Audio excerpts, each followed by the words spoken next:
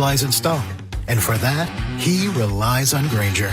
Grainger offers a broad range of quality products and next-day delivery, so he can always play it safe.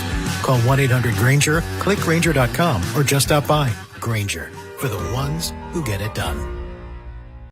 May is here, and so is your excuse to hit the ballpark. The green and gold are bringing the energy all month long with fan-favorite bobbleheads. Can't miss post-game fireworks and a ballpark atmosphere you don't want to miss. Turn up for Sacramento Saturdays and bring the whole crew out for Stompin' Sundays, packed with kid-friendly fun, giveaways, and the opportunity for kids 14 and under to run the bases after the game. Enjoy big swings and bigger moments all May long in West Sacramento. Lock in your seats now at athletics.com/tickets.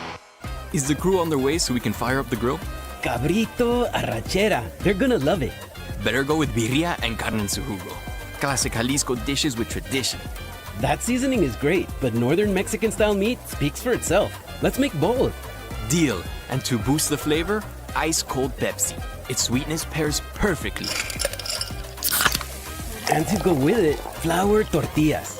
And corn ones too. Hey, carne asada deserves Pepsi. Sacramento! Now you've got a place for all things dance. The all-new Energy 100.5 HD2. Where dance music lives. Dance vibes anytime and any place when you get the free Now 100.5 app. Or listen at 100.5 HD2. If you've ever endured a Sacramento summer and your air conditioner isn't exactly doing its job, oh man, how do you sleep at night? Turn on a big fan, kick off your sheets, even laying in front of an open refrigerator, which, by the way, is just weird. Nothing works. Not like an air conditioner that works. So right now, get yours professionally tuned up for as low as just $59. That way, you'll sleep the night away. Plumbing, electrical, heating, and air, Bonnie.com. Some restrictions apply. License 696-355. Card collectors know there's nothing as special as a rare one-of-one card. And now you can hear a very rare one-of-a-kind sports card show right here on Sactown Sports. Whitey Gleason here inviting you to join me and Mr. True Sports Cards himself, Imran Pilati, for the True Sports Card Show every Saturday morning at 10 on Sactown Sports. It's the only sports card radio show in the nation. For all your hobby needs, get to True Sports Cards, 6661 Stanford Ranch Road in Rockland. And for hobby, insight, and fun, join us for the True Sports Card Show Saturday mornings at 10 on Sactown Sports. Capital Casino is conveniently located in downtown, 411 16th Street, and has been a part of the greater Sacramento area for over 20 years. They offer the best variety of games in the region in a safe and friendly environment, and there's plenty of parking, all well lit and monitored by security. Come have a great meal at the cafe and restaurant inside. Capital Casino has the best food, the best service, and the best action. But please always remember to gamble responsibly. 1-800-GAMBLER. It's the Memorial Day Sell-a-thon at Folsom Lake Ford with employee pricing. Plus, get 2.9% financing. Plus, $1,000 trade assistance on select new Fords. Hurry to Folsom Lake Ford today. FolsomLakeFord.com. On approval of credit, see dealer for details. KHTK HD1 Sacramento, KYMX HD3 Sacramento. From the Power Business Technology Toshiba Studios. Sactown Sports 1140. It's Matt George and Kayla Anderson. Online at SactownSports.com or on the app. Kings, Niners, and Sacramento. The Matt and Kayla Show starts now.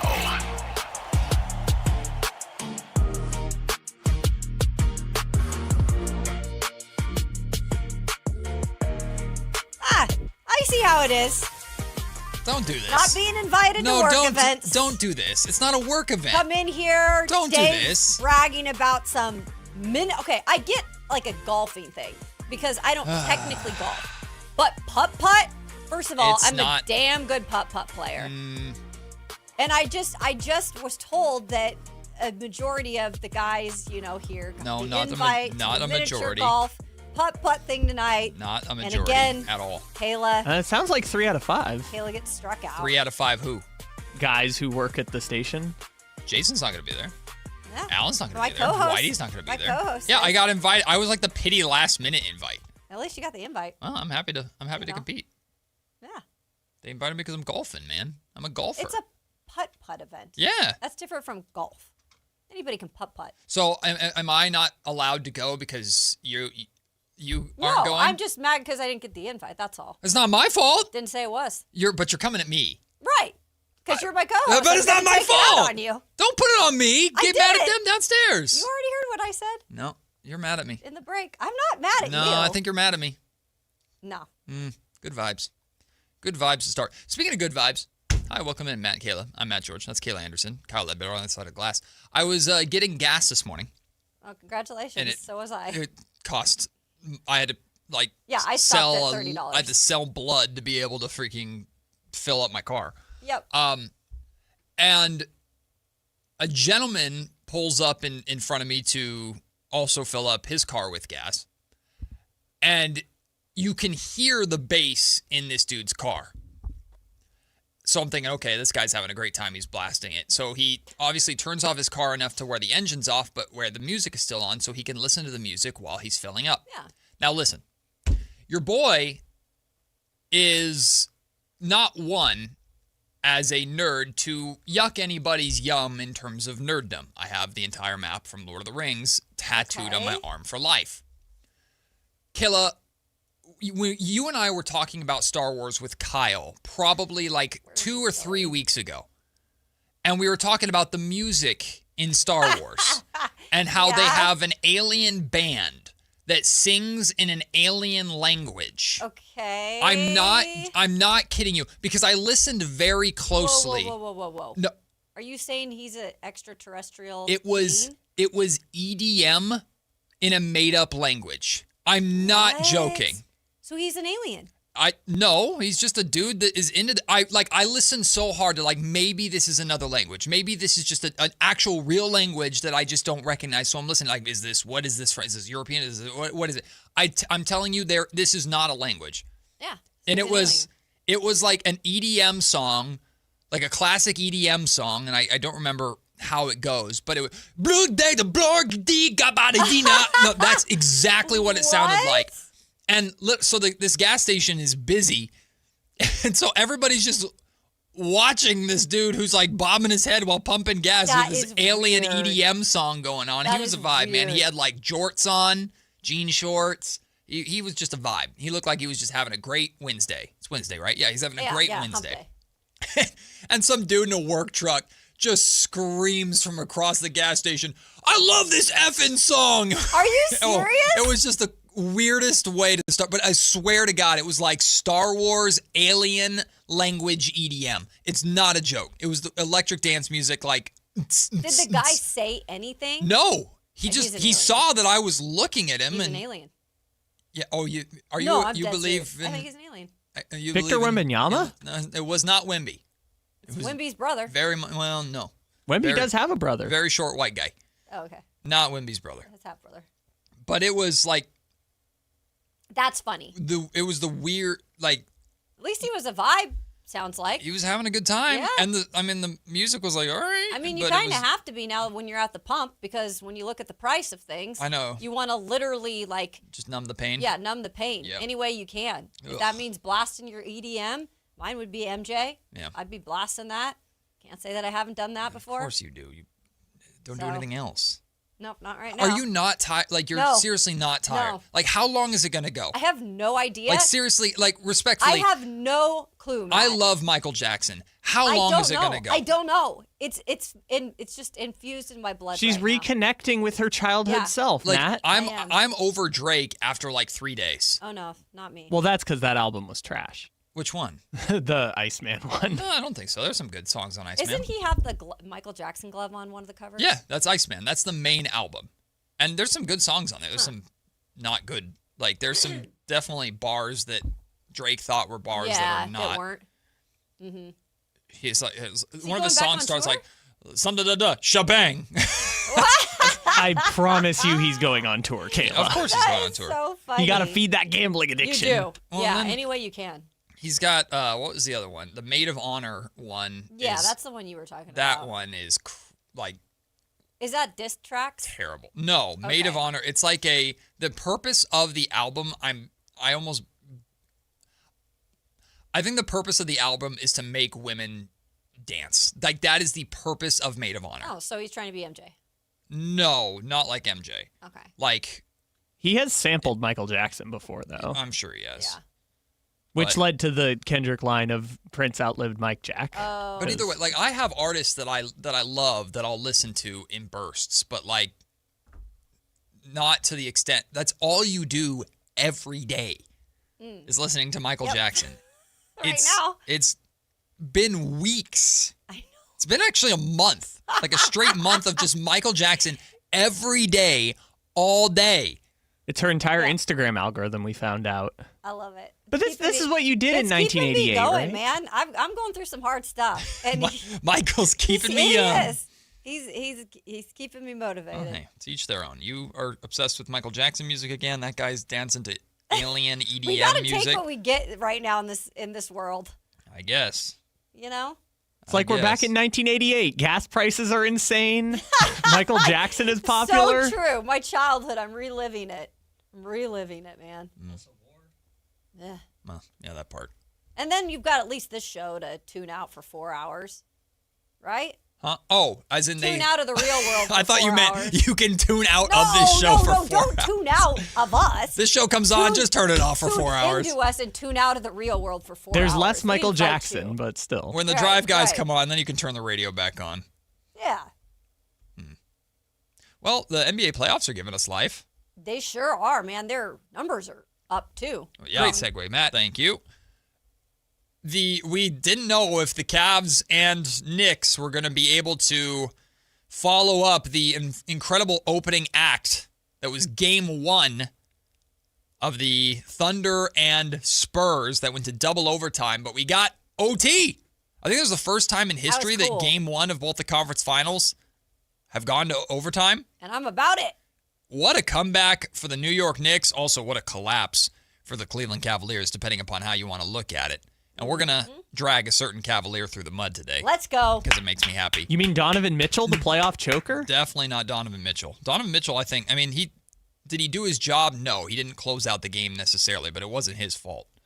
How long are we going to keep saying it's not Donovan Mitchell's fault? You're watching what James Harden is not doing last night, and you're blaming Donovan Mitchell? I just think that some sports radio gas bags should go with the take of Donovan Mitchell is the real choker. I mean, he's been the number 1 seed twice, never been to the conference finals. First time he gets there, blows a historic lead. He scored 29 points on 50%, over 50% shooting. Yeah, and 6 steals. Yeah, Jalen Brunson had that in the fourth quarter alone. You know. Okay. Donovan Mitchell, 11 points for the team. See, this is a classic I'm rage baiting Matt Kyle take is what's happening right now, because trying to direct any of your ire at anybody not named James freaking Harden is ridiculous, because James Harden sucks. He sucks.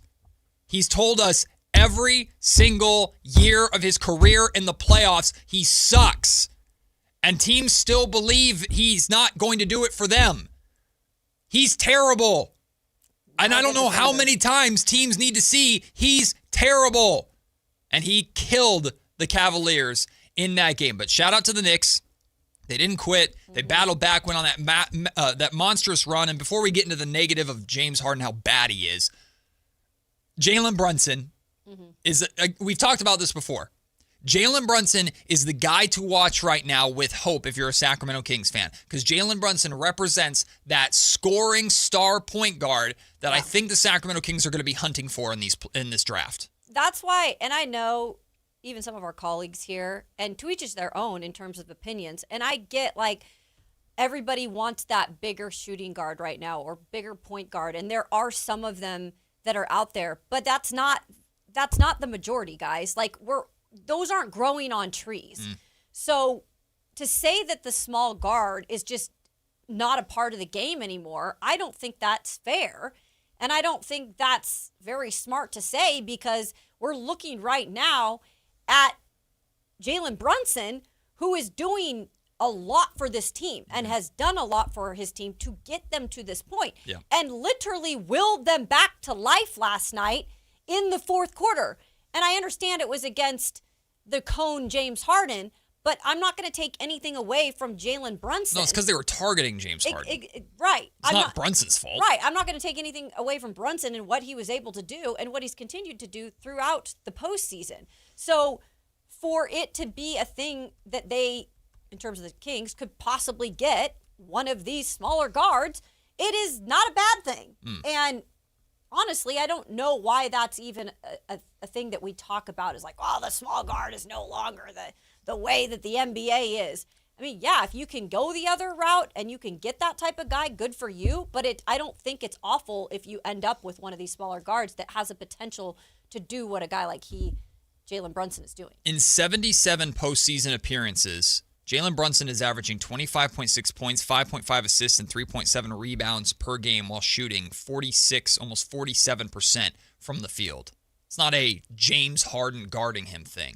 He's that dude. He's been good. He is that dude. He's a bucket. By the way. He's physical. He's aggressive. Defensively, he's not phenomenal. But he's good enough defensively to where the offense is so good you don't worry about it because his offense outshines the defense. Now, I do believe he's better than who we're alluding to, like a Darius Acuff right now defensively. But Darius he has some room to grow. Of course. And he's about the same size as a Brunson. They're almost the exact same size. Yeah, they're about the same size, which also Brunson's a little bigger up top. That is how Acuff is built as well. Right. And Acuff's going to get bigger. He's 20 years old. Right. I love Jalen Brunson.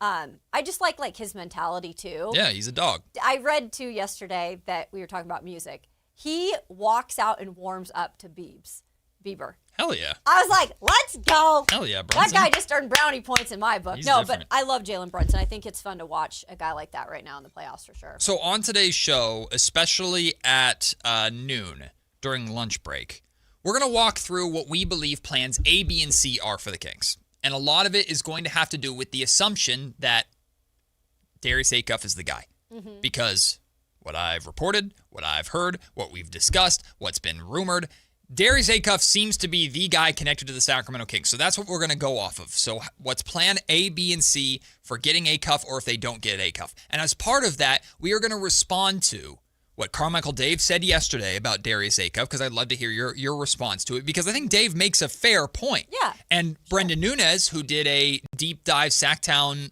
scouting report on Darius Acuff yesterday, he appeared on the Drive Guys with Whitey Gleason and Alan Stiles yesterday. Mm-hmm. And he talked about Darius Acuff versus Kingston Flemings and talked about the risk of Acuff versus the high floor of Flemings and why he'd actually prefer Flemings. We'll respond to and react to all this because this is fair conversation to have. And the idea is, the main question is how much separates all these guards that are in this mix. That's the real conversation to have here. Not how much better is Acuff than any of these guys. It's just, it's like how close is this patch of talent in terms of point guard position, because the Kings obviously need a point guard, and how does that change what their plan A, B, and C might be. So we'll have that conversation at noon. But Jalen Brunson is a perfect example. Even Donovan Mitchell to some extent, who's become pretty much a scoring point guard for the Cleveland Cavaliers. They don't have a point guard. Donovan Mitchell takes on that responsibility. You've got Donovan Mitchell. You've got Jalen Brunson. You've got Tyrese Maxey. You've got multiple scoring point guards in this league that are still extremely effective. Mm-hmm. And then you have fringe guys like a Darius Garland potentially, if you want to throw Kyrie Irving in there. I know he's a bit older and coming off of injury, but Kyrie can be one of those guys as well. There still is very much a place for this type of guard in the modern NBA. Now, you have to have the right pieces around them. But you have to have the right pieces around everybody. You had to have the right pieces around Giannis. You have to have the right pieces to some extent around Wemby. Right. Unfortunately, you don't get to pick every draft, A, where you are, and B, what exactly you might be getting. It's fortunate, I do believe, unfortunately they slipped to the 7th spot. It's fortunate, though, that this is a talented guard class. Yes. So you take what you can get in that situation, and then you have to continue to build upon it, but at least you can get your future point guard. Yeah. Jalen Brunson last night, 38 points in 46 minutes. Took 30 shots, almost 30 shots, 15 and 29 from the field. 6 assists, 3 steals. It was a plus 15 for the game. Landry Shamet had some really good minutes down the stretch as well, hit some pretty big shots for the Knicks. I was, of course, rooting for the Knicks, so when they were down by 22, I was thinking, oh, God. This is over. Oh, God, here we go. And then the way they battled back, shout out to them. Mike Brown gave them a lot of credit. And Mike Brown, post-game, his comments are getting some attention today because I love that Mike Brown was very obvious when talking about what the Knicks were trying to do and who the Knicks were targeting on the defensive end of the floor. Well, do we have, sorry, Kyle, do we have that audio? Here we go. audio, Here's Mike Brown talking about who they were clearly trying to attack. We have to try to figure out different ways to guard Harden and Mitchell. They got to figure out different ways to guard Jalen. But it is no secret we were attacking Harden. Yeah, I mean, they were. And guess what? That's smart. And I said it yesterday. I was interested to see how the Knicks came out after that long layoff. And look, there was rust. There was definitely some rust there. Mm-hmm. But the Cavs, from the beginning, didn't help themselves necessarily. Even when they had the lead, they were turning over the ball. Yeah. And then, of course, we've got Harden and his defensive issues. And that is what a good coach does, is they attack a guy like Harden who can't defend, especially when you're trying to run that type of offense.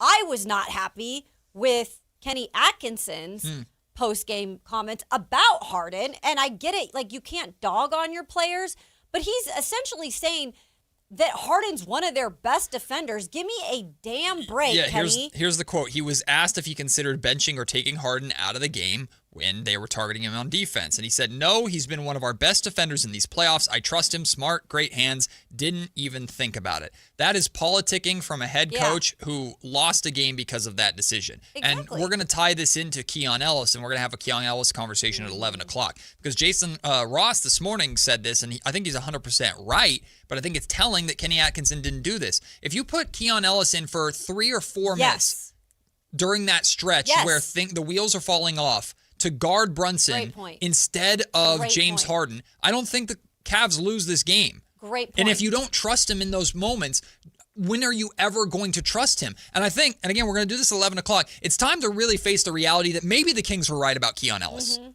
And by that, I don't mean that he's a terrible player or anything like that, but maybe he's not worth the hype that people made, and even us to some extent, threw on this guy. He wasn't worth the contract extensions. He wasn't worth the big role in 30 minutes a night the Sacramento Kings were calling for. We'll have that conversation at 11 o'clock. But regardless, like, leaving James Harden out there to get attacked again and again and again and again was malpractice by Atkinson. I think Atkinson also did not utilize timeouts properly towards the end of that game. There was some malpractice in terms of coaching that happened down the stretch in that game. And I ended up listening to the post-game show with, obviously, Barkley and Shaq and all them. And Barkley, you know how he is. He's gonna tell it. Charles is gonna tell it how it is. And he pretty much said, like, they crapped down their pants. He was like, nothing against the Knicks and the comeback, because it was one of the biggest comebacks, you know, in terms of Knicks history. But he said the Cavs completely choked. Oh, completely. And I agree with him. Sam Merrill was so close to hitting that game winner, though. That thing was all the way in and somehow popped out, which would have been a crazy moment for Sam Merrill. But it didn't happen. Deflating loss for the Cleveland Cavaliers. Here's some numbers for you, Caleb. The Knicks got Harden switched onto 9 different isolations in the fourth quarter. In those 9 different isolations, the Knicks scored 1.9 points per direct action during those possessions. That doesn't sound like a lot. That number is absurd. Yeah. 1.9 points per the 9 times that he was switched onto isolation. It goes further than that. Harden was the screen defender on 21 on-ball picks in the fourth quarter and in overtime. The Knicks got 1.6 points per direct action on those plays.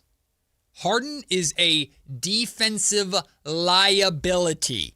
And then on the offensive side of the ball, he continues to do what he's done these entire playoffs, which is turn the damn ball over. 6 turnovers in last night's game, including 1 or 2 costly ones in overtime. Yeah. He sucks. He's not good. And I don't know, But they traded to get him, Matt. So there's no way in hell that the Cavs are going to admit in any way that that was a mistake, or they're going to pull him out, a guy that they, again, brought there, traded away Darius Garland for, by the way, and brought him there to help them win a championship. And instead, he's literally, whatting it away. Yeah, I don't know why Giving it away, too, I don't on top of know it. why teams continue to believe that James Harden can help them win a title. Teams always want to think that they can be the ones that change it, or that they are the ones that get lucky. And he's overall a great player.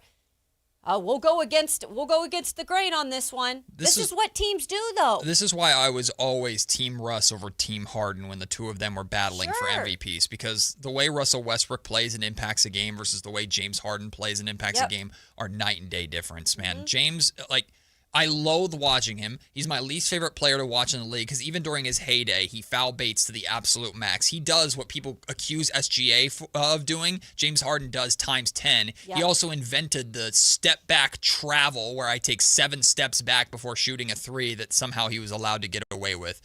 James Harden is just, to me, the absolute worst basketball player to watch. I know Carmichael, Dave, and I see eye to eye on this. Mm-hmm.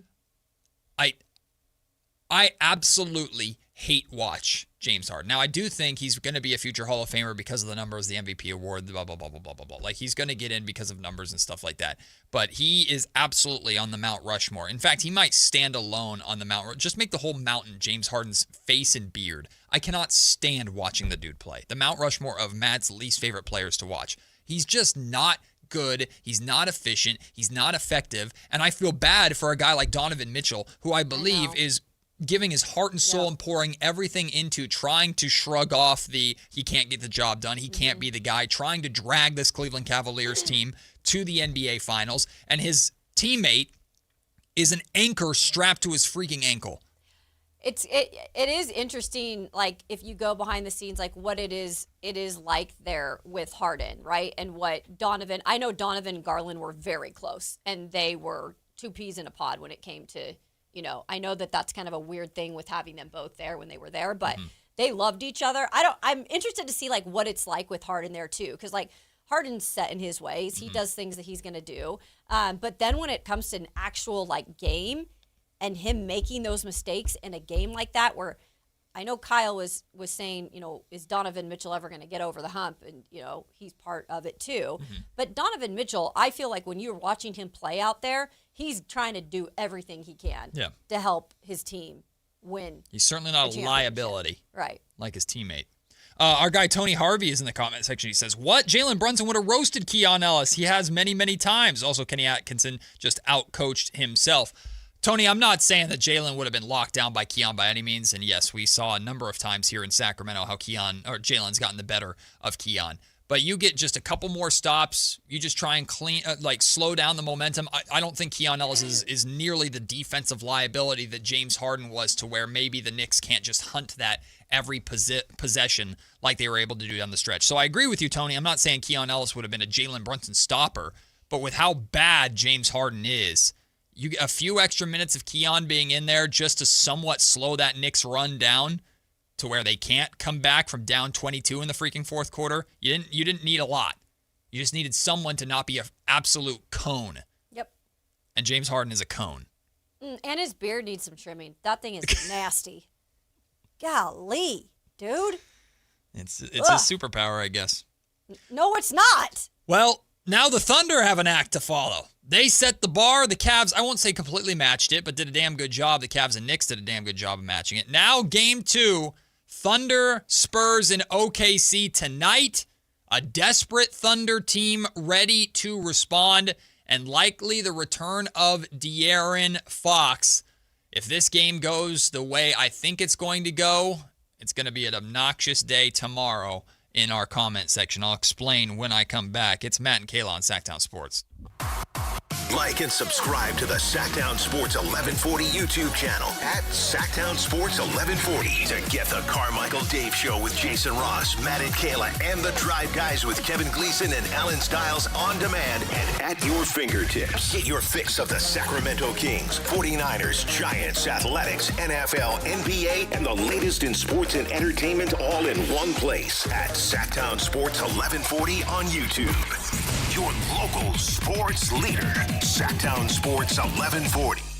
Support comes from Amazon Business. Free your team from time-consuming procurement tasks. Discover smart business buying where unmatched selection meets AI-driven tools to simplify complex processes so you can focus on what matters most. Learn more at amazonbusiness.com. If you're struggling to hear conversations, TV, or the people you love, now there's an easier, more affordable solution without spending thousands. Audion Hearing makes high-quality, rechargeable hearing aids starting at just $98 with free shipping and dedicated one-on-one support in the comfort of your own home. No doctor's offices, no pressure. Clearer hearing delivered right to your door. Join over 1 million happy customers hearing life more clearly. Visit audionhearing.com. That's AUDIEN hearing.com. Get a $15 O'Reilly gift card after rebate when you buy 5 quarts of Mobil 1 full synthetic motor oil at O'Reilly Auto Parts.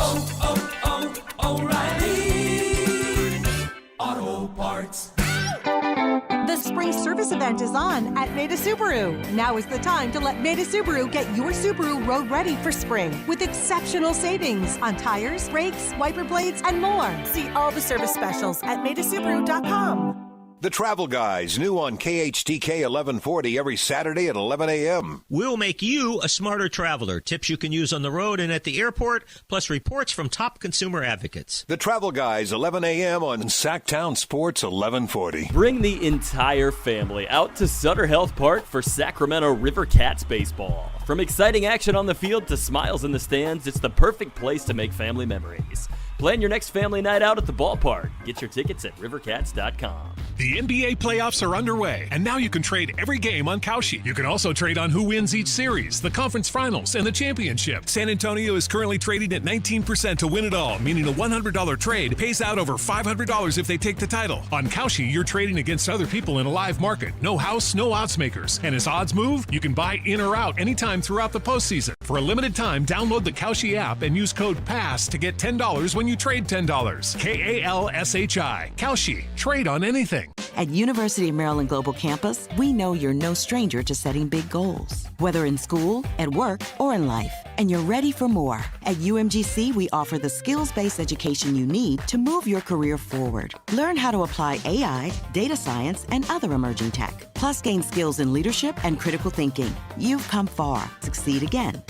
No application fee if you apply by June 1st. Learn more at umgc.edu. Certified to operate in Virginia by Chev. The other guys must think you failed math. Get this huge discount. Then the fine print hits you with $5,200 in mandatory ads. It's adorable in a scammy kind of way. At Hoblet, we skip the tricks. The price you see is the price you actually pay. What a wild concept, huh? Hoblet, family owned 77 years. Experience the difference online at hobletdodge.com. Thunder, feel the thunder. It's the energy all around you. Lightning and the thunder. The thrill of the moments to come. The flash of lights. The rush of pure exhilaration. The roar of the crowd. See it, hear it, feel it. Thunder, feel the thunder. Lightning and the thunder. Thunder Valley Casino Resort. Feel the thunder. Injured at work, slip, trip, or a heavy object fall on you? Fareed Guptill, Esquire at DTLA Law Group fights to get you paid while you recover. Don't wait. Protect your rights today. Text Injury Help to 40222 or visit calldowntown.com now. That's Injury Help to 40222. Text rates may apply. Office located at 560 Santa Fe, Los Angeles. Results or outcome may vary. No attorney-client relationship is implied. Visit them at calldowntown.com. That's calldowntown.com. Find Shaman, far corner, three-pointer for the tie. He got it off the back rim and in. Shaman with the soft touch, and we're tied at 99 with 41 seconds to go. It's Matt George and Kayla Anderson on Sactown Sports 1140. You'll never guess what Kayla Anderson was doing during the break. Okay, I can't help my algorithm. No, you very much can. There. Well, if it's on there, I'm going to push play. But this was Twitter. Your Instagram is the one that has all Michael Jackson. Your Twitter is sending you Michael Jackson? Yeah, Kyle walks in. We're having a conversation. All of a sudden, we hear, hee. These are free concerts for me during the break. No, Matt, what happened is we were talking about Donovan Mitchell, and I just glanced to my right, and I see it on. It's not even I hear it. I see it on her computer screen. My computer's muted. Now, did I unmute my computer? Hell yeah, I unmuted my computer. Once we acknowledge the behavior, then you're like, I don't have to hide it anymore. Oh, I don't give a damn. I've dealt with way worse criticism in my life. You're doing well if your criticism is you listen to too much Michael Jackson. You're probably doing well. I was more so saying you're being polite to Matt by not blasting it during every Kyle break. just looked over and goes, "Are you kidding, Kayla?" And then I looked over and I said, "Oh yeah, I guess he is on my Twitter algorithm." Jeez Louise. How tired is Red of Michael Jackson? Well, Red's considering like I'm giving more attention paws over his ears to Michael Jackson on the videos than I am of Red. Mom, throw the ball. Not ignore Michael. Play with me. Red's just sitting there looking up at you while you're recording a Michael Jackson TikTok. Yes, he totally is. Ugh. Oh, goodness. Well, game ones of the Western and Eastern Conference Finals were definitely movies, to say the least. Will the sequels be any good? And we got our first sequel tonight. No? Stupid board. See how it feels? Well, board didn't like that segue. Whatever. Game 2, Spurs, Thunder, and OKC. Kayla, I'm expecting the Thunder to be a little bit desperate, a little bit scrappy today. I'm expecting Shai Gilgeous-Alexander to play way better. I'm expecting Chet Holmgren to play way angrier based off of how that game went. Will it be enough to stop Wemby? I don't know. It's up to Wemby. If Wemby's going to have just continue to score and just be Wemby, we'll see. What I'm very interested in seeing is how much more the Thunder look to challenge Wemby at the rim, because clearly in game 1, you could tell they were attacking I'm out of here, I'm passing out, or I'm going to put up this floater instead of just go right at Wemby. Like, I know that's a 7'3" monster who's a shot blocking machine, but if he gets 7-8 blocks, so be it. You have to go at him. That's what I was just going to say. You can't let Wemby intimidate you, especially in this game 2 when you're still at home in Oklahoma City. You have to take advantage of home court tonight, because just like our guest yesterday, Rylan Stiles. Rylan Stiles said, that is a great name, by the way. Like he said, if they don't get this one tonight, he has a really bad feeling that they're not going to win the series. And he even said, like, this has not been a good matchup throughout the year for the Oklahoma City Thunder, but he still believes the Thunder could take it in 7, but not if they don't win tonight. Yeah, no, I mean, if you're a Thunder fan, you absolutely should still have confidence in your team, even if they've lost 5 out of 6 games, right? Yeah, 5 out of 6 games against the Thunder so far this year. Or sorry, against the Spurs so far this year. You should have the defending champs for a reason. They're a well-oiled machine. At some point, like, they have the experience advantage. If they can't make adjustments, then they're in trouble. But I will say, if the Spurs win tonight, the Spurs are going to win the series. But I don't think they'll sweep. I do not believe the Spurs will sweep regardless of what happens tonight. But if Spurs start out 2-0 in OKC going back to San Antonio, they're winning this series. I thought it was interesting, too, when he mentioned the amount of pressure that is on Oklahoma City. Now, let me be clear on this, because it is a smaller market. And yes, there is pressure on Oklahoma City because we're all raving about how they're the future and they'll be back here for years to come and all of that stuff. There could be more, but considering it is Oklahoma City, I don't think there's as much outside of, Oklahoma City that's like crazy amount of pressure. But I get what he was saying. Like, they're expected to do it again this year. And if they can't get it done against the Spurs, he's like, that's not a good look. Yeah. But it is a Spurs team that's kind of had their number or has had their number the whole season. And it's like, we can't underestimate the Spurs. Like, they've shown like who they are as a team. Well, they just are there a little earlier. Worst case scenario for the Thunder, will it be disappointing and frustrating if they lose and don't get the back-to-back with how good of a team they are? Yes. But I believe this Spurs-Thunder rivalry is just beginning. I believe these two are going to run into each other in conference finals at least another time, if not multiple more times after this year.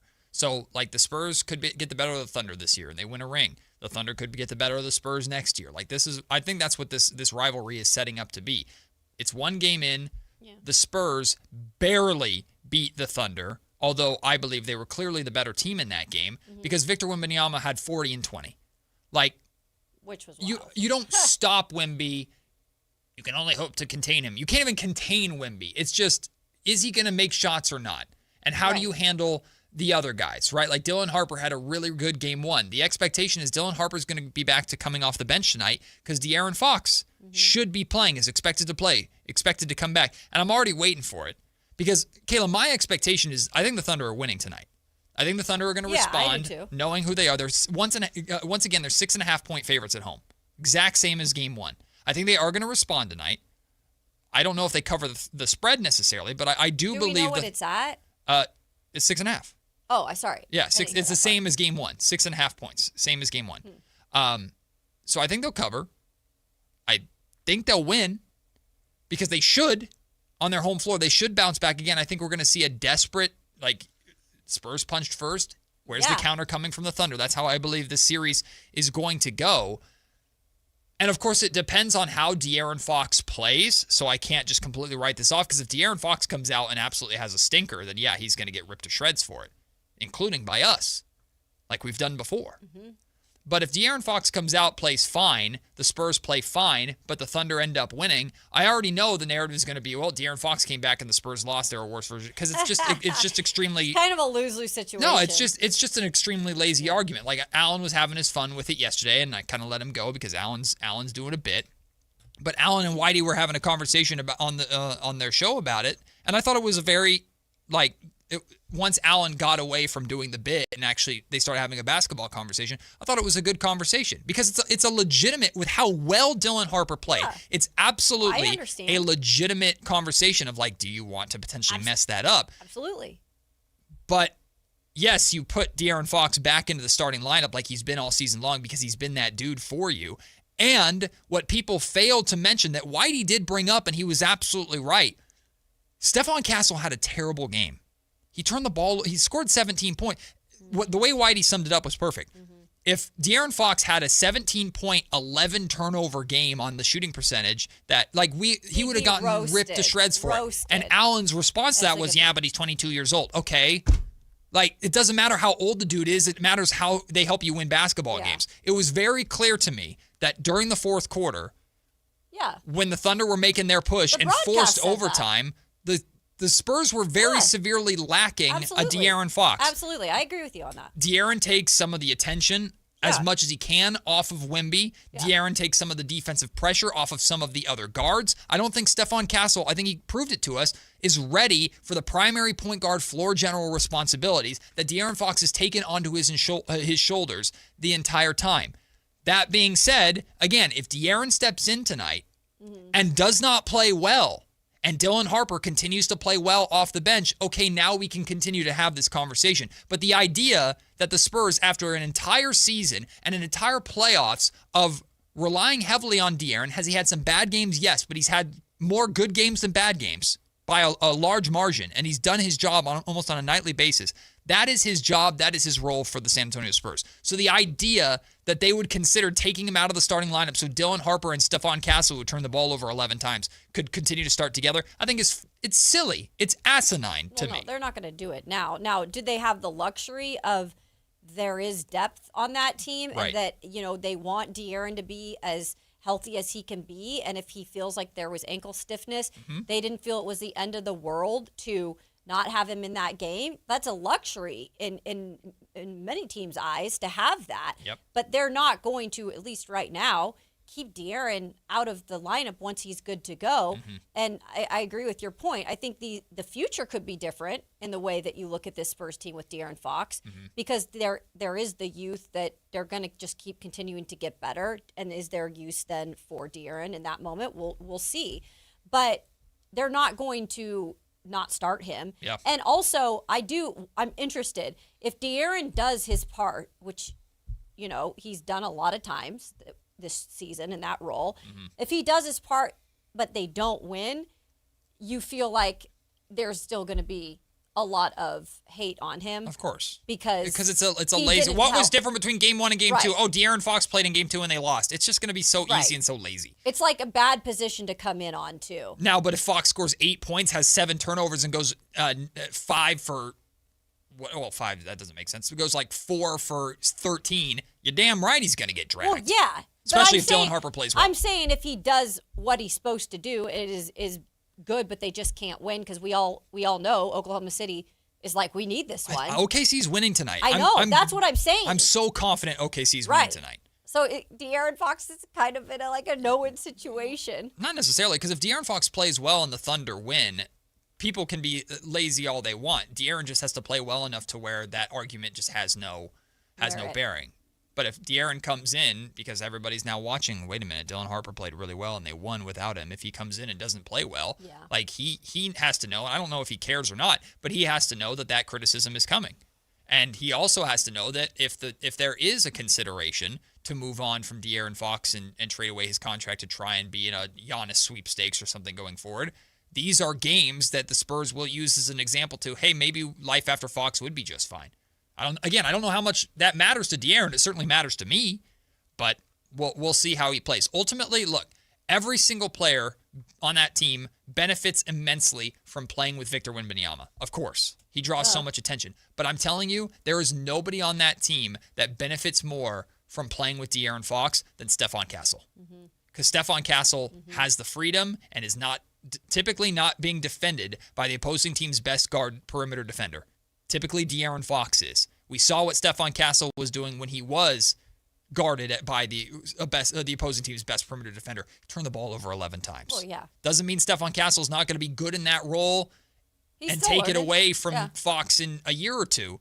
But right now, I don't think he showed he wasn't quite ready for that role compared to the steadiness of De'Aaron, and that steadiness I do think is what you're going to need in order to defeat the Thunder in a best-of-7 series. We'll come back. The Dallas Mavericks say bye-bye to Jason Kidd. I got a crazy stat for you involving former head coaches who made it to the NBA Finals in recent years. And what does this say about Masai Ujiri and how he is running the Mavericks, and who could he be targeting to be their next head coach? We'll talk about that when we come back. It's Matt and Kayla on Sactown Sports.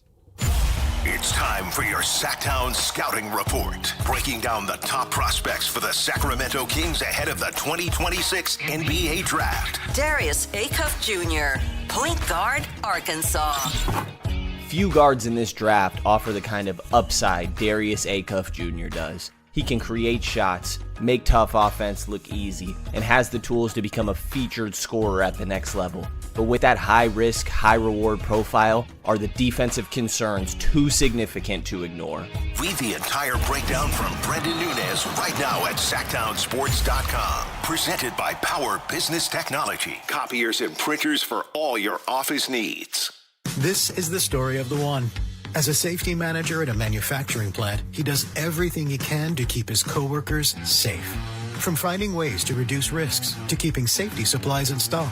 And for that, he relies on Grainger. Grainger offers a broad range of quality products and next-day delivery, so he can always play it safe. Call 1-800-GRAINGER, click Grainger.com, or just stop by. Grainger, for the ones who get it done. When a person is seriously injured, there's no substitute for the personal legal relationship offered by the local NorCal firm of Ashton & Price.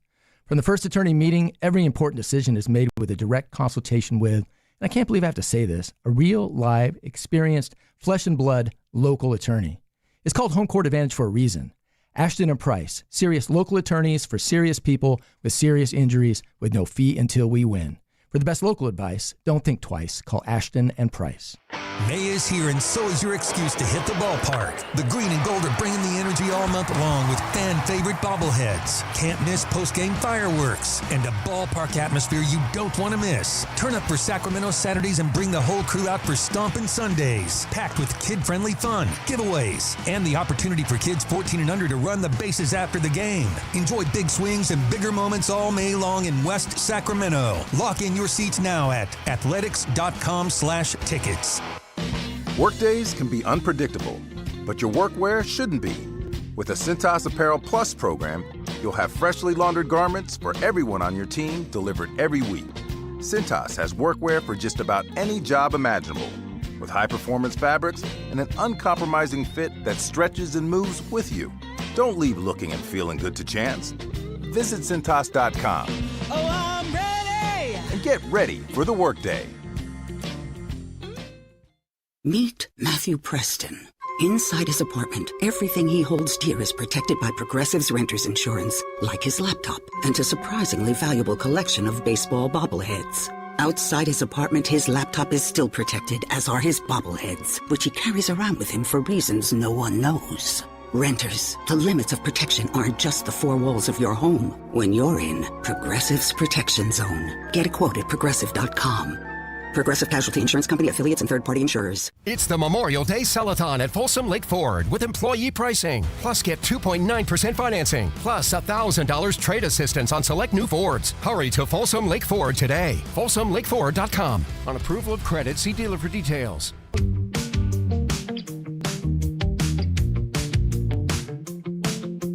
Matt and Kayla on Sactown Sports 1140. Yahoo Sports just put this out. The wisdom of James Harden.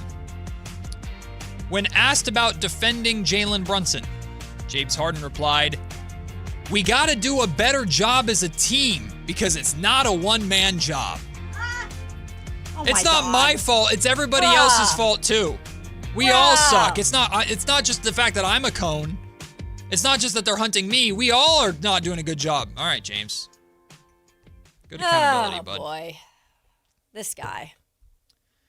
The Dallas Mavericks are going to have a new head coach. Masai Ujiri, who just was hired to take over as the head boss, the general manager of the Mavs, said bon voyage to Jason Kidd, which means, Kayla, now 6 of the 11 coaches that have made the NBA Finals since 2020 are no longer with their teams. Being a head coach is it's a thankless job, man. This is what I was talking about. We had a conversation about coaches either earlier this week or late last week. Like, coaches I think it was Monday we were talking about this. Coaches, it's easy to get rid of a coach than it is to fix your roster and address a lot of players. So coaches typically take the fall. Now, I'm not the biggest fan of Jason Kidd necessarily, and we'll talk about why Ujiri decided to do this and how it makes sense in a lot of ways. But it used to be like the coach of the year curse. You won coach of the year, then you'd be fired the next year. It happened to Mike Brown, it wasn't the next year, but in a couple of years, Mike Brown got fired after winning coach of the year. It was technically the next year. It was 2024. That's true. It happened to, I'm blanking on his name, with the Detroit Pistons. No, he went to the Pistons. Monty? Dwayne Casey. Thank you. Dwayne Casey won it in Toronto and then got fired. Budenholzer. Yeah, it's. I know, like Kyle said yesterday, like MLB is crazy. I think the NBA is crazier in terms of coaches. I like getting fired because like I feel like a lot of these coaches, like you just gave the number, they like get to a certain point where you're like, okay, yeah, that seems like it's a good thing. I know you can't reach the actual championship every year or win the trophy every year. But there seems to be little to no leeway with some of these guys. It makes the legacy head coaches even more impressive. Like the fact that Steve Kerr has been around, Eric Spoelstra has been around as long as because Greg Popovich is like one of the greatest ever. So that's kind of a weird example. But these coaches that are able to stick around for 5 years, let alone a decade, is incredible. By the way, did you know Eric Spoelstra never won Coach of the Year ever in his career? I did not know that. I didn't know that. Yeah. Anyways, so I just have the list here. So Mike Brown, 2023, got fired the next year. Monty Williams won it in 2022. He got fired That's right, with that the Suns. year. Yep. Nick Nurse, 2020, won it with the Raptors. He got fired 2 years later. Dwayne Casey, Toronto, 2018, won it, got fired the same year because he got fired and then accepted the trophy after he'd already been fired. Wild. Mike D'Antoni, 2017, was fired 2 years later. That is wild. And those are all names. But here's the thing. It makes sense that Ujiri did this because most general managers come in and want to hire their guy. Absolutely. Which is why that sends off alarm bells with Kings fans here in Sacramento that Scott Perry came in and hired the guy that was already here in the interim coach. Now, at that point, the ship has sailed. All we can do is, since Scott Perry has committed and now recommitted to Doug Christie publicly, whether it's because of the contract and how much money is being made or not, now Scott Perry is tied to Doug Christie. But this is what a lot of general managers do. And the Kings have had a history of putting the coach in place before the general manager. It happened with Mike Malone and Pete D'Alessandro. I understand why people get nervous when you see other GMs come in and go, yeah, Jason Kidd's a good coach, but I'm going to go and get my guy. Usually, more times than not, in whatever professional league it is, that is probably the smartest way to go. Because again, when the head of the snake is absolutely cut off, then you can pretty much track it back to exactly who made the mistakes and who made the wrong hires. And so if you're a GM that's new in a place like that and you don't fully, now there is maybe sometimes you come and you fully believe in that coach, right? There probably are some scenarios where they match up and they align. But if there's just one or two things you don't necessarily feel comfortable keeping that guy around, you absolutely want to clean house and be like, this is the way I'm going to do it, because you want to make sure nothing comes back on you. Yep. Or if it does, at least you can say, okay, yeah, that was my fault. Yeah. So I get it, and I don't think it's a bad move in that particular case. The question is, though, like, who are the Mavs targeting? Well, they have their eye on someone else. They wouldn't have done it. Absolutely. And in terms of betting favorites for it, the betting favorite right now is Spurs associate head coach Sean Sweeney. He's the betting favorite to get the job. Second is current head coach of the Philadelphia 76ers, Nick Nurse, is high on that. Frank Vogel is third. You have Tiago Splitter, Tom Thibodeau, Billy Donovan, Darvin Ham, all on the list. And then a big dark horse, Dirk Nowitzki. Dirk Nowitzki's potentially on there. I think Steve Nash was on there too. But I think this is a total dark horse. But can you imagine Dirk Nowitzki being named the head coach of the... Wild. See, that would be a very... That would be wild. If Mark Cuban were still in charge of the franchise, that's a very Mark Cuban move. I don't think they're going to do that. I don't think Ujiri's going to do that necessarily, but Dirk is technically on the list of betting odds for the next head coach of the Mavs. Do you have a favorite on that list? Because, first of all, a coach that's available should be somewhat excited about having a young guy in Cooper Flagg. Yeah, right? I see the case for Sean Sweeney because in theory, I know Kyrie's going to be coming back, and we'll see what version of Kyrie comes back, and hopefully it's the Kyrie we know and love, although a year older. But, like, in theory, you're starting something new in Dallas, the post-Luka era, year 2 of Cooper Flagg. Bringing in a first-time head coach who shows tremendous upside like a Sean Sweeney makes a lot of sense for them to do that. Because when I see, like, a Frank Vogel, I think a team that's ready to try and compete. Like, that's always been Frank Vogel's kind of MO. Tiago Splitter did a phenomenal job with the Portland Trailblazers. I'd give him a lot of thought. He really did. He's been... And he's for sure out up there. Like, sounds like he's not even getting consideration. Tom Thibodeau, I would avoid. Billy Donovan, maybe. Darvin Ham, I would avoid. Nick Nurse, maybe. Like, I think, for me, my top 2 favorites are Sean Sweeney and Tiago Splitter. I think Splitter deserves another shot. He did a phenomenal job with the Blazers, considering everything that they went through, and his owner is just being a you-know-what. So 4-letter word. I'm rooting for Tiago Splitter to maybe get an opportunity with the young Mavericks. Yeah, it's not a bad choice. We will take the break to start hour number 2 of the show. Keon Ellis, once again, is barely playing. Were the Kings right about him all along? And what does that mean exactly by right about him? We'll talk about it. It's Matt and Kayla on Sactown Sports. Like and subscribe to the Sactown Sports 1140 YouTube channel at Sactown Sports 1140 to get the Carmichael Dave Show with Jason Ross, Matt and Kayla, and the Drive Guys with Kevin Gleason and Alan Stiles on demand and at your fingertips. Get your fix of the Sacramento Kings, 49ers, Giants, Athletics, NFL, NBA, and the latest in sports and entertainment all in one place at Sactown Sports 1140 on YouTube. Your local sports leader, Sactown Sports 1140. In this playoff basketball, you got to do a little bit of everything. The intensity levels are at an all-time high. These are the NBA playoffs. Every team looking to make a run. This is incredible. Every player looking to make history. Give me all you got. Let's go. So tune in, because this is going to be unbelievable. This is exactly what we wanted. The NBA playoffs presented by Google continue on ABC, ESPN, NBC, and Peacock. Contractors, remodelers, you now have a great supplier to assist you with your next project. Anova Cabinet and Stone in Sacramento. They are Northern California's best kitchen and bathroom remodeling supply store. Anova has the latest cabinet styles, a great selection of countertops, flooring, bathroom fixtures, and more.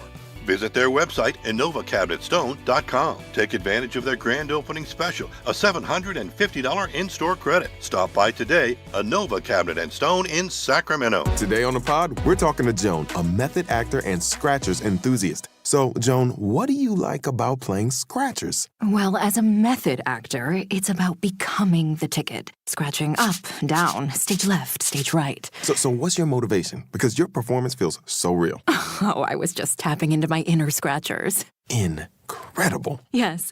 Bravo me. Scratchers from the California Lottery. A little play can make your day. Please play responsibly. Must be 18 years or older to purchase player claim. Only one radio program captures the excitement of hunting and fishing as it happens. The award-winning California Sportsman with Sepp Hendrickson. Only California Sportsman takes you where the action is. Live on the water, live in the blind, and live with the top pros and experts in outdoor sports. California Sportsman with Fishing Hall of Famer Sepp Hendrickson is your premier destination for all things outdoors. Sepp's Saturday Morning Outdoors. Ultimate Bass and California Sportsman, 5 a.m. to 8 a.m. Saturdays on Sactown Sports 1140. If you have unfiled taxes or are in debt to the IRS, this is important news. Did you know the IRS has programs specifically designed to help people struggling with tax debt? Powerful tax assistance programs that can save you thousands if you qualify. No one knows these programs better than the experts at Optima Tax Relief, America's most trusted tax resolution firm, A-rated by the Better Business Bureau. Their award-winning tax attorneys and licensed professionals have resolved over $3 billion of tax debt for their clients. One call to Optima can start the process, helping to put an end to your worries about wage garnishment, asset seizure, and other aggressive IRS actions. Find the best options to solve your tax problems. Call the experts at Optima Tax Relief today for a free consultation. Call 800-375-2922. 800-375-2922. 800-375-2922. Optima Tax Relief. Some restrictions apply. For complete details, please visit OptimaTaxRelief.com. Looking for a new truck? Looking to save money? At Folsom Chevy, they can help you with both. Get Memorial Day savings now. Every new 2026 Trax in stock going for $3,500 under MSRP. Great price and great mileage. For General Manager Eric Wilson and his team, it starts and stops with you and your experience. Hop on Highway 50, Folsom Chevy, between the Hazel and Folsom exits at the Folsom Auto Mall, or go to folsomchevy.com. From the mountains to the levee, think Folsom Chevy. KHD1 Sacramento, KYMX HD3 Sacramento. From the Power Business Technology Toshiba Studios. This is Sactown Sports 1140.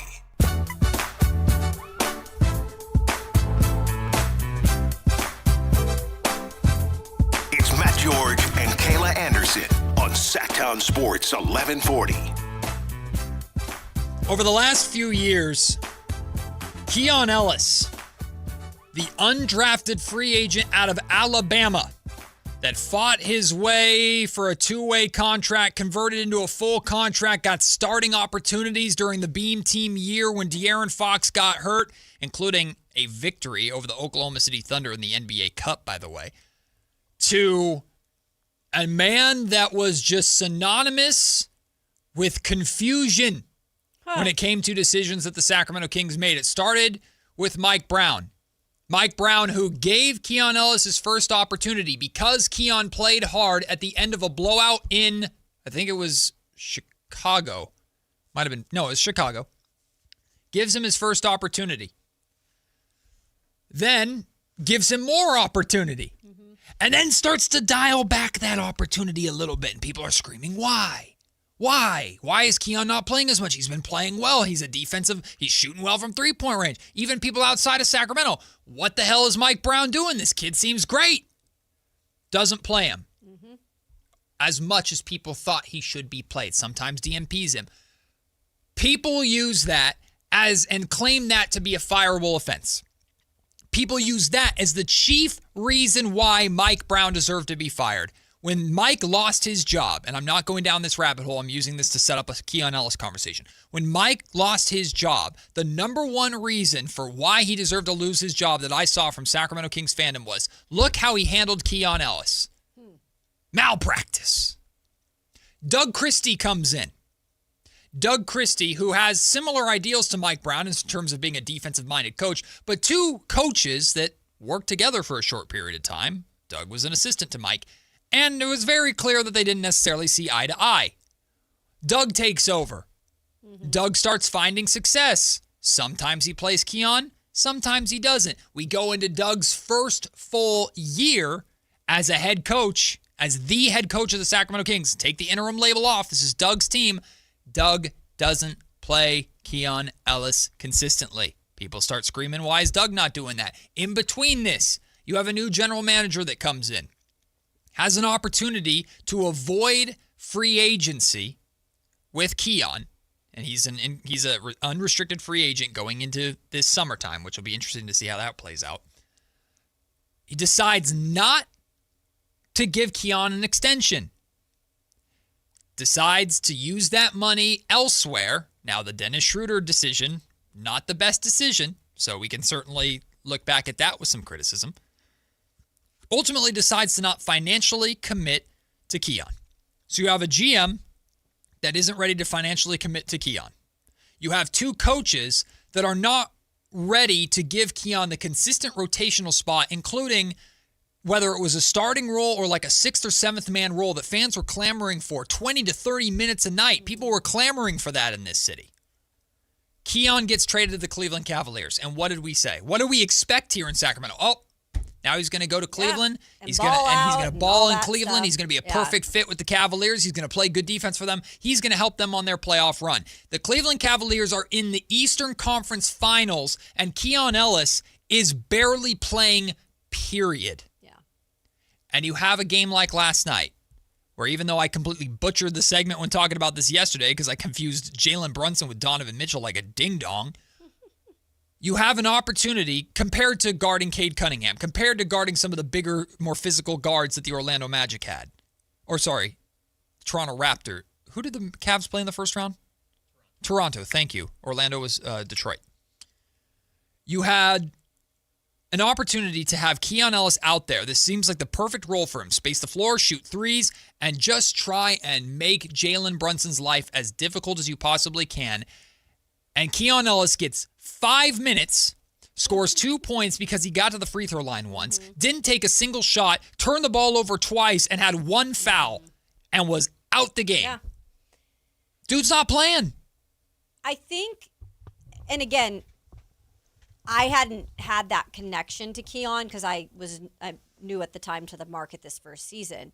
And from coming in from an outsider's perspective, it was that there's a lot of love for certain players here, and rightfully so. Mm-hmm. Like a lot of the times, I'm one of those people too when I get to a market. I kind of gravitate sometimes towards the underdogs. Yeah, underdogs that work hard. I really do. That's just how I've always been. Yeah. And so I get probably where a lot of the fans that are in Keon's corner are coming from, because I can't say I'm not one of those people either. But from an outsider's perspective and not having that connection yet, I did always look at it as like, I wonder what is really going on, because I haven't seen him enough to know exactly what Keon is in terms of getting a ton of playing time. Because once I got here, he was not getting the playing time. It was all about the log jam and all that that we talked about half the season in terms of the guards and all that stuff. And then when he did get opportunities, to be honest with you, I wasn't blown away at any point. I wasn't like, oh, wow, like he should be on the floor way more.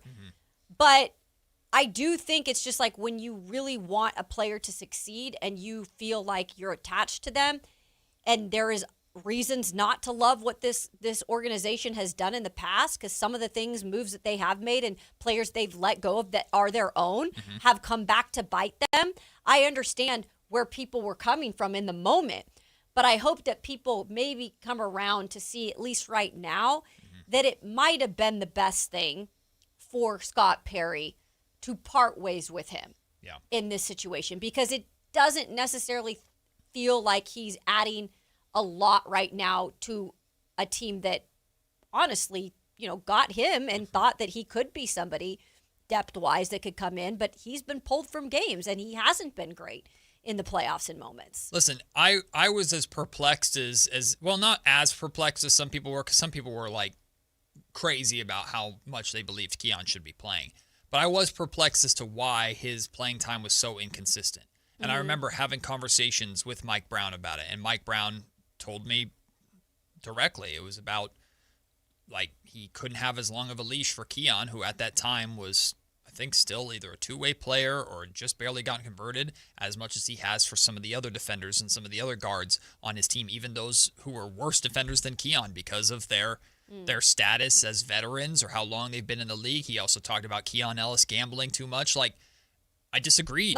Not like no, not like gambling, not but going like gambling in gambling terms for of play. steals. Yeah, for steals. Now, and stuff. Keon would get a handful of steals, and they were great. Yeah. But if you're gambling for 5 and you get 2, hey, that's pretty good. But what happens on those other 3 when the defense completely breaks down, gets into a rotation, or results in an open 3 or 2 points at the rim? Like, that was happening a lot. And Mike Brown would show us evidence of this happening to not drag Keon through the mud. Again, Mike will tell you, and he said it in New York, he was the first guy to give Keon an opportunity when others in the organization did not want to give Keon an opportunity. People conveniently don't think about that part, and that's something that I've shared on these airwaves before. I have no problem saying it because I know it to be true. Yeah. Mike Brown gave him opportunity that others in this organization weren't willing to give him yet. There were others that they wanted to give that opportunity to. Mike said no, gave Keon that chance, and that's how Keon captured all of our attention. And then Mike decided, hey, I'm not playing him in these certain situations, got killed for it. Doug does the same thing, got killed for it. Scott Perry doesn't extend him, got killed for it, and then used him to trade away a bad contract that, yes, he signed, but it was the only contract he could get rid of because the other contracts that he inherited are so bad he can't do anything with. He got killed for it. Here's what I'll say. 1, it seems like, as of now, the Kings were right. Because while I understand the Cleveland Cavaliers are playing far more meaningful basketball than the Sacramento Kings were ever playing, he's still not playing over there. If your argument is, well, then why didn't he play in Sacramento when Sacramento's so much worse? Is that's a good enough reason for Scott Perry to have given him the money that he was looking for? And I don't think it was a lot of money necessarily. But my overarching point is this. Sometimes you need a general manager that'll come in and make the unpopular decision that's in the best interest of the team.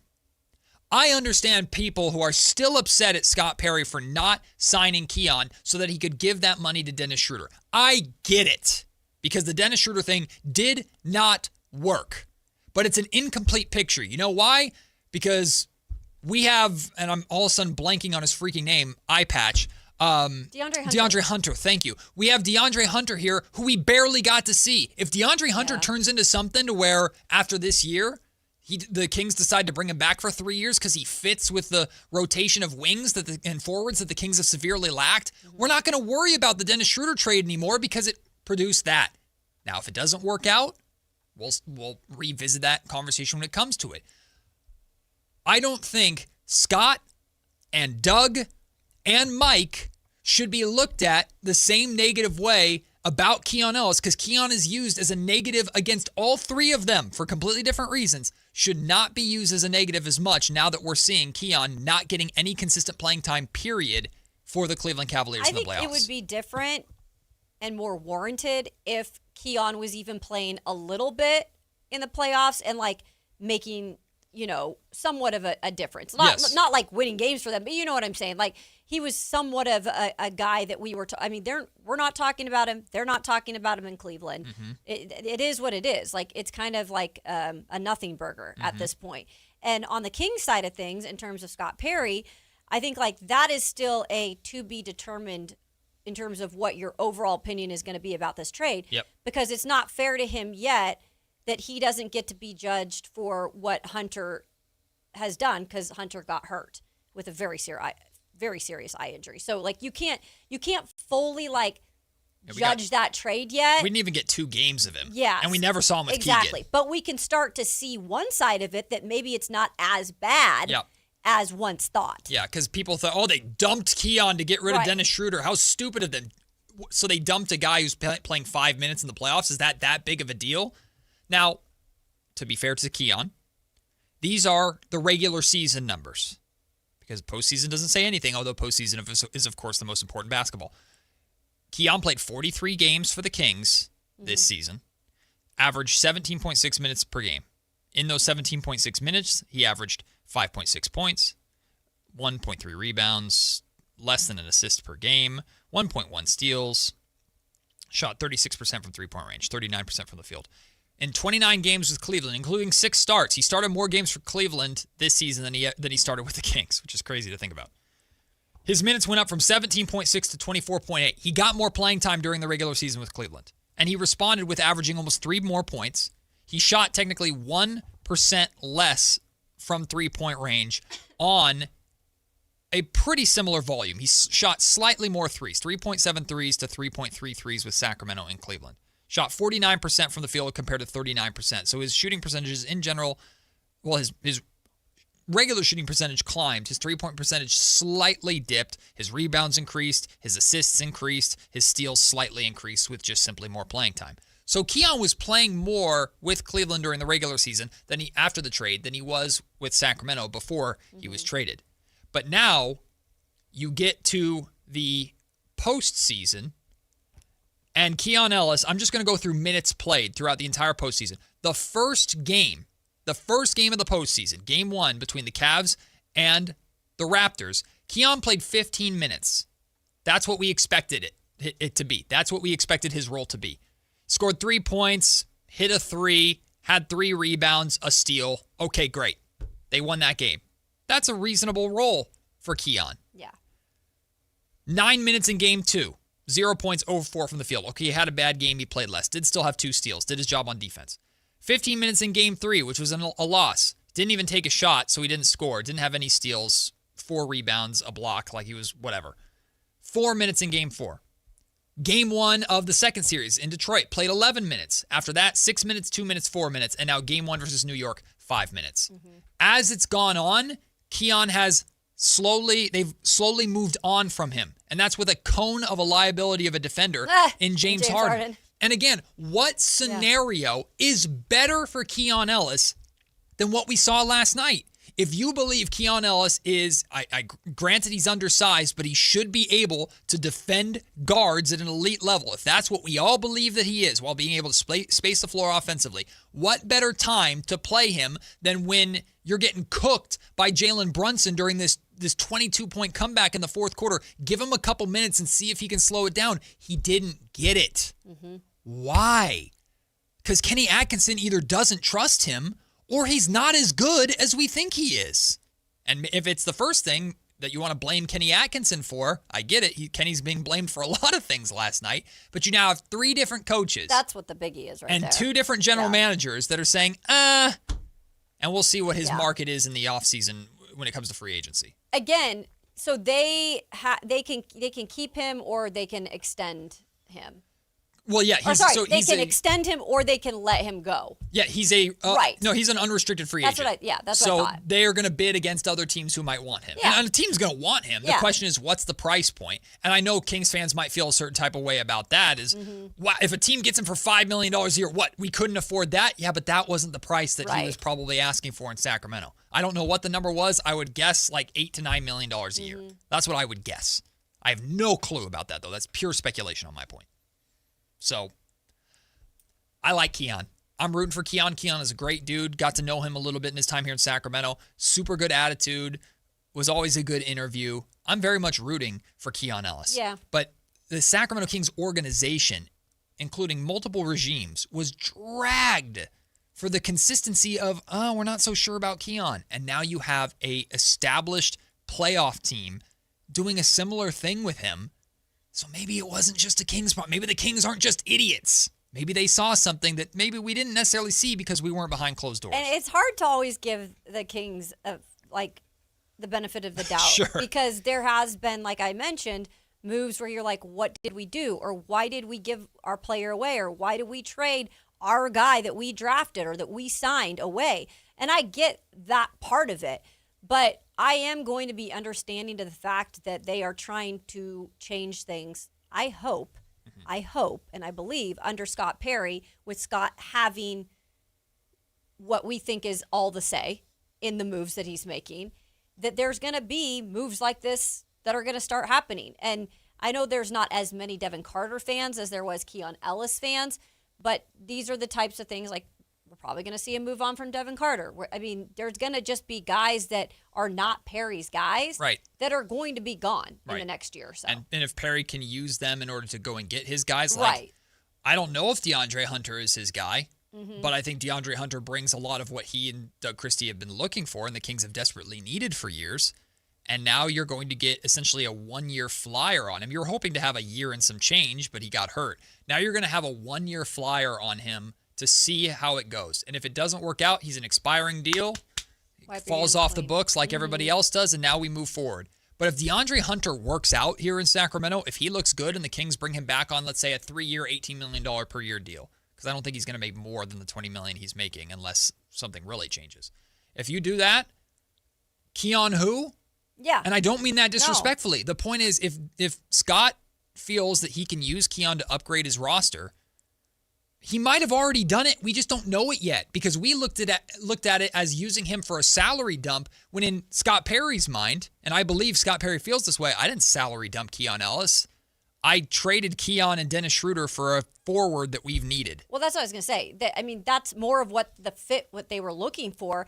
And again, I understand Hunter did not have a good year with the Cavs, but prior to that, Hunter is not a bum. No, he had a great year the year before. There are things that happen sometimes when you get to a new organization and it doesn't fit or it doesn't work out or you just have a down year. Yep. I truly believe if Hunter is back and he's ready to go, I think he could have an opportunity to add something to this team again, because it is kind of more what Scott was trying to add in terms of that position. So DeAndre Hunter was coming off of his best season. Granted, he battled with some injuries. He only played 37 games for the Atlanta Hawks in 2024-2025. But what was that injury? I don't remember specifically. Okay, I'm going to look. His scoring jumped from 15.6 points to 19 points per game. He shot 39% from three after shooting 38% from three the season before. Then it dropped down. He was actually shooting 42% with the Cleveland Cavaliers last season. And then they fell off a cliff. Percentage-wise, 3-point percentage-wise, he had seasons of 37, 35, 38, 39, 42%, and then he plummeted this season to, in total, 30%. There's an outlier there. Just like we use Keegan's really good shooting season as an outlier against him, the bad shooting season that DeAndre Hunter had this year is an outlier. Yeah. And the Kings can afford to look at it that way as of right now. Do I think the trade is going to work out? I have no idea. But if DeAndre Hunter becomes what I think the Kings are hoping that he can become, then getting him for Dennis Schroeder and Keon Ellis would be looked at like a steal around the league. And I still think it's there's plenty of opportunity to show that 3-point shot, which again, we're searching for so desperately on this Kings team. Hopefully, if they get a guy like Acuff, that can help bring it. Hopefully, DeAndre Hunter can return to some of that success. Yeah. I don't know about Keegan. I think that at this point might be a little bit wishful thinking. Play this out with me. You get Darius Acuff Jr., your 3-point shooting gets better. Correct. A full season of DeAndre Hunter, your 3-point shooting should get better. Keegan Murray, please, God, just wake the hell up. Right. Your 3-point shooting percentage, in theory, gets better. I think it's clear what the Sacramento Kings are trying to do. They're trying to get more size on the perimeter, and they're trying to be able to shoot from the perimeter. Yes. And it makes sense. We'll see if it plays out at this point, which is, of course, the waiting game. And I understand Kings fans not wanting to give the Kings the benefit of the doubt yet. They have to earn that. I totally understand that. So do I. But we talked about the Keon Ellis trade like it was already a done deal, failure, bad trade by the Kings, a salary dump. And I think I just don't think it was a fit here. I think we're getting the context of maybe, just maybe, it wasn't that bad. We are going to go to Javier on the phone line. Javier weighing in here on this Wednesday. What up, Javier? How you guys doing today? Good. Oh, that's good. Well, first thing, don't count on Keegan Murray waking up because he's only declined his rookie season. So stop putting that fault. It's not happening. But we need to stop making it out to be like Zach LaVine being on the team next season is a negative. He's an expiring contract with $50 million coming off the books, and word to the wise out there, he's in a what? A contract year. So we're all as if, people aren't going to want to take his contract on. Well, if we do what's smart, which is to increase his value of being a negative asset to a productive asset, if he does what he needs to get his last and final big paycheck come this time next year, he's going to do everything in his power to be able to ball out from then now to the All-Star break when the season starts, and to say, well, he's going to take away the minutes from Nick Clifford. Well, for one, Nick Clifford isn't no superstar player, and development of him and Zach LaVine splitting at 20, 25 minutes each is not going to hinder the Kings' success where they win 25 games or 22 games next season. Javier, obviously passionate about that. I get his point, but I think it's very clear that Zach LaVine does not fit with what the vision of the Sacramento Kings are trying to do. So, okay, you bring him back, and he's on a contract year, so he's motivated to play better. What does that mean? That means he's motivated to take more shots and score more points? Okay. That could help the Sacramento Kings. Of course it could, with how bad of a shooting team they were last year. But I think it does matter if he's taking minutes away from Nick Clifford. And I know Nick Clifford's not as good of a player as Zach LaVine is, but that's not the point. The Kings are focusing on developing a Nick Clifford. And Zach LaVine being here to get his numbers so that he can get a bigger paycheck somewhere else. And I understand Javier saying, like, you raise his value, maybe you can trade him for more at the trade deadline than you can get right now. Yeah, that's wishful thinking. But, Zach LaVine's had a reputation around the league for a long time of being the exact type of player that he is. So to just expect that if he shoots 37% from three-point range, that's disrespectful. I think he could be like a 39% three-point shooter. Mm-hmm. Okay?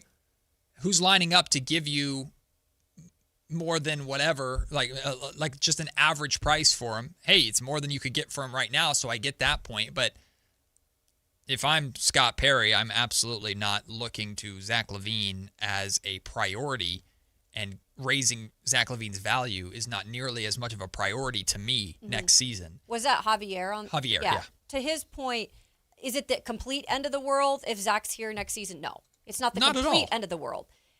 I think the point being why, at least on this show, we bring it up a lot of him being one of the contracts they want to get off of is just A, the number. B, he's not part of the future. Mm-hmm.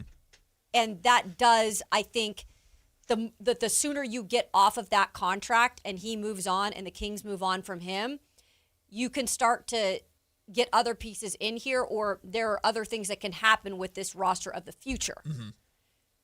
So those are the two things that I look at with LaVine being here next year that's just kind of like a rock in a hard place. Yeah. It's not the end of the world, but I think it's something that both parties want and see happening in the future. So the faster it can happen, I think the better everybody feels about it. 11th North makes a very fair point here in the comment section.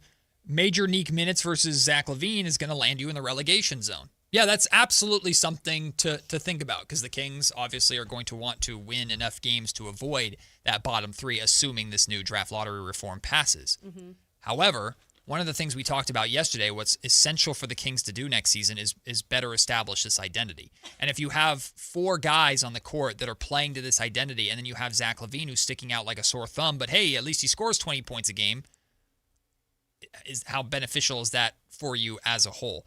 A lot of this conversation also depends on what the rest of this roster looks like. Yeah. Because if DeMar DeRozan and Russell Westbrook are back, let's say, and Zach is still here, well, now you're running into the same problem all over again, and you don't want to have all these veterans taking up too much time. Now, if the Kings are able to move on from DeMar DeRozan and they don't bring back Russell Westbrook, they draft a point guard, and you need a two guard to line up next to him, start Zach LaVine and have him play out this season and hope that he buys into what you're trying to do here. And I think Zach's a pro. I think Zach would do that. Yeah, it's not like he's going to be like, I'm 100% not buying in. I was impressed with going back to last training camp. Like, Zach was one of those guys that I noticed was working hard on that end to try and do what Doug Christie was expecting of him realistically at that spot. But the question is, will he do that again, whether it's a contract year or not? So we don't know what the roster looks like necessarily, but as of right now, if this roster stayed the same, I would not be sacrificing minutes for other people so that Zach can get his 25 points. I don't.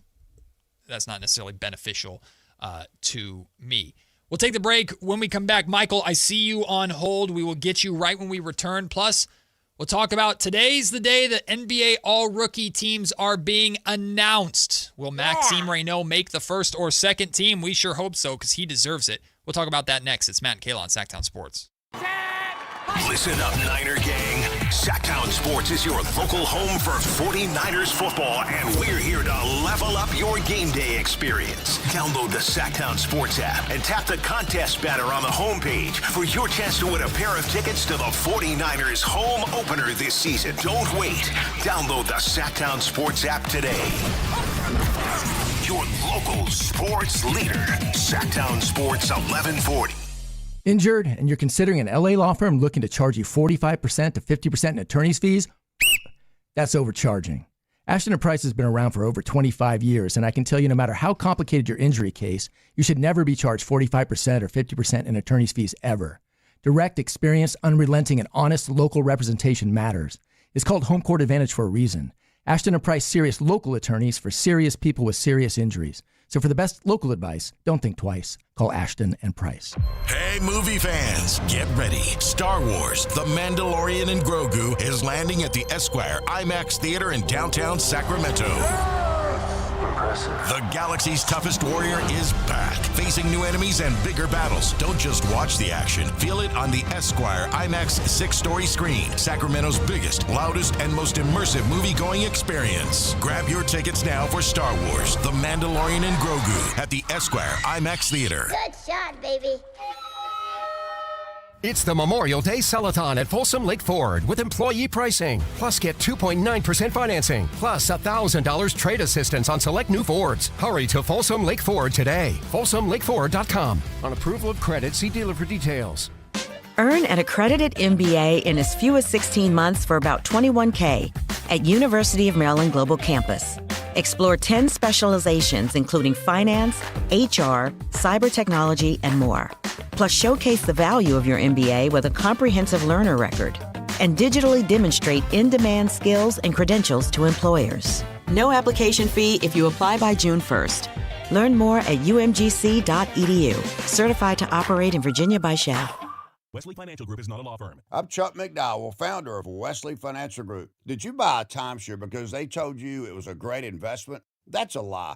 Most timeshares can be bought online for $1. To find out what your timeshare is worth and to cancel it, call us today and we'll send you our timeshare exit kit free with all your options for cancellation. Call Wesley for your free exit info guide. 800-771-1300. That's 800-771-1300. Sacramento! Now you've got a place for all things dance. The all-new Energy 100.5 HD2. Where dance music lives. Dance vibes anytime and any place when you get the free Now 100.5 app. Or listen at 100.5 HD2. Bring the entire family out to Sutter Health Park for Sacramento River Cats baseball. From exciting action on the field to smiles in the stands, it's the perfect place to make family memories. Plan your next family night out at the ballpark. Get your tickets at rivercats.com. At Power Business Technology, we're not another big box corporation. We're your neighbors, locally owned and operated. We know what businesses like yours need, from reliable printers to high-performance copiers. We'll help you find the right solution with personal service you just can't get online. Need setup or support? We're just down the road and always happy to help. Power Business Technology, family hometown service with big-time solutions. Contact us today for all your business printing needs at 844-POWER-BZ. That's 844-769-3729 or visit us at powercopiers.com.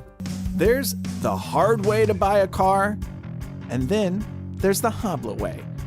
Transparent prices, fast paperwork, and a team that's there to help, not hover. We've spent 77 years refining this process so you can get in, get out, and get driving with zero drama. Car buying doesn't have to be stressful.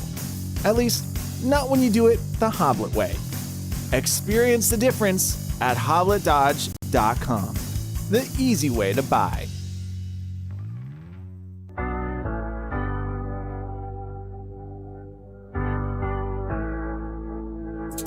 To 2 p.m., Matt and Kayla on Sactown Sports 1140. He gone. Shout out to all our commenters who are actually here to talk sports and enjoy this Wednesday. Bye-bye, Z-Man. Michael Spicy. Nice enough to hang on hold for us during the break. What's up, Michael? How are you? Doing well. How are you guys doing? Good. Hey, so, I was a big fan of that Hunter trade. I strongly believe you can't teach height. You can't teach wingspan. And, Shorter and Ellis were a little on the shorter side, 2 guards overloaded. But I think that'll pay off. And I think Perry probably knew that if we don't get Diabonsa, at least we have a backup option to build off, a la, Harrison Barnes, Rudy Gay. But yeah, that's just kind of want to get that out there. And Zach LaVine is untradeable. I tried a lot in 2K, not happening. But I had 2 questions I just wanted to take off the line. With the combine completed, do you guys, I know we have Brown, Flemings, Acuff, Wagler. Is there a player that you both specifically have in mind that you would be comfortable reaching for or you feel is a sleeper? And my second question, when is the pre-draft workouts for the Kings? All right. Good day. Thank you. Thank you, Michael. We don't know specifically about pre-draft workouts for the Kings. They haven't announced any yet, although they will announce those, I imagine, soon. Typically, we're still roughly a little less than a month away, or a little more, than a month away from the draft. So I would imagine in the coming weeks, we're going to start having some pre-draft workouts here in Sacramento, get those started. I wouldn't even be surprised if they start next week. I don't know that for sure.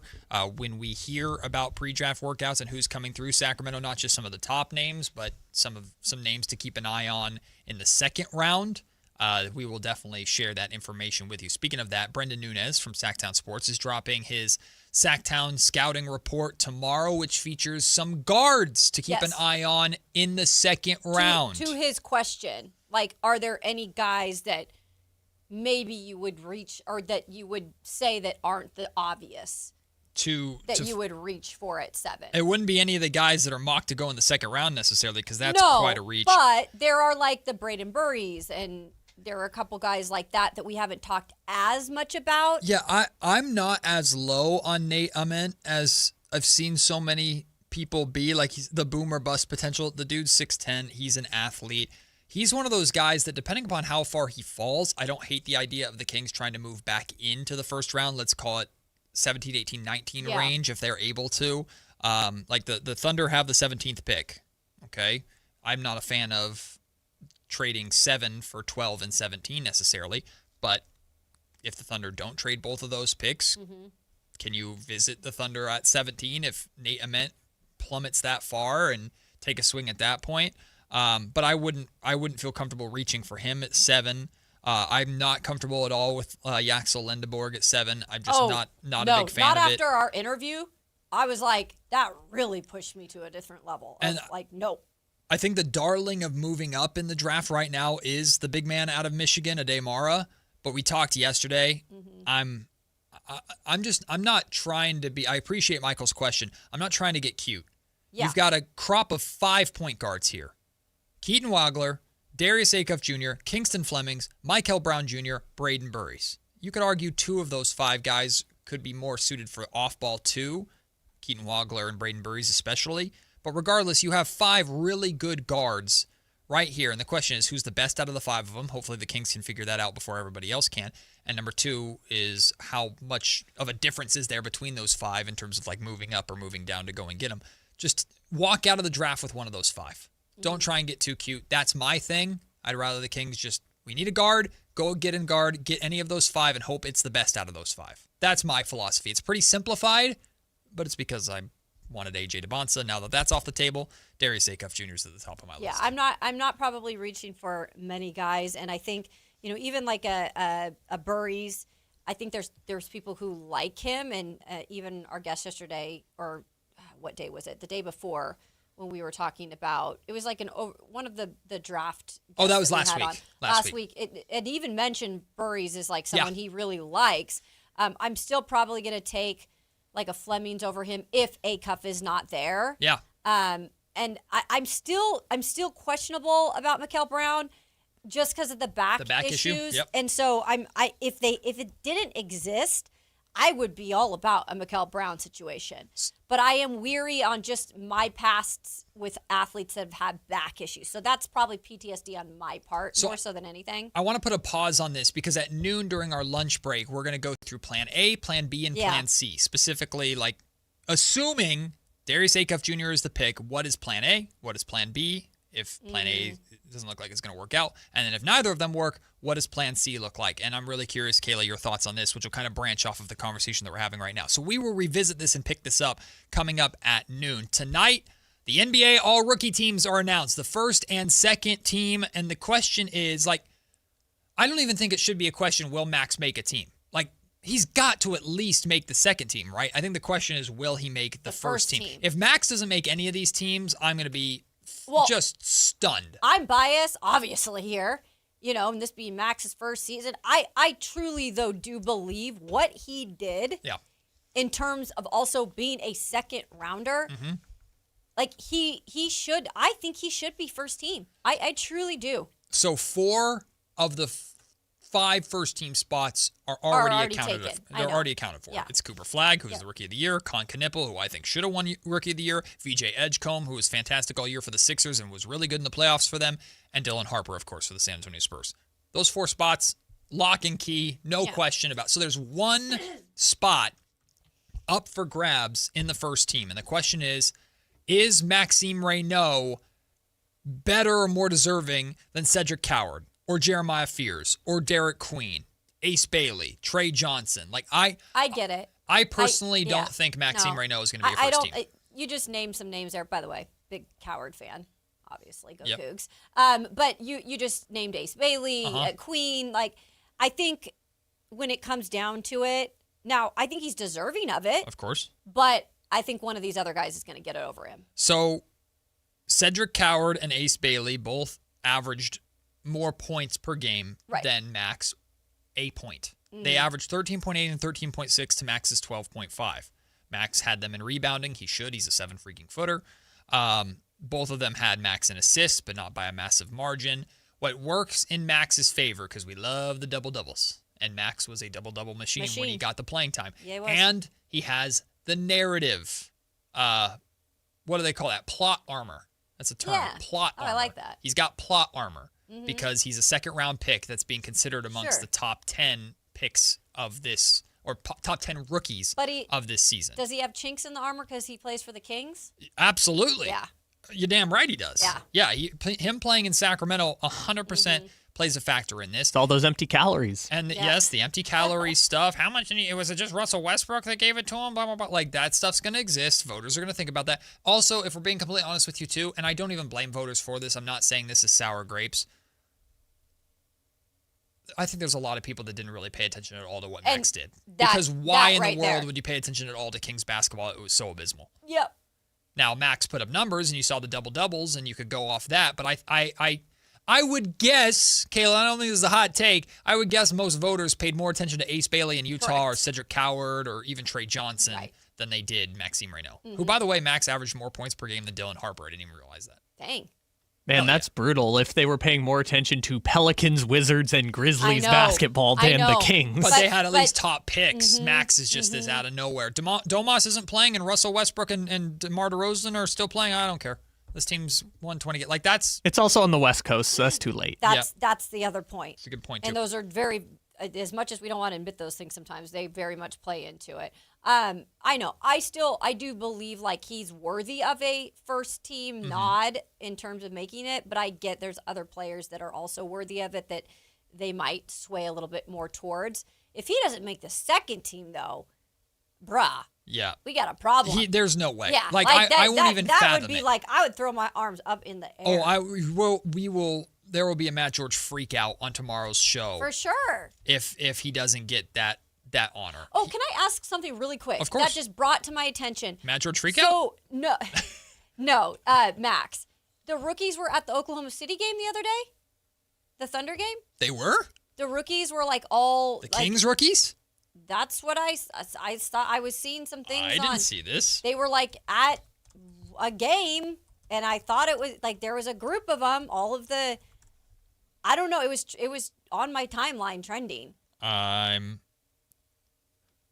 No. While we're looking for it, too, we didn't talk about this yesterday. Why was George Kittle just all over that Spurs Thunder broadcast? He graduated from Norman High School in Norman, Oklahoma. I just meant, why did the broadcast just keep showing George Kittle over and over again? Because it's freaking Kittle. He's like the Charles Barkley of active players. He's polarizing. But like Mike Tirico was like talking about it. It's like, George Kittle is sitting right next to us, and he was pointing in the other direction. I was like, okay. I know. You are correct. I am correct. Okay. You are correct. I'm not making things up, people. I told you. Mark Jones. Thank you. Mark Jones was there with Maxime Reynaud, Neat Clifford, and Dylan Cardwell. They were at the Thunder game.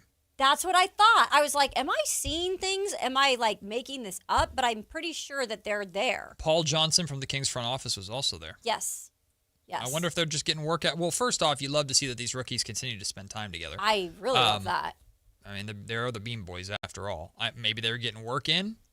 I don't know. Yeah, that's what I never saw that. And I just thought Pretty I meant cool. to bring it up the other day, and then we got going on on the show, and I forgot to. So. I never saw that.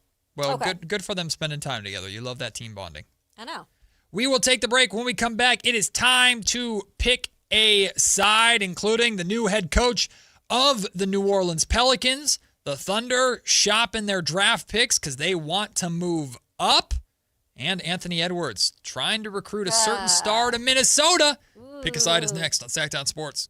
Take Sactown Sports with you everywhere you go with the Sactown Sports app. The most in-depth coverage of the Kings and 49ers. A library of written and video content. And all your favorite personalities all in one place. Download the Sactown Sports app today and get in on the action. Your local sports leader. Sactown Sports 1140. May is here, and so is your excuse to hit the ballpark. The green and gold are bringing the energy all month long with fan-favorite bobbleheads, can't miss post-game fireworks, and a ballpark atmosphere you don't want to miss. Turn up for Sacramento Saturdays and bring the whole crew out for Stompin' Sundays, packed with kid-friendly fun, giveaways, and the opportunity for kids 14 and under to run the bases after the game. Enjoy big swings and bigger moments all May long in West Sacramento. Lock in your seats now at athletics.com/tickets. This Memorial Day, grab summer and savings by the wheel at Toyota's Summer Starts Here sales event. Lakeside, Mountainside, or Oceanside, Toyota's got the perfect deal on the perfect pickup for California. Get Memorial Day savings with low 2.99% APR plus $500 finance cash on the rugged 2026 Tacoma SR5, or get $3,000 cash back on the powerful 2026 Tundra. Hurry to Toyota's Summer Starts Here sales event today. Toyota, let's go places. Offers available through TFS to buyers with premium rated credit. Cannot be combined with other offers. Cashback offers exclude Tundra TRD Pro N6126. On top of home and auto, Progressive protects your boat, RV, and motorcycle so you can explore the unknown. Actually, we just take the RV to the same campground every year. Well, maybe you can catch your own dinner on your boat. Oh, we can actually get pizza delivered there from this brick oven place we love. Will you at least try a new topping? Honestly, probably not. We kind of have a go-to order. Fine. Just bundle home or auto insurance with your outdoor vehicles with Progressive and stay protected when you go, I guess, where you've gone before.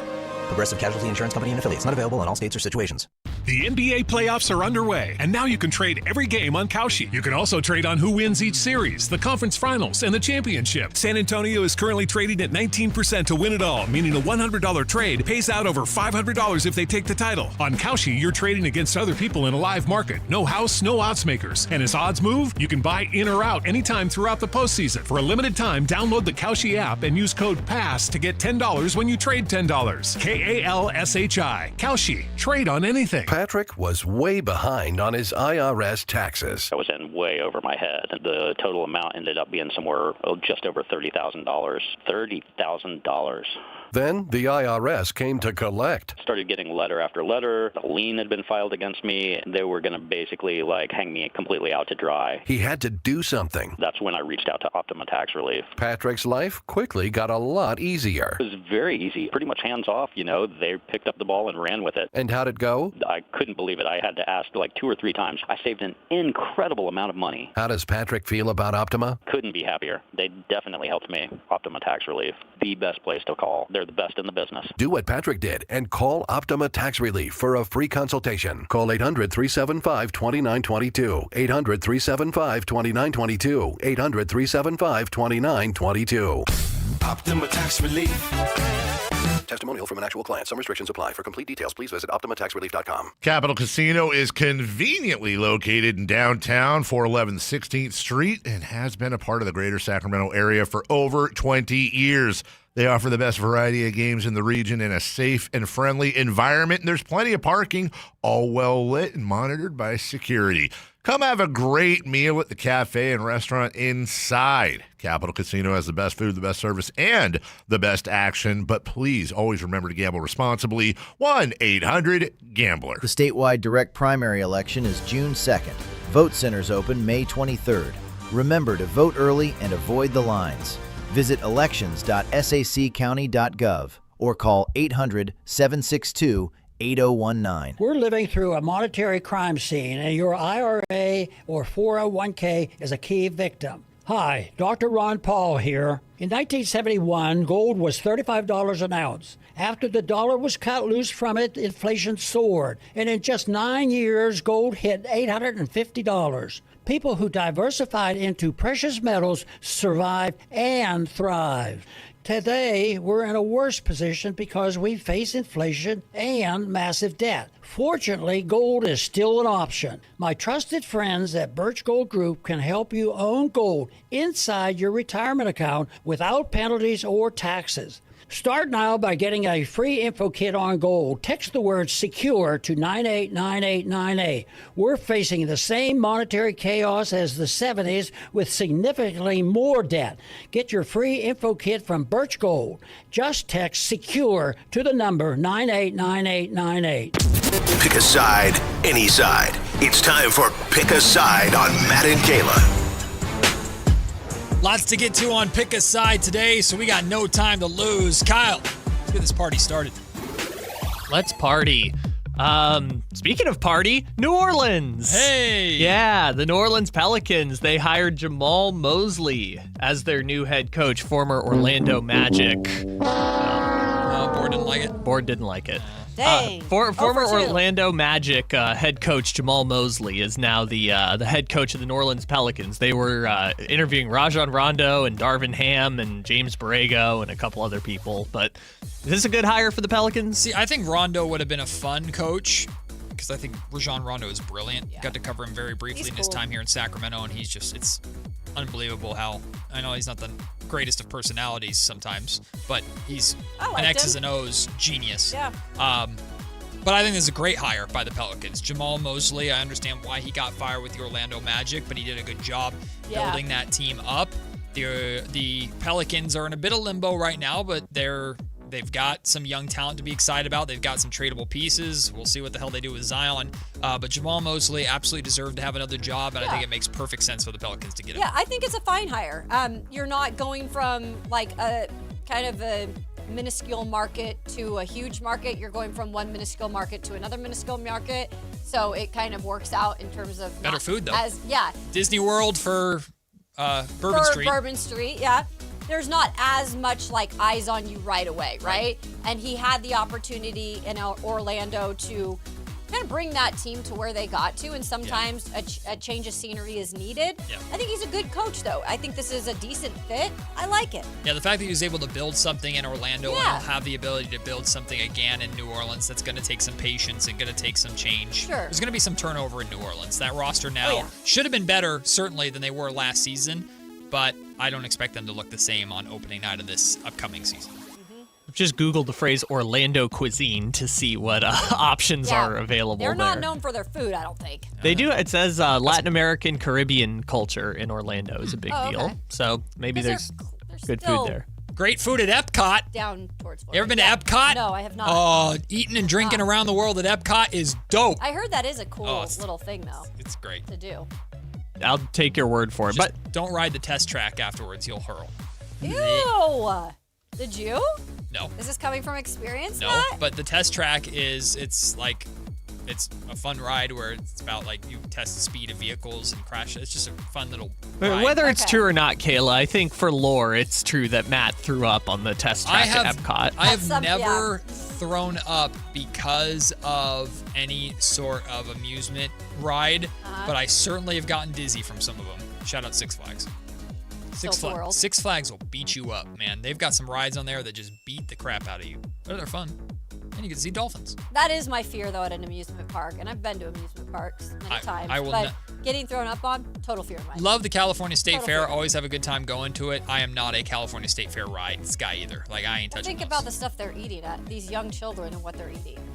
Oh, I'm worried about the ride straight up just flinging okay. me. Well, that too. I'm not worried about getting yacked on. Yeah, I'm worried about Just do the one that goes over the park. What is it called? The Skyline, whatever it is. It's not really a ride. Or whatever. Like the buckets. Oh, not the Ferris wheel thing. No. The one Ferris that like wheels takes suck. you the Sky Far. They call it Skyfari at the San Diego Zoo, but the sky things that take you across the park. I don't get scared with rides. I did as a kid all the time, but I don't get scared with rides. I've even ridden those like rides that take you way up in the air and then drop you super fast. I have no problem with those rides. You put me on the Mickey Mouse Ferris wheel because the baskets slide and swing and rock and move and stuff. You put me on that thing, I'm like, hell no, I'm never going on that again.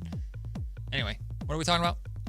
Jamal Mosley. Jamal Mosley. Yeah. But we're on to the next one. Yeah, Jamal Mosley's probably sad he didn't wait for that Mavericks job to open up. Anyways, the Thunder, OKC, they're in the conference finals, but they also have 3 picks in the upcoming draft, number 12, 17, and 37.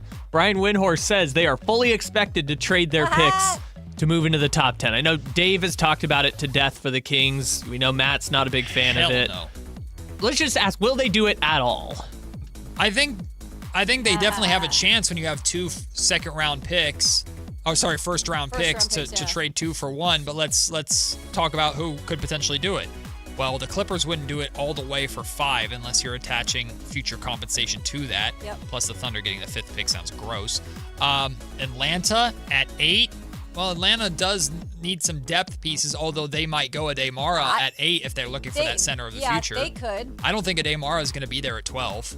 You don't. It doesn't sound like it. He's climbing up boards really, really quickly. I mean, maybe to move up, that's not top 10. I was going to say 11 to Golden State. I don't know how many teams are going to be lining up to give you a top 10 pick in this year's draft for 2 later picks unless you're looking for depth. I don't think the Bucks would do it because they're looking for talent to replace Giannis Antetokounmpo with. So I think the Thunder will have, maybe the Mavs, but I think the Thunder will have a hard time finding a trade partner to do Plus, this. I'd be like, I ain't giving you nothing.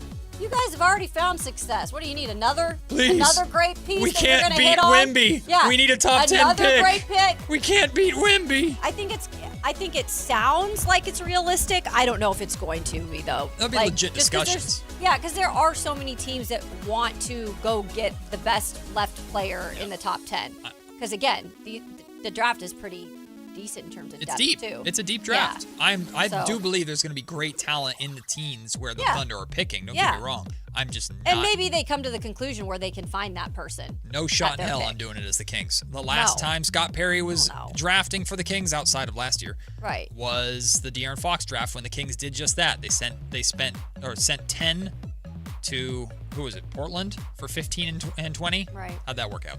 Let's not do that again. Not great. On principle, I will say, I don't even think it's a bad strategy for the Kings, but on principle, if the Kings and Thunder are making a trade, on principle, I'm going to say it's a bad deal for the Kings until proven otherwise. That's a really fair point. Very fair point. Like, it could work out. I'm just on principle going to say the Thunder are probably getting the better of the deal. Last one we're going to do, I want to do this one at the very end. Surprise parties, yes or no? All right. Okay. Kayla's got thoughts. Everyone settle in. So, our birthdays are coming up. Hooray. We haven't spoke about it much on the show. Surprise. But I think I like doing things in terms of celebrations for people, and I like to surprise people, and I like to, gift people once in a while with things. Just I like gift giving. It's fun. We'll have to wait till Friday to see what Matt gets. But I told you no. I've always kind of wanted someone to do something like that for me. But I don't think people think about that nowadays. Surprise parties are not a thing for people. Have you never had a surprise party? And a lot of women don't like surprises. No. I haven't even been surprised with a gift. I just, What? People just assume women just want to tell you what they want and that's all they want. I actually like just being surprised sometimes. But you've gotten gifts. You just know what they were going to be. But I like a surprise once in a while. I'll be honest with you. As long as it's a good surprise, then I'm all about it. See, figuring out a surprise gift sometimes for you ladies is not an easy thing to do. I understand that. It can be very difficult. But how about throwing a surprise party where you just get the people's friends involved? Yeah. Or you get the family involved. That's That's always a kind gesture of like, hey, we really thought about you. I've never thrown a surprise party. I've never had a surprise party. I've thrown one I before. did in college. We rolled up on, because we got his girlfriend involved, my buddy Mitch, and I hope Mitch is listening because he listens to the show. We had his girlfriend take him for a walk.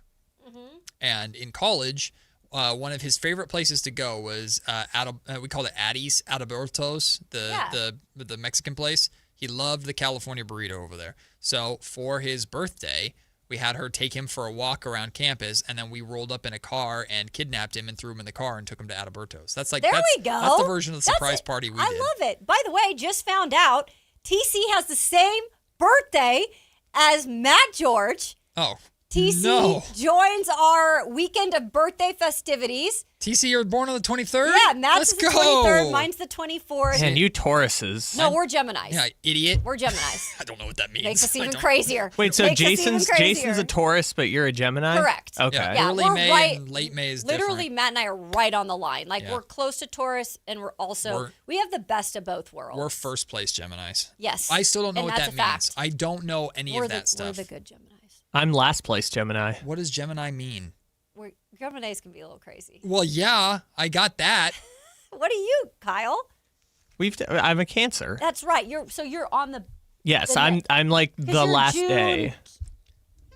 23rd. Yes. Yes. Okay. Okay. See, hold on. then you got the best of Gemini, both worlds too. Gemini. He's looking up.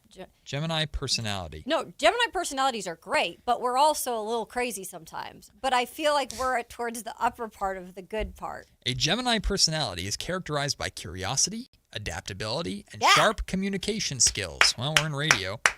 Intellectual and curious. Yeah. Half of that is right for me. Social butterflies, yeah.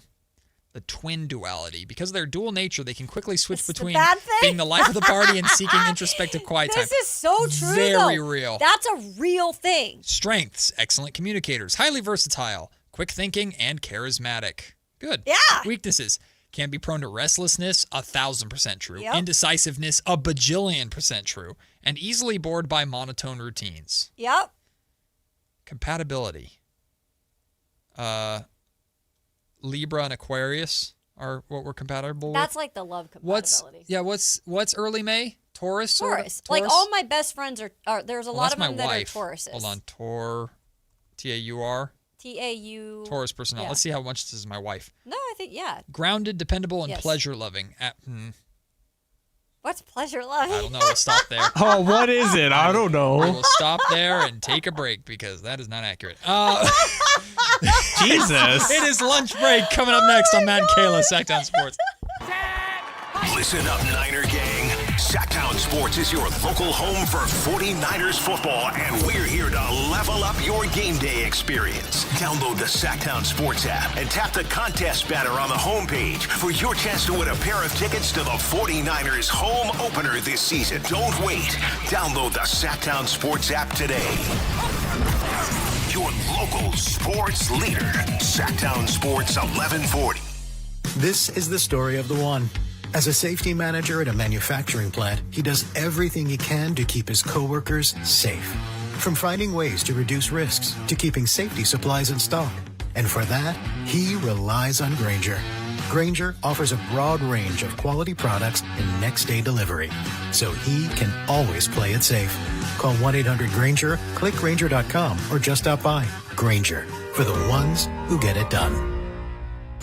This is Sactown Sports 1140. Hey, it's Carmichael Dave. What's up? It's Matt George. What's good? It's Alan Stiles. With the most trusted voices in the community. This is Jason Ross. Hey, it's Kayla Anderson. It's Whitey Gleason. Ready to help promote your business, both as partners and customers. All you have to do is ask. Pick up the phone, dial pound 250 and say, grow my business to get connected with a team member today. That's pound 250 and say, Grow My Business. Our team will review your product, quickly pair you with a perfect endorser, and create video and audio samples, all at no cost or obligation to you. With the most live and local on-air lineup, a dynamic content-driven website, and a state-of-the-art mobile app, Sactown Sports 1140 is tailor-made to help you connect with a sports audience in Sacramento. So why wait? Dial pound 250 today. Say grow my business and let us help take you to the next level.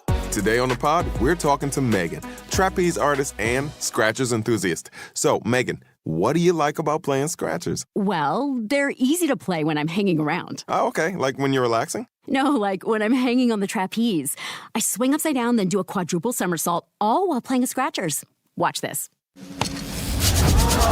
Ta-da! Unbelievable. I know, right? Scratchers from the California Lottery. A little play can make your day. Please play responsibly. Must be 18 years or older to purchase player claim. Contractors, remodelers, you now have a great supplier to assist you with your next project. Anova Cabinet and Stone in Sacramento. They are Northern California's best kitchen and bathroom remodeling supply store. Anova has the latest cabinet styles, a great selection of countertops, flooring, bathroom fixtures, and more.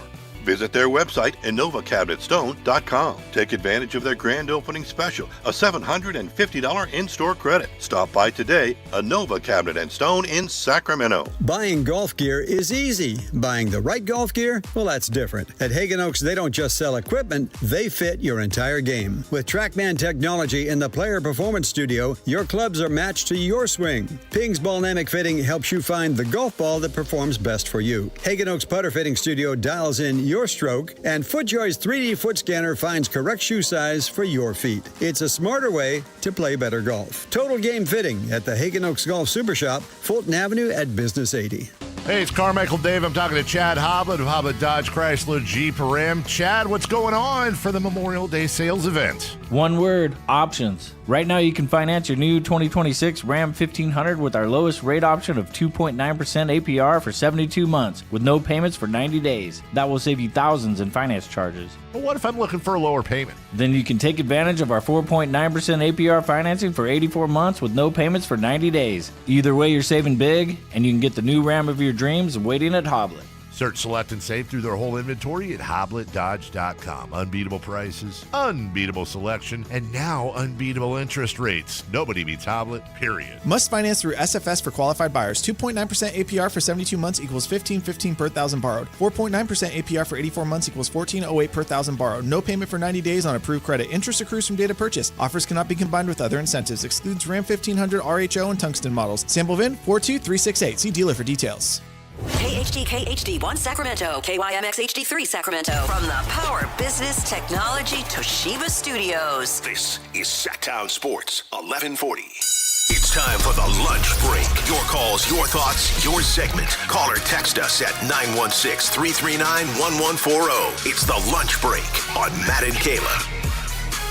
Kayla, I think I know this about you by now, but to put the question out there for the audience to understand, how much of a planner are you? God. Like I think it annoys people. Like meticulous? Yeah, I think people, that's the problem people have with when they get to know me. Not everybody, because some people respect and Certainly appreciate a my problem planner. What? Why? I'm kidding. Because I'm the same way. I'm a planner. I'm doing I am. And you know what? I think it's a good thing, because I know you can't plan everything in life. But the things you can plan, why the hell not? It makes everybody else's lives easy. I am a chronic overthinker and overplanner. Well, me too. Chronic. Me too. And, I am too. And it's actually something that I work on with my therapist, which, by the way, everybody should go see a therapist. Prioritize your mental health. Is just let the world happen and just react to it. It's not. It's very difficult for us to do. I'm bringing that up to say I relate to you. The side part of this, though, is how much of an itinerary person are you, like, on vacation? Okay, that I'm actually not as much. So itinerary, like, I'm not going to write down an itinerary. Mm-hmm. Now, I'm going to have all my reservations mapped out. Like, I'm going to have my restaurants. The reservations are going to be done. Yep. And I usually am the person when we do, like, girls' trips and stuff, I get those reservations done months in ahead. Yep. Because I want to make sure that we get the spots that we want to go to. Right. But I'm not going to say, like, every second has to be mapped out of the day. Mm-hmm. Like, part of me can somewhat relax. Now, with that being said, I've got to get in my workout.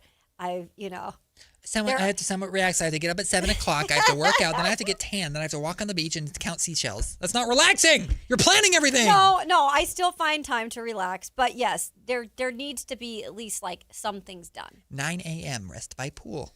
9:02 read a Michael Jackson book. Kayla shared with me she's reading now a Michael Jackson book. She hasn't read in years, and now she's like, I'm going to read a Michael Jackson book. I'm going to read again. What's the point of reading if you can't hear the music? I'll just sing it in my She's like reading the words. Don't stop until you get enough. Okay, turn page. The amount of times, if you guys caught me in my home, that I just sing, it's a part of my daily life. Poor Red. But that's healthy. I disagree. love to sing. Are you a singer in the shower? I sing everywhere. I sing probably just like when I'm in the car and people are looking over and then I'll like stop. So does my son. My son right? is my son but your is a son, singer. like everyone thinks that's cute. Yeah, he's also a 4-year-old. I'm 23. A something-year-old. Good job. Just singing nice the Bluey save. song over and over again. Oh, that is a. And Shark. Mom. Baby Shark. No, is that we a didn't thing do that. anymore? No, we didn't do Baby No, Shark. those kids are now in middle school, Kayla. The Baby sorry. Shark kids have I still love the song. All right. You do? I love the Baby Shark. There's a Baby Shark remix. It's actually really good. Okay, we could do that. It's actually really good. So I am definitely a chronic planner, and then Itinerary? I handle itineraries when it comes to like when I go to Disneyland or something like that. Like I'll plan like rides and maps. Because you got to have that. Yeah, you have to because you have to do the fast pass and stuff like I handle all that for Disneyland. But other than that, like if I go on vacation somewhere, I don't want anything planned. Okay. And I'll just decide what I want to do in the moment. Like that's very much me in that sense. But everything else, I'm an over planner. Why do I bring this up? Because what are the plans for the Sacramento Kings? Board? Come on. Great segue, Matt. Well, that was the board. All right. Well, close enough.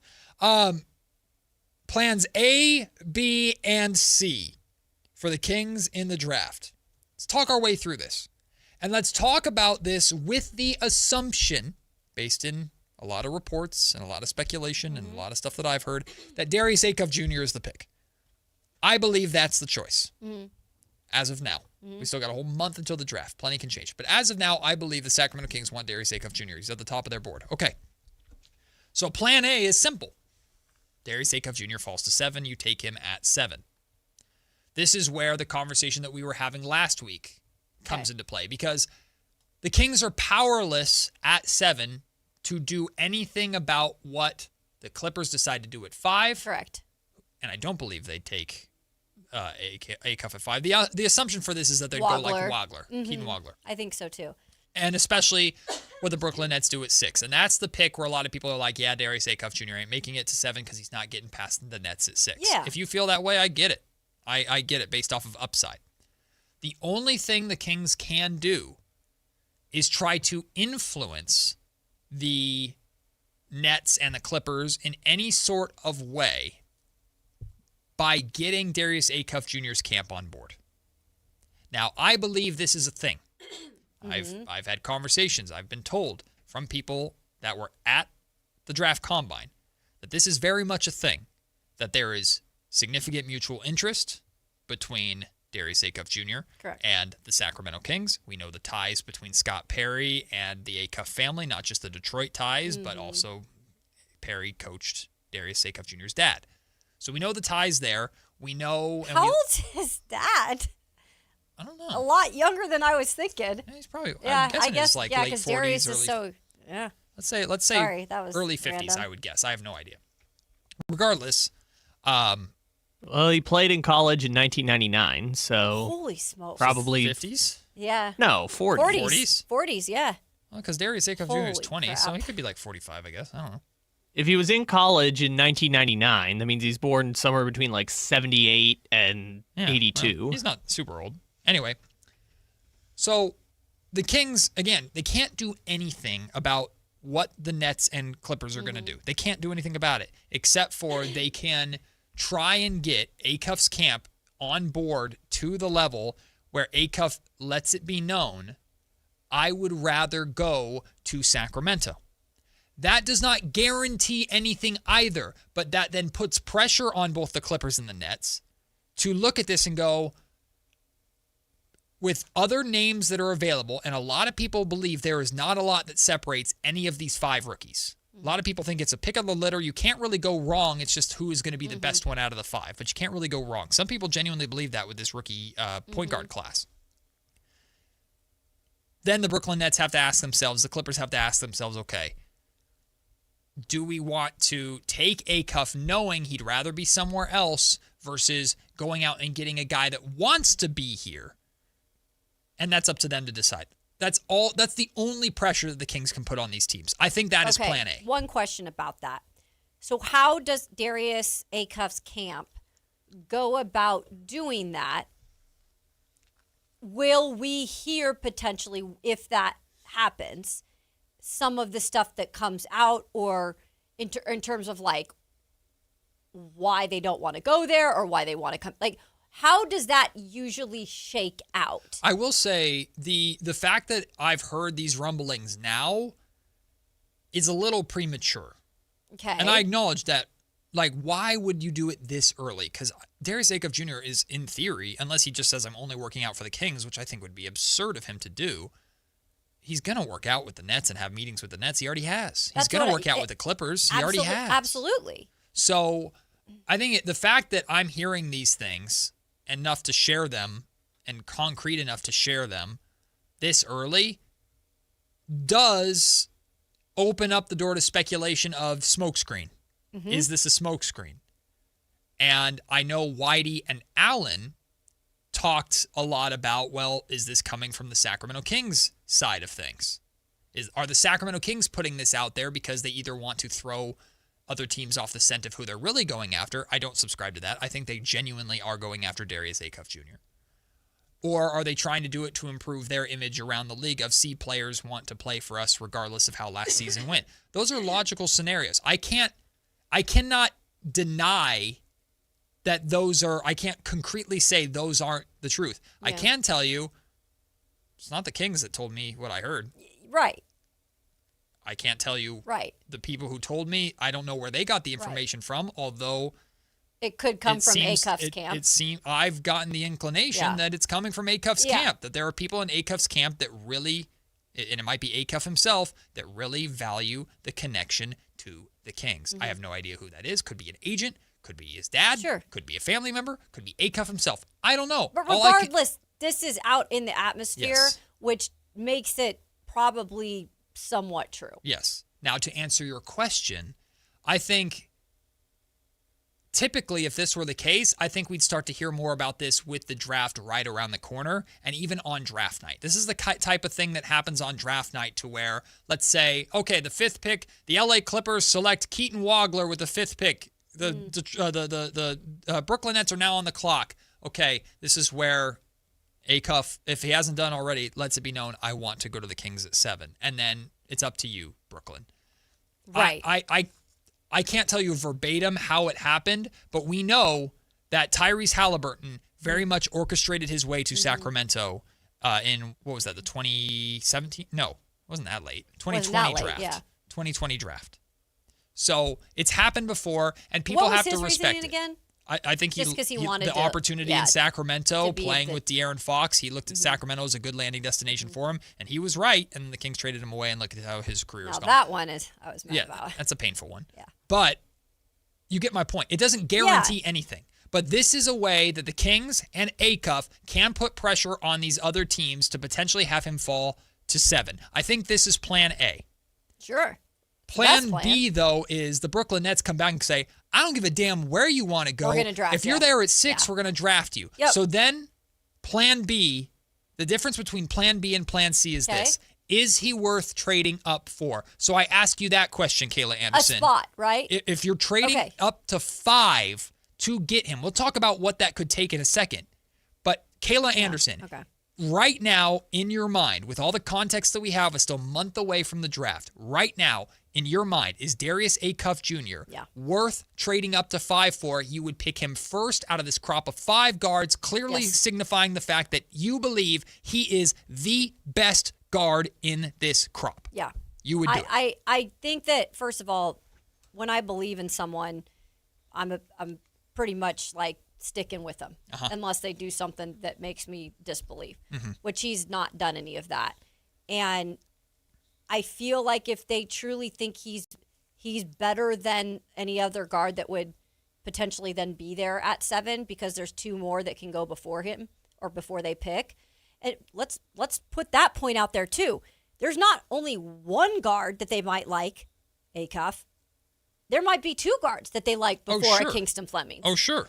And so for me, if I'm Scott Perry and I truly am trying to build this organization in the right direction, and this is my point guard of the future, and I have to believe that he's going to be at least the Robin to potentially in the future a Batman figure. Sure. I have to go get the best damn Robin I can get. Right. And if that is indeed Acuff, and we believe that much in Acuff, then yeah, I am going to go get him at 5. I believe the Sacramento Kings would do this because I do believe the Sacramento Kings think that Darius Acuff Jr. is the best of these 5 guards right now. I don't know for sure. Scott Perry hasn't called me and texted me and said, this is what we're going to do, or this is what we do. I don't know that for sure, but I do know how much they like him.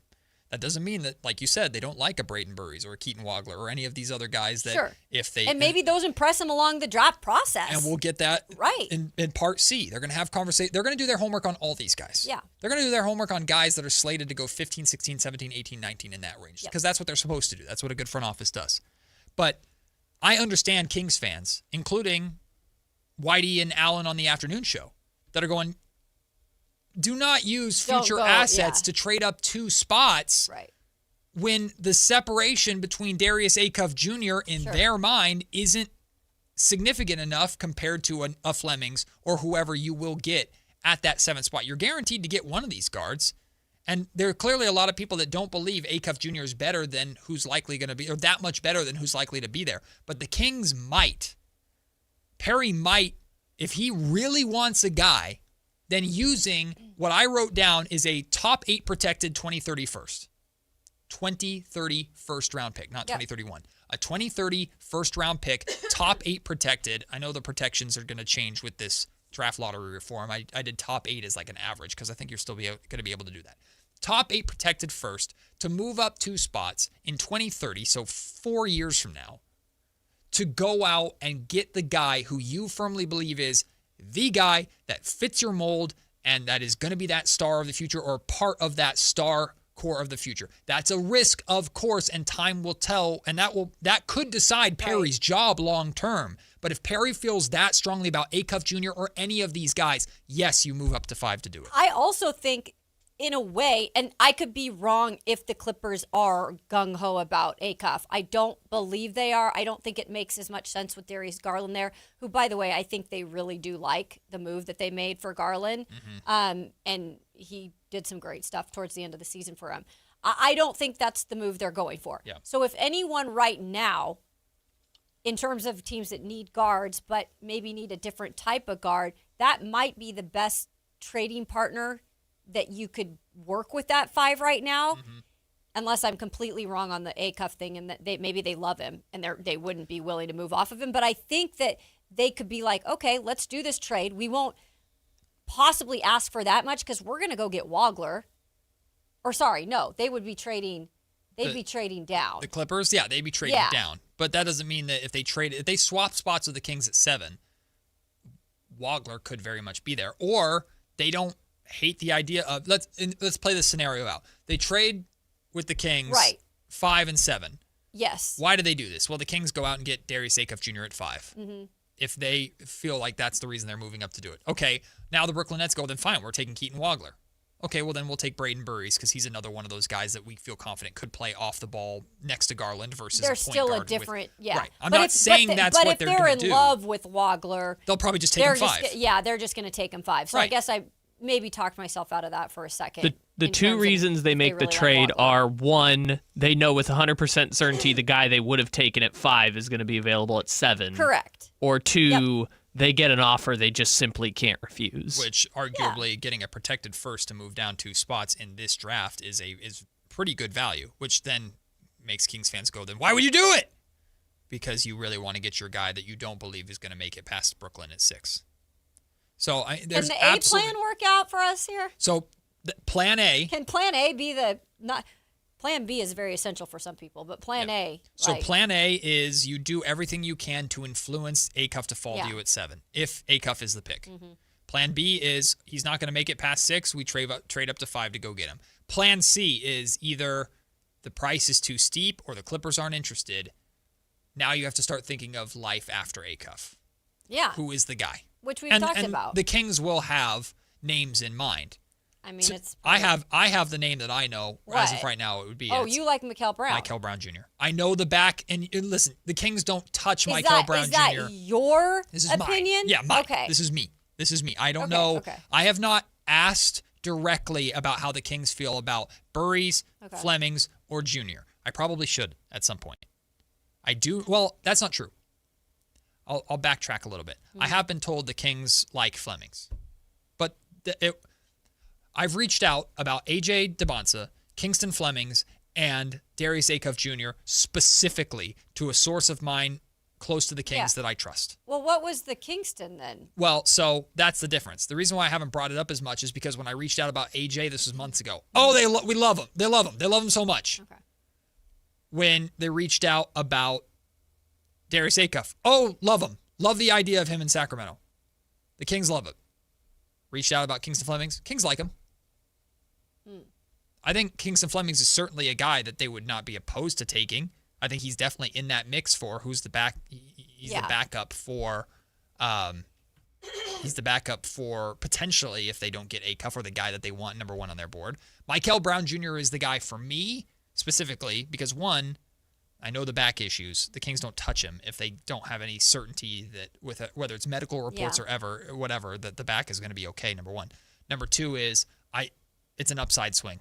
The reason why I love Acuff so much, I understand the defensive problems, but it's the upside swing. I'm swinging for upside. I'm trying to hit a home run in this draft, man.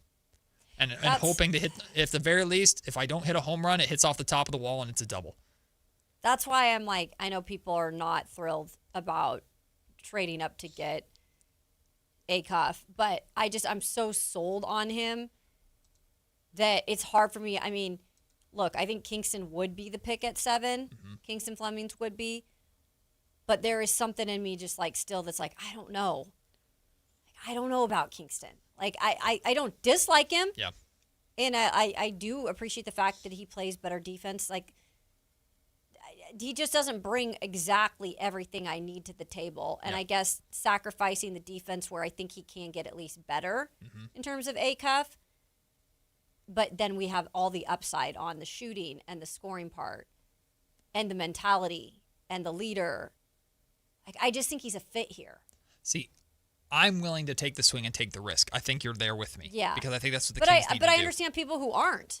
Brendan Nunes. Yeah, I know. So Brendan talked about this yesterday. Yeah. His first scouting report, Sactown scouting report, was on Kingston Flemings. His second one was on Darius Acuff Jr. He said on the air yesterday, if he had to choose between the two, he's going for Kingston Flemings because he likes that Kingston is an organizer. He doesn't think the ceiling is as low as people make it out to be, but the floor is significantly higher. There's less risk involved with Kingston Flemings. He believes, bare minimum, Kingston Flemings is going to be a really good point guard. Yeah. I agree with him. I think the risk with Kingston Flemings is lower than maybe any of these other 5 guards.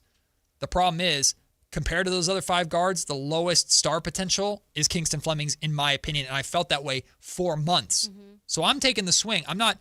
Kingston Flemings is not a bad consolation prize. If the Kings if I were to find out right now, I snuck into the Kings front office and I saw their draft board and it was Darius Acuff Jr. gold stars. If Darius is not drafted, we'll go with Kingston Flemings. I'm not hating that idea at all. And I think that could very well be the case. But I personally like the swing and the upside and the potential star power of a Mikel Brown Jr. So it's like you just said, like in terms of real, like a consolation prize in real life. So that's the main question. Mm-hmm. What do you want to do, or will you be willing to do anything to go and get that actual first place in your eyes? Yeah. Like, and if you have the opportunity to actually go get that, do you do it? Yeah. I think the Kings will try and trade up for Darius Acuff. If the draft does were it mean tomorrow, that much to them? If the draft were tomorrow, I think think the Kings would either get Darius Acuff to fall to 7 or trade up to 5 to get him. I firmly believe that. And Sean, real quick, Sean in the chat says Fleming's interviews very well. Yeah, he is. Yes. He is really good in front of the camera. He's a good interview. I totally agree with you. Darius Acuff Jr. also said he wants to be a superstar, and Kingston Fleming said he wants to be, I can't remember who he said, but wants to be essentially like, not like a role player necessarily. Yeah. But he said he wants to like help his teammates, and I understand, like, that's a good thing for a point guard, but I want someone who wants to be a superstar, because that's what the Sacramento Kings need. Before we go to break real quick, TC's on hold. What up, TC, my fellow birthday boy? Well, not really yet, but May 23rd birthday. What up, TC? Hey, listen, Kayla. Hey, happy early birthday to all three of us. Yes! I before, Matt. Let's go. Online, I forgot. Right, I forgot we got the same birthday. So listen, bro. Since it's birthday week, let's get juicy towards the end. Sorry, pause. I know that didn't sound right. I got you. Hey, so I got 3 ways. So I'm with the trade up because you're not really losing nothing with a 2030. What you said, 2030 top 8 protected, Matt? Mm-hmm. Okay, that's me. I created that. That's not floated out there. That's just me putting something out there. I understand, Matt, and I agree with you. That's the cold part about it, just to get back to the 5th spot. But if we're not, then there's 2 ways that you trade down.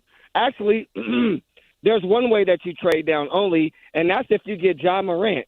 So if you bust a move for Ja Morant and say he's our point guard, then you absolutely trade down and get 12, 17, and 37. Because at that point, you just surrounded talent what we already got to Ja. So I'll go grab the center at 12 from Michigan. Mara. Our 17 pick. You got Scenic Jr. from Houston. Can't forget about him. Or you can go ahead and get Koa Pete. He ain't going back, but you can grab him. Then you got 3 second-rounders to bring guys in. So you can bring a bunch of tall studs in and just surround them all around Ja, bro, and then we'll keep it pushing. TC, love the energy as always. I would rather have Acuff over that scenario with Ja, or even Michael Brown Jr. over that scenario with Ja and those other guys, but that's an option. I mean, we've talked about it before. I mean, it is curious to think, would they be willing to – look, at this point, is it taking a bit of a risk on bringing Ja in here and hoping that he rejuvenates his career? Mm-hmm. Yes, it is. Absolutely. But you have seen what Ja has done in the past, and maybe a change of scenery is what he needs. I tend to think that they'll probably still go with one of the guards on the board for the sheer fact that they're just younger. Yeah. And you're coming in with no injuries for the most part. It's a fresh start. It's a fresh start, whereas Ja is not old, but Ja has a lot of baggage that he's coming in with. And you can mold these rookies to your identity a little bit with your younger core that you're trying to build. At some point, hopefully, if we have time in the show, I would love to get Kayla's response and your thoughts on what Dave's take was about drafting Darius Acuff Jr., because I think it's an interesting perspective. We know Dave's not as high on Acuff I don't at see all. eye to eye with him. Not at all. So hopefully we can have time to get the reaction to that, but we're not going to push it to the next segment, because next segment we're switching gears to football. ESPN has 2 players that are really good free agency fits for the Niners on both the offensive and defensive side of the ball. We'll talk about those leading into Kayla's 2-minute drill, including, I'm sure you've seen the headline about Aaron Rodgers. Yeah, we got to talk about him again, but hopefully, well, actually now we know that time is coming to an end. We got football coming for you over the next half an hour, led by Kayla Anderson right here on Sactown Sports. Like and subscribe to the Sactown Sports 1140 YouTube channel at Sactown Sports 1140 to get the Carmichael Dave Show with Jason Ross, Matt and Kayla, and the Drive Guys with Kevin Gleason and Alan Stiles on demand and at your fingertips. Get your fix of the Sacramento Kings, 49ers, Giants, Athletics, NFL, NBA, and the latest in sports and entertainment all in one place at Sactown Sports 1140 on YouTube. Your local sports leader, Sactown Sports 1140. Progressive knows you think the grass is always greener, like maybe you ride a motorcycle. But today, it's raining. So you wish you had an RV, but if you did, you'd have to listen to some guy parked next to it at a campsite plays acoustic guitar. Now, before you start wishing you had a boat, remember, your brother-in-law would invite himself every weekend. Permission to come aboard, Captain? But one thing that is greener is the money you could save when you bundle your RV, boat, or motorcycle with your home or auto with Progressive. Progressive Casualty Insurance Company affiliates and third-party insurers. Not available in all states or situations.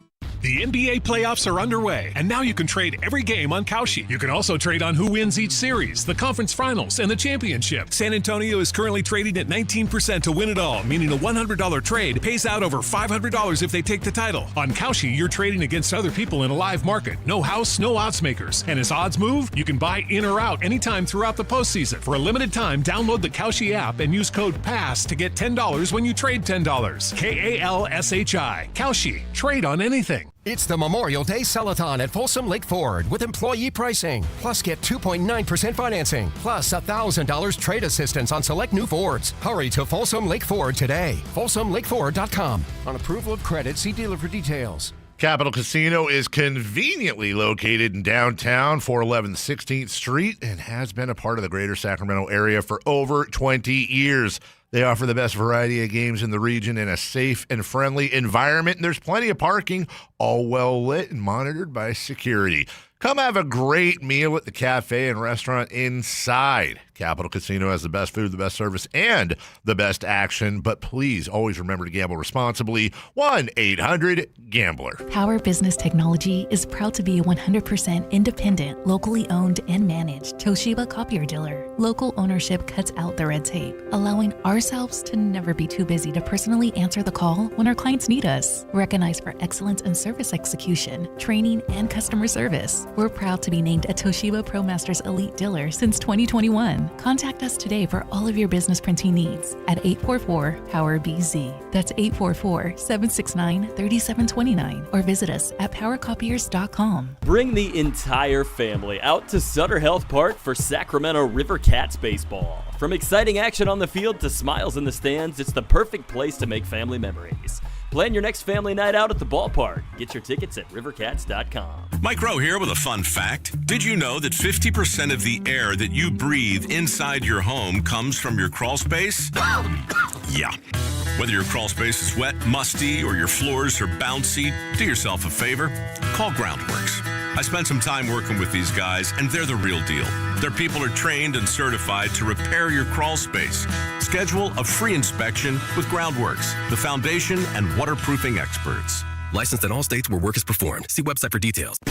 In celebration of 80 years of 49ers football, Sactown Sports is counting down 80 of the most memorable moments that have shaped the team's storied legacy and winning tradition. Here's today's faithful flashback. Number 78.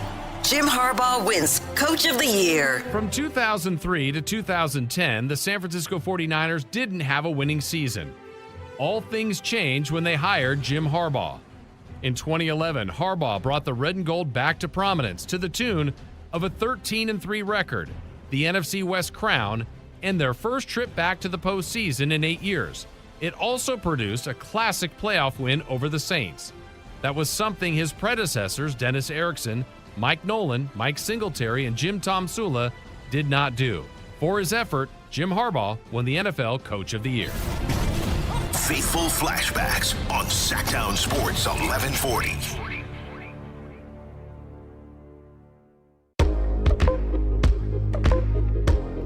It's Matt George and Kayla Anderson on Sactown Sports 1140.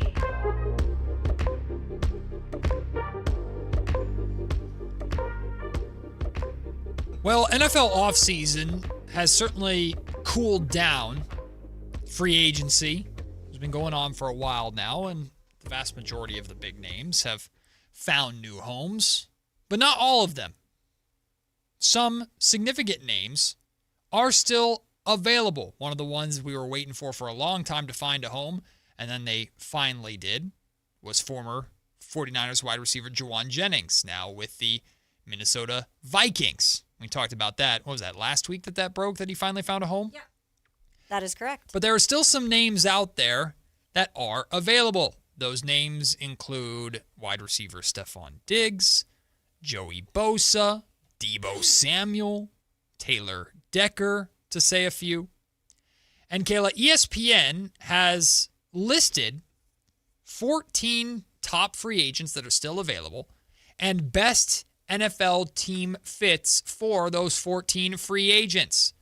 2 of them are pegged for San Francisco. This doesn't mean that the Niners are interested or will go out and get them, but They seem to be a really good fit. Yep. Those two will start on the offensive end first. Kevin Zeitler, the guard. Zeitler, excuse me. The guard is considered to be someone who could very much help the O-line of the San Francisco 49ers. What do you think about this potential fit and target that the Niners, who have money, would they restructure the deal for, who was it that they restructured his deal?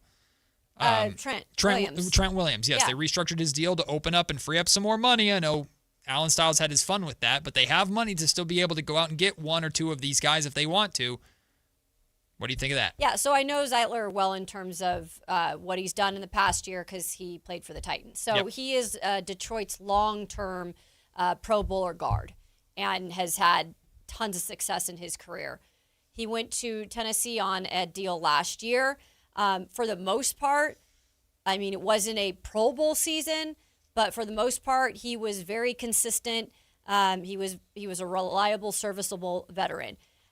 So what I will say is the timeline in terms of age fits because he's 36 years old. So that fits the 49ers timeline. Right. In all seriousness, though, yes, he would be a good fit and a good guy to have, a veteran to have on that line who is, still, I mean, this guy is like, he's got tree trunks for legs. Like this dude is at 36 still doing his thing. And it's not going to hurt to have someone like that on the line for Brock Purdy. The big question with Zeitler is, I think the Titans are still trying to get him to sign back because they need help still at that guard position. So then where does the money come into play? Like what teams are throwing out what money to get him?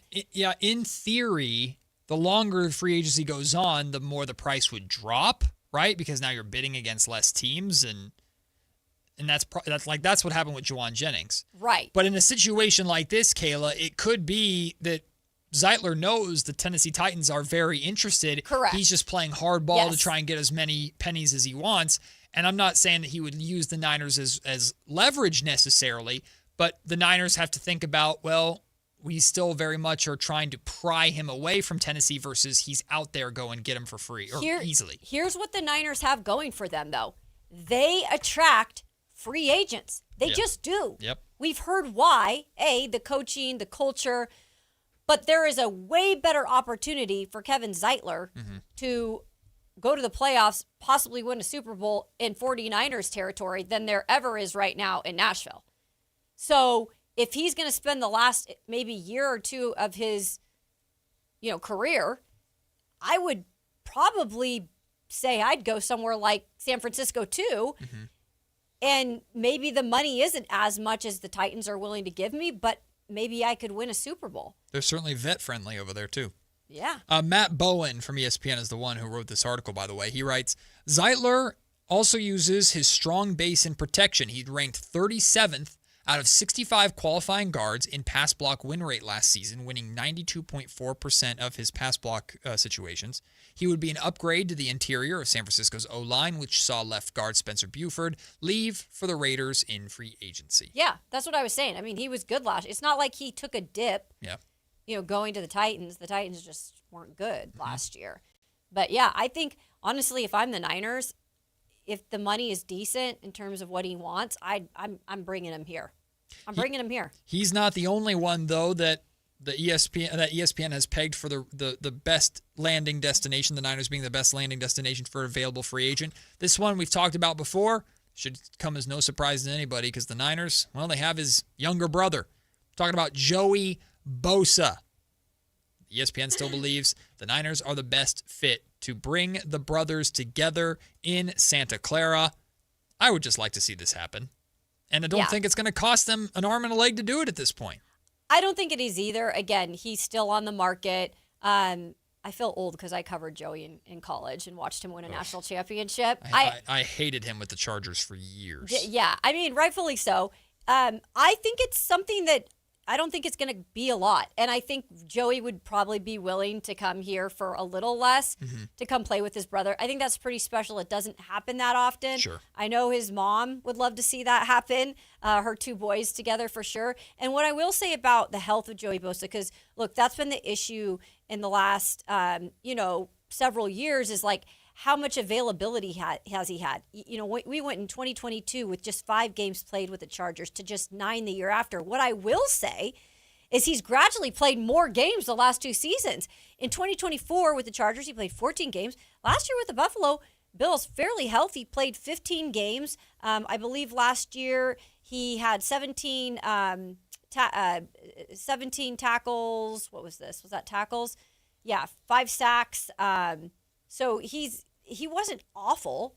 You know? He just played less snaps. He played less snaps, which, again, you're not looking at him to be a starter necessarily. Mm-hmm. But for having depth on the line, especially at that edge position or the pass rushing, role, he could come in certain situations. We have to break soon, so let me rapid fire some of these. ESPN says the best fit for Stephon Diggs, the LA Rams. What do you think of that? Stephon Diggs and the Rams. I thought it would be the Raiders, but I like the Raiders still. Yeah. I like the Raiders because of the youth, and he could help, again, a young quarterback like he did in New England. But, again, it's not the most awful fit. What do you think about the Indianapolis Colts for Debo? Yeah. Why not? Yeah. Von Miller, I can't believe he's still playing. Von Miller? For the Chicago Bears? I didn't even. No, I'm sorry. Come on, add Von to the Bears. Why know, not? But it's just like, why? Oh, he is washed, dude. I I'm don't like, know if why he's... are we still playing Von? Nick Chubb for the Dallas Cowboys? How many surgeries has he had? Well, they were all at once. That was a gruesome injury. He rushed for 520 yards for I Houston. love Chubb, though. He was a good piece for Cleveland when he was there. And finally, cornerback Trevon Diggs for the Washington Commanders. Let's just say this about Diggs. He went from being one of the most electric cornerbacks for the Dallas Cowboys to just being nothing. Remember that year that he was just every day you were talking about what interception he had over the weekend or how many he had. He's a walking highlight reel. Yeah. He broke the pick 6 record. Yep. Because all he would do is just jump routes. So he would get pick 6s and then give up touchdowns. Well, we'll come back with more football in the form of Kayla's 2-minute drill. Ladies and gentlemen, let us all mourn together. Hallelujah. The last season of Aaron Rodgers' career. Woo! It's official, according to Rodgers himself. We'll talk about it and more from around the National Football League next in Kayla's 2-minute drill. Like and subscribe to the Sactown Sports 1140 YouTube channel at Sactown Sports 1140 to get the Carmichael Dave Show with Jason Ross, Matt and Kayla, and the Drive Guys with Kevin Gleason and Alan Stiles on demand and at your fingertips. Get your fix of the Sacramento Kings, 49ers, Giants, Athletics, NFL, NBA, and the latest in sports and entertainment all in one place at Sactown Sports 1140 on YouTube. Your local sports leader, Sactown Sports 1140. Ready or not, summer is coming, and Wayfair's Memorial Day clearance is on now. Right now through May 25th, get up to 70% off everything home at Wayfair. Plus, score amazing doorbuster deals all sale long and surprise flash deals on Memorial Day. We're talking thousands of products at every style and budget. Now is the time to save big on must-haves for your patio, backyard, and beyond. These savings won't last, so don't wait. Shop Wayfair's Memorial Day clearance now through May 25th. Wayfair, every style, every home. Here's a tale of Becky. Didn't know what to do with new meds prescribed and no real cost clue. She squinted at prices, that can't be right. Then tapped GoodRx and saw the light. She could get a deal. Book telehealth if she feels. Learn about those meds without any stress. That one little app does all the rest. Even my horse downloaded it. Dang, save time and money on prescriptions. Check GoodRx. GoodRx is not insurance. Today on the pod, we're talking to Joan, a method actor and scratchers enthusiast. So, Joan, what do you like about playing scratchers? Well, as a method actor, it's about becoming the ticket. Scratching up, down, stage left, stage right. So what's your motivation? Because your performance feels so real. Oh, I was just tapping into my inner scratchers. Incredible. Yes. Bravo me. Scratchers from the California Lottery. A little play can make your day. Please play responsibly. Must be 18 years or older to purchase player claim. The statewide direct primary election is June 2nd. Vote centers open May 23rd. Remember to vote early and avoid the lines. Learn more at elections.saccounty.gov or call 800-762-8019. Sacramento! Now you've got a place for all things dance. The all-new Energy 100.5 HD2. Where dance music lives. Dance vibes anytime and any place when you get the free Now 100.5 app. Or listen at 100.5 HD2. Sacramento Kings return to Golden One Center this July for the 8th annual California Classic, presented by Ticketmaster. The Kings, with the 7th pick in the draft, will host the Golden State Warriors, Brooklyn Nets, and the Milwaukee Bucks on July 4th, 5th, and 6th. 3-day general admission passes start at just $50. Come see some NBA rookies, second-year players, and other athletes vying for spots on NBA and G League rosters. Visit kings.com/California Classic for more information and to buy your tickets today. Contractors, remodelers, you now have a great supplier to assist you with your next project. Anova Cabinet and Stone in Sacramento. They are Northern California's best kitchen and bathroom remodeling supply store. Anova has the latest cabinet styles, a great selection of countertops, flooring, bathroom fixtures, and more. Visit their website, InovaCabinetStone.com. Take advantage of their grand opening special, a $750 in-store credit. Stop by today, Anova Cabinet and Stone in Sacramento. Hey, movie fans, get ready. Star Wars, The Mandalorian and Grogu is landing at the Esquire IMAX Theater in downtown Sacramento. The galaxy's toughest warrior is back, facing new enemies and bigger battles. Don't just watch the action. Feel it on the Esquire IMAX 6-story screen, Sacramento's biggest, loudest, and most immersive movie-going experience. Grab your tickets now for Star Wars, The Mandalorian and Grogu at the Esquire IMAX Theater. Good shot, baby. If your passion is bass fishing, only one radio show has the action, information, and excitement of your favorite outdoor sport. Ultimate Bass, hosted by Tournament Bass Pro and California Outdoor Hall of Famer Kent Brown, takes you live to where the fish are biting every Saturday morning. Only Ultimate Bass feeds your passion with the latest news, products, tips, and advice from the pros. Ultimate Bass with Kent Brown, Saturday mornings at 5 a.m. on Sactown Sports 1140, part of SEP's Saturday Morning Outdoors. Ready for a new truck? Folsom Chevy is truck country. From the mountains to the levee, think Folsom Chevy at the Folsom Auto Mall along Highway 50 between the Hazel and Folsom exits, or go to folsomchevy.com. It's time for the 2-minute drill. Kayla Anderson has the ball, and she's taking us around the world of football. It's Kayla's 2-minute drill on Matt and Kayla. Say it with me, Kayla. One more year. One more year. One more year. I wish it was less, but and here then we go. He goes. He go. He goes. See ya. We're talking about Doug Christie? What's happening? On the way out. Nah, nah, nah, nah. Nah, nah, nah, nah, hey, hey. Go away. Goodbye.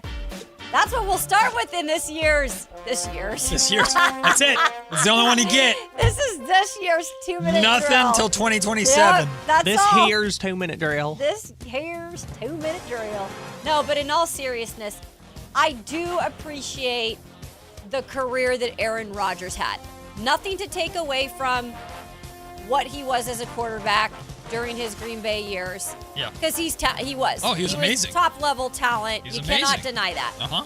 But I'm going to be honest, like, this has been going on too long. Yeah, goodbye. This whole, like, coming back, playing a year, making my teams wait for the whole summer, it's gone on too long. I'm over it. See ya. So, hearing the news today, and it is titled, He Gone. He gone. Hearing the news today brought joy to myself, and I believe many others. Yes. Brooke Pryor, who is the ESPN reporter for the Pittsburgh Steelers, reported today, after he came up to the podium and pretty much said it, that Aaron Rodgers is, in fact, saying, yes, this is it. It is his final season in the NFL. Of course, the four-time NFL MVP just recently signed a 1-year contract worth up to $25 million with the Steelers, of course, reuniting with Mike McCarthy, who was with him in Green Bay for those 13 seasons and a Lombardi trophy. So, congratulations. The Steelers season now has meaning and purpose because it's the Aaron Rodgers retirement tour. Like, that is it. Of course. Every single game of this Steelers season is just going to be Aaron going to a different place and getting a standing ovation and getting a gift and swapping a jersey with someone and take a picture, smile, hooray. Like, that's what this season's about for the Steelers. It's their first year after Mike Tomlin. Okay, it gives it some sort of validity or some sort of reason to pay attention at least a little bit. So, congratulations, Steelers. You did it. It's a really good point, though. It's like, we've screwed over our quarterback position because we're putting it off. We've put it off, honestly, for about 3 years now in terms of developing a young quarterback. So we might as well take away some of the attention on that and just put it on Aaron Rodgers' farewell tour. So the one thing that they cannot deny now moving forward is they have to at least develop one of these younger quarterbacks that are already there. Yep. Or they've got to be set on next year going up, or maybe they land in a spot to get one of those quarterbacks. Unfortunately, the Steelers do not play the Green Bay Packers this season. Oh, because that kind of would have been cool. But funny enough, their first 2 weeks of the preseason are against the Packers and the Jets. Well, there you go. So say goodbye to Aaron as he doesn't play. There you go. In There you go. preseason play. And both of them are in Pittsburgh, by the way. Exactly. Oh, right. that would have been cool if it was in Green Bay. Yeah, Yeah, give him a no, little and bit I of love. understand that too. Again, nothing to take away from Aaron Rodgers' career when it was at his peak. It's just, I think it's gone on too long. Just let it end. So, all right. I'm not happy about this. I don't know if teams are happy about this. Mr. International, talking about Pitbull here, except for... Dale. Yeah. No, he's Mr. Worldwide. Oh, that's right. Come Who's on. Mr. International? Neo. Maybe I made that up. Neo's better. Yeah. Neo's good. So the NFL guys, they're at the owners meeting this week, guys, gals, listeners. They're okaying up to 10 international games in 2027. And here's the kicker. Teams cannot protect home games. What are we freaking doing, people? Get that globalization of football going. I'm sure they make really good money for these games, though. This has got to be tough, though, for organizations that know they're missing out now on potential home games. Because when it's all said and done, I get the international lore and all that, but 10 games, and mind you, these are longer hours to get there, and then they're playing almost every day of the week now. It is so greedy. Well, you can still spread it out. You can spread it out enough. In theory, But now you're missing out on actual home games because you have to go play those internationally? Yeah, well, I mean... So what about the fans? Then you lower your season ticket prices a little bit, which they won't do, but in theory you should, but they won't. Caleb, but fans, who cares about those? That's what I'm saying. But here's the thing though, they will still evenly distribute it, right? The Niners are going on 2 international games this year. There's no chance in hell they have an international game next year, right? If they did that would be asinine. The Raiders don't have an international game this year, so the Raiders will probably have one next year. They'll spread it out to where I'm not losing a home game every single season, but if I lose one season, I get it. It's probably not the most convenient thing, and you'll hear people complain about it, but I get why the NFL is doing it, and I don't think it's that big of a sacrifice. I think their international games are cool, too. Plus, the Jaguars are going to play It's the NFL! NFL's greedy about everything. They're no, you cannot protect your home games. We're going to take everything from you. But they're all going to be Jaguars games. And I wouldn't be surprised if the Jags moved to London at some point. I think they're getting a new stadium. Kyle, you're right. They're not getting a new one. They're redoing it. Oh, okay. By the way, I looked hopefully up taking the pools out. I looked up Mr. International while we were doing this. Oh, who is it? Is there anyone? Well, Pitbull did the song International Love. Okay. But he's Mr. Worldwide. That's with Chris Brown. Apparently, Mr. International, though, is a male beauty pageant in Singapore. Well, there you go. Add the NFL to one of those beauty pageant, participants. They're going international. Nice. All NFL right. in Singapore. In Singapore. Strong statement. I think this is interesting. So, quarterback of the Cincinnati Bengals, and I don't know if he necessarily should have said this. Joe Burrow. Hopefully he's going to be healthy this year. That's first task for Cincinnati to have success is for Joe Burrow to actually stay healthy. But he came out and said this week that he believes this is the most talented roster they have had in Cincinnati since he's been there. Mind you, they went to the Super Bowl. I believe it was his and lost 2021 season. And lost, but rightfully so, was a really good team. So he's pretty much putting out here, by the way, they got Dexter Lawrence in the offseason. He's putting out there pretty much yep, this is the most talent I have. Yo, coach, do something with it. Well, I mean, that's certainly a way to interpret it. That's a statement, man. Yeah, That's a statement. I don't interpret it as that way personally. First off, we know damn well here in Sacramento that talent doesn't necessarily mean winning games, so Joe's not necessarily. Zach Taylor has had his time. I did not interpret it as a shot at the coaches. I'm not interpreting it necessarily that way. I'm saying that's how I'm looking at it as realistic, situation there. I think Zach Taylor is limited in terms of his head coaching days if he doesn't get something going. So do you think Joe Burrow shouldn't have said it? I think that's putting expectations extremely high for the Cincinnati Bengals, who I still don't really know what they are defensively. I think expectations were already, especially for him. I think a lot of expectations are super high for Joe Burrow as well, to where. But their defense has been stank. Yes, I agree. This to me is a leader hyping his guys up and giving his guys good vibes going into the season. But the expectations on the Cincinnati Bengals have been heavy for a while, and I think the expectation, to your point, Kayla, is going to be that they will underperform. And Joe Burrow is kind of adding more fuel to that fire, but also having his guys back. I get that, but most talented roster they've ever had in Cincinnati since he's been there, and they went to that 2021 Super Bowl. I get they added Dexter Lawrence, and he's a true talent. Mm-hmm. But, one player is not going to fix the ultimate problems you've had defensively. Sure. And there's other things that you've got to stay healthy, by the way, Joe Burrow. Mm-hmm. Can you add that into your statement? Mm-hmm. Anyway. Can I add yes, I'm going to add go ahead. A quick audible to the 2-minute drill. An honorary 2-minute drill segment. This is from Nick Walters.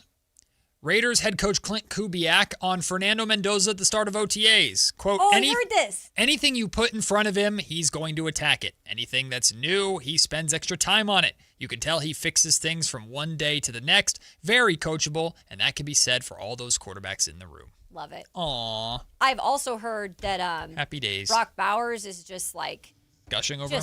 Well, Brock Bowers in himself is looking great. He's awesome. Hell yeah. Of course he's awesome. Just stay healthy, my man. I love Brock Bowers. Stay healthy, Brock Bowers. And I'm not drafting you on my fantasy team so that you do stay healthy. Because if I draft you, you're going to get hurt. It's just meant to be. Happened to me too. It's just meant to be. We'll take the break. When we return, Danny Cunningham, friend of the show, he's back with us. We talked to Danny after the Keon Ellis trade. Yep. Now we're having him back on after that Game 1 collapse by the Cavaliers last night. Danny Cunningham, host of the Locked On Cavaliers podcast, friend of mine for many years, joins us next to talk about how the Cavs respond in Game 2, James Harden, and Keon Ellis not playing in Cleveland. We'll discuss it all to start the final hour of the show. It's Matt and Kayla on Sactown Sports. Listen up, Niner gang. Sactown Sports is your local home for 49ers football, and we're here to level up your game day experience. Download the Sactown Sports app and tap the contest banner on the homepage for your chance to win a pair of tickets to the 49ers home opener this season. Don't wait. Download the Sactown Sports app today. Your local sports leader, Sactown Sports 1140. This is the story of the one. As a safety manager at a manufacturing plant, he does everything he can to keep his coworkers safe. From finding ways to reduce risks to keeping safety supplies in stock. And for that, he relies on Grainger. Grainger offers a broad range of quality products and next-day delivery, so he can always play it safe. Call 1-800-GRAINGER, click Grainger.com, or just stop by. Grainger, for the ones who get it done. Golf to Go is brought to you by the Hagen Oaks Golf Super Shop. Here's Frank LaRosa. With so many newsletters, blogs, podcasts, and such about the game of golf, I appreciate the listen here at Golf to Go. But here's one I look forward to in my inbox. It's called Power Fades, and written by a fellow New Englander named Jim McCabe. He covered the game for the Boston Globe for 23 years, going on to cover the PGA Tour for Golf Week magazine, followed by a position with the PGA Tour as Senior Manager of Communications. Since 2021, he has self-published his digital golf newsletter called Power Fades. McCabe says he has a passion for playing golf that is surpassed only by his passion for writing about people who have a passion for playing golf. I open his newsletter with a smile on my face, knowing I'll encounter another's highs and sometimes lows as McCabe writes with great sentiment about regular people's regular lives and their place in the game. And his front 9 musings add humorous reflections to this tidy package. Visit powerfades.com now and thank me later. That's your Golf to Go. I'm Frank LaRosa. Hey, it's Carmichael Dave. I'm talking to Chad Hoblet of Hoblet Dodge Chrysler Jeep Ram. Chad, what's going on for the Memorial Day sales event? Right now, you can save up to $16,000 off MSRP on new 2026 Ram 1500 crew cabs. Plus, with an EPA estimated combined 22 MPG, you're going to save big at the pump. It's true, getting fuel is easily one of the scariest things to do nowadays. I get it, and a new Ram could be what you need to cut your fuel costs long term. Plus, you'll enjoy best-in-class luxurious cabin comfort and the most luxurious Ram 1500 ever. If you've been thinking about a new truck, you have to start with Ram. Plus, with over 500 new Rams available, your new Ram is waiting at Hoblet. Search, select, and save through their whole inventory at HobletDodge.com. Unbeatable prices, unbeatable selection. Nobody beats Hoblet, period. 16,000 total net savings after $54.67 factory incentive and $85.33 dealer discount. Incentives include 1,000 Hoblet trade-in assistance on eligible vehicles, 500 business owner bonus with proof of business ownership, and 500 military first responder bonus for eligible members. 5 of this net savings. See dealer for details. If you have unfiled taxes or are in debt to the IRS, this is important news. Did you know the IRS has programs specifically designed to help people struggling with tax debt? Powerful tax assistance programs that can save you thousands if you qualify. No one knows these programs better than the experts at Optima Tax Relief, America's most trusted tax resolution firm, A-rated by the Better Business Bureau. Their award-winning tax attorneys and licensed professionals have resolved over $3 billion of tax debt for their clients. One call to Optima can start the process, helping to put an end to your worries about wage garnishment, asset seizure, and other aggressive IRS actions. Find the best options to solve your tax problems. Call the experts at Optima Tax Relief today for a free consultation. Call 800-375-2922. 800-375-2922. 800-375-2922. Optima Tax Relief. Some restrictions apply. For complete details, please visit OptimaTaxRelief.com. Hey there, Mark and Tom, the travel and entertainment guys, brought to you by Sports Leisure Vacations. Time for our weekly travel tip, and with it, here's Mark Hoffman. There's an old saying, when in Rome, do as the Romans do. But American travelers to Europe and probably other destinations haven't been able to completely master that task. Here are some examples. Tipping. We are furious about constant tipping in our own country, but when we go overseas, we tend to over-tip. Sometimes in a big way. In many countries, service is built into prices, particularly in restaurants. It pays to do your homework. Europeans often drink water and espresso at room temperatures. Asking for a large amount of ice or really hot coffee brands you as an American tourist. Americans tend to wear athletic wear and white or bright-colored tennis just about everywhere they go. Perhaps consider your less flashy tennis shoes for not-so-casual occasions. More tips to make you a smarter traveler, Saturdays at 11 a.m., right here on Sactown Sports 1140. KHD1 Sacramento, KYMX HD3 Sacramento. From the Power Business Technology Toshiba Studios. Sactown Sports 1140.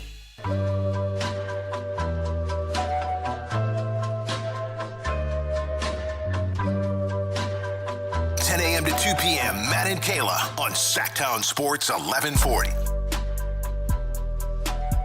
If you're a Cleveland Cavaliers fan today, you're probably going through it.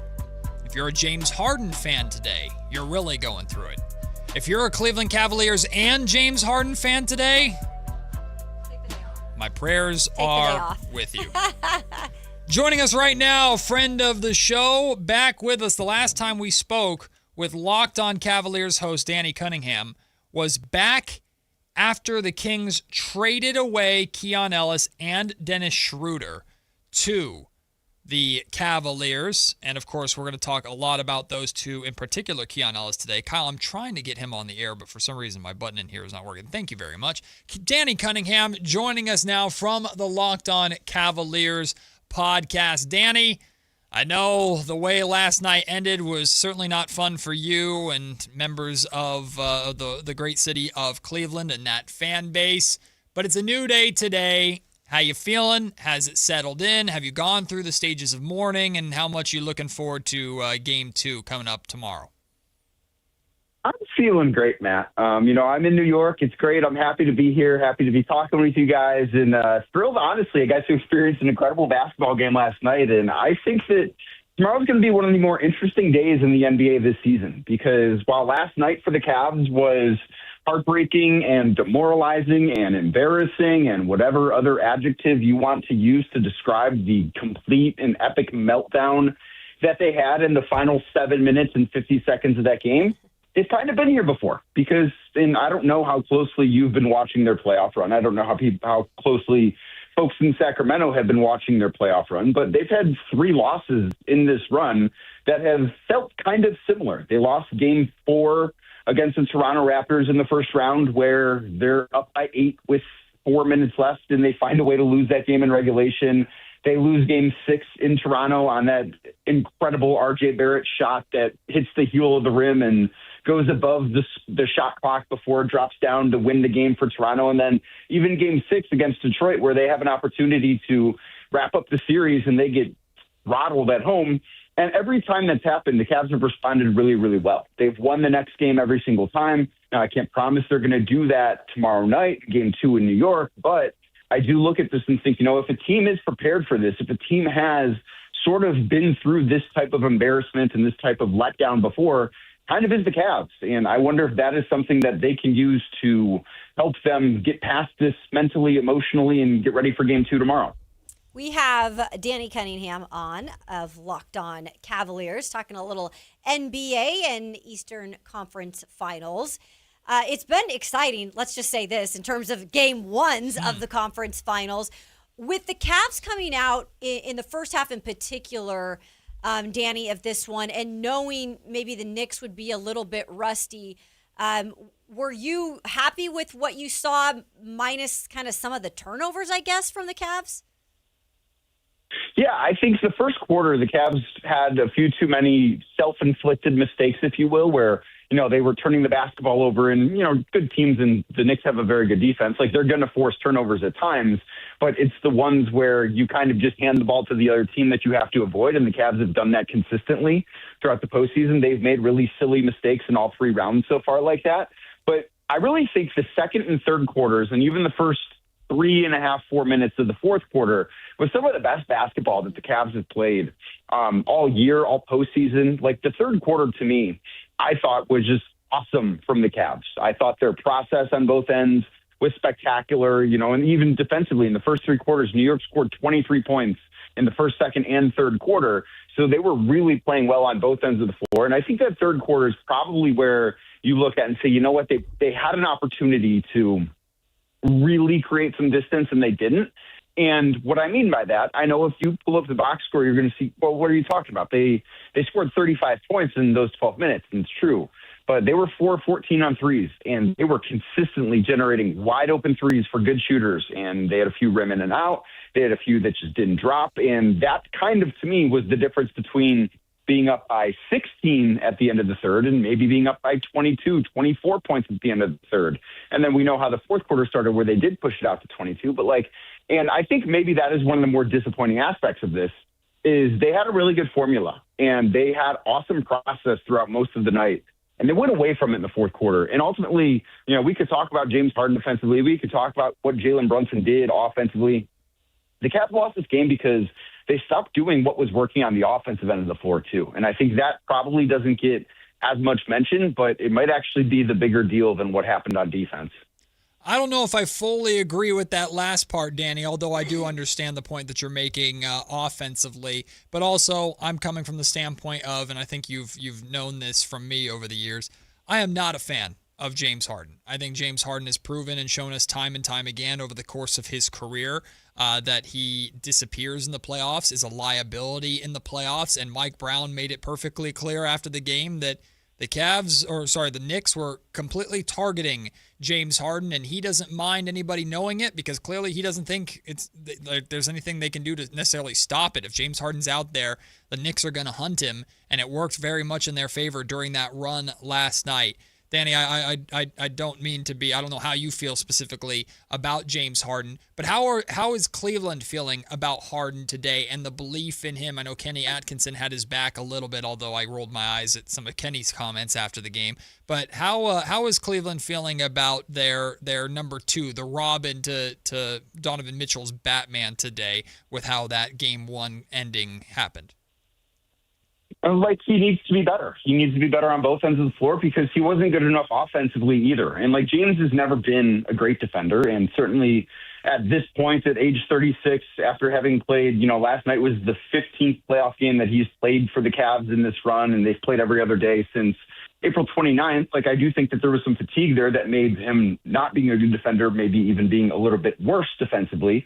But I also look at it on the offensive end of the floor as kind of where he needs to be better. They didn't get him because he's Gary Payton defensively. They got him because he can generate excellent offense time and time again. And I think in the fourth quarter, he didn't do that. Defensively, does he need to be better? 100%, absolutely. But I'm almost at the point where I don't know that I put that on him because everyone knows what he is defensively. I put that on Kenny Atkinson for allowing the Cavs to just easily give up switches. I put that on some of his teammates as well. I'm not trying to shield James from the blame here. Like, he needs to be much better. But I think that the Cavs got away from part of the stuff that was working defensively, where they did not just easily give up switches to allow Jalen Brunson to attack whoever he wanted through the first three quarters of that game. They did a great job of keeping Dean Wade connected to Jalen. And the Knicks did not have a very effective offense in the first three quarters when Dean was on the floor. And I think, like, those things, they just stopped doing. And when you stop doing that and you have as great of a isolation player as Jalen Brunson is attacking James Harden's going to get cooked. He needs to be better defensively, but I think the Cavs probably need to do a better job of not putting him in positions to fail defensively as well. Like, I think it's kind of both things can be true here. Danny Cunningham of Locked On Cavaliers is our guest right now on Matt and Kayla. So speaking of defense, and when he was here with the Kings, that is one thing that we talked a lot about when Keon was out on the floor and the type of defense that he played.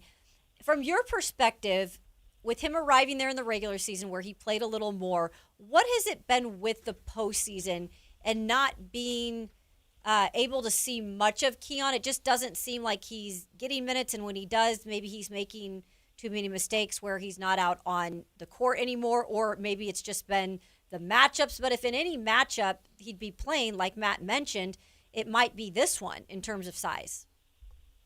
I think it's a matchup thing. I don't think it's a Keon hasn't been good enough thing. I think ultimately, like, Keon is a very good defender. He's a chaos creator, if you will, on that end of the floor. But I think when you look at his defensive weakness, he's not strong enough, right? Like, he's got a very wiry frame.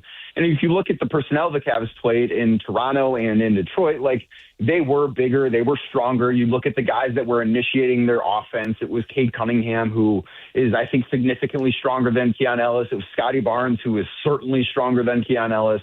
So, like, I do think that those personnel matchups made those series not the best fit for Keon. I think at times he should have been playing more than he was. I think that's on Kenny Atkinson. But I think when you look at the way that the Knicks are built, and Jalen Brunson's going to have his way with a lot of guys, but I think that Keon is better suited to defend him than he certainly was Cade Cunningham or Scotty Barnes in the first two rounds. And then you look at some of the other places that the Knicks have offensively, like, can Keon Ellis be on the floor when Josh Hart's on the floor and help off Josh Hart at times? Absolutely. I think Keon would be really good in that spot. Can he defend Mikal Bridges? 100%. Like, I just think that there are more places for him to be effective defensively in this series than there were in the first two series. So, kind of reading between the lines of what you were saying there, Danny, your expectation is that his playing time should increase as this series with the New York Knicks goes on, because in these first two 7-game series, the exact opposite has happened, where he's played his most minutes in game one, and then it's slowly decreased as the series has been going on. And I agree with you completely. I talked about this yesterday. I think the Knicks present a better matchup opportunity for Keon to play. That being said, I know it's the conference finals, but if Keon doesn't get opportunity to play in this series, then what the hell series is he going to get opportunities to play in with matchups? Yeah, that's a great question. Like, I do think that this is the one for him. I think he needs to be helpful. I thought that I know he had the turnover, the ball bounces hands on, a late shot clock situation in his stint in, I believe it was the second quarter. But other than that, I thought he was pretty effective. I thought he was good defensively. I believe the Cavs won his minutes by 6 points in the first quarter. I thought he should have got the second quarter, excuse me. I thought he should have got some run in the second half as well. Like, I don't know that he necessarily changes the game, but when you look at some of the things that were going wrong, you just wonder, could Keon Ellis have helped? And I don't think it's on him. Obviously, he's not the one that's going to put himself into the game. I think Kenny Atkinson could have made some different personnel decisions, but I agree. Like, if this isn't the series for Keon and the Cavs do advance, I'm not so sure that the next series is going to be a series for Keon either. We got Danny Cunningham joining us from the Locked On Cavaliers podcast.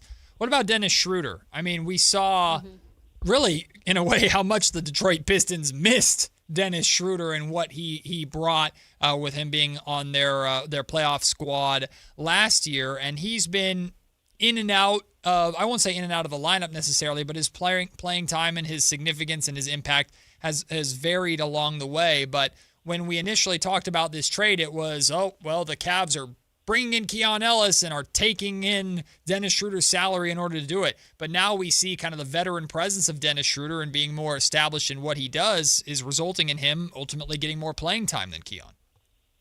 Dennis has been immensely helpful for the Cavs, and I didn't expect him to have the defensive impact that he has had. Like, I don't think of Dennis Schroeder as this awesome defensive player, and he certainly has his limitations on that end of the floor. But I think he has brought like this edge, this fieriness that the Cavs were missing prior to that trade. And I do think that is something that does matter. And I don't know if there's a way to quantify it. And Dennis is, I think, a little bit too inconsistent offensively as well. Like, I think he was 1 of 9 from the floor last night, with the one make being a 3-pointer in the first half. But I think he's been pretty helpful because I think he has been somebody that, one, is not afraid to hold other guys accountable. And I think the Cavs need that, especially from role players. Like, there was a situation, I believe it was in game 3 or 4 against the Pistons, where Donovan Mitchell didn't get back on defense after a pretty bad turnover. And who's yelling at him? It's Dennis Schroeder. And, like, that stuff matters. And I think that stuff really matters in this locker room. I think he's been a big boost. And you can even go back to the first round.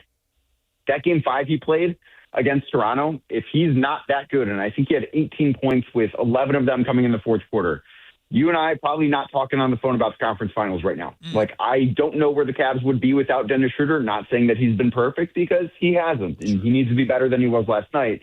But I think overall, like that, he's been a positive addition.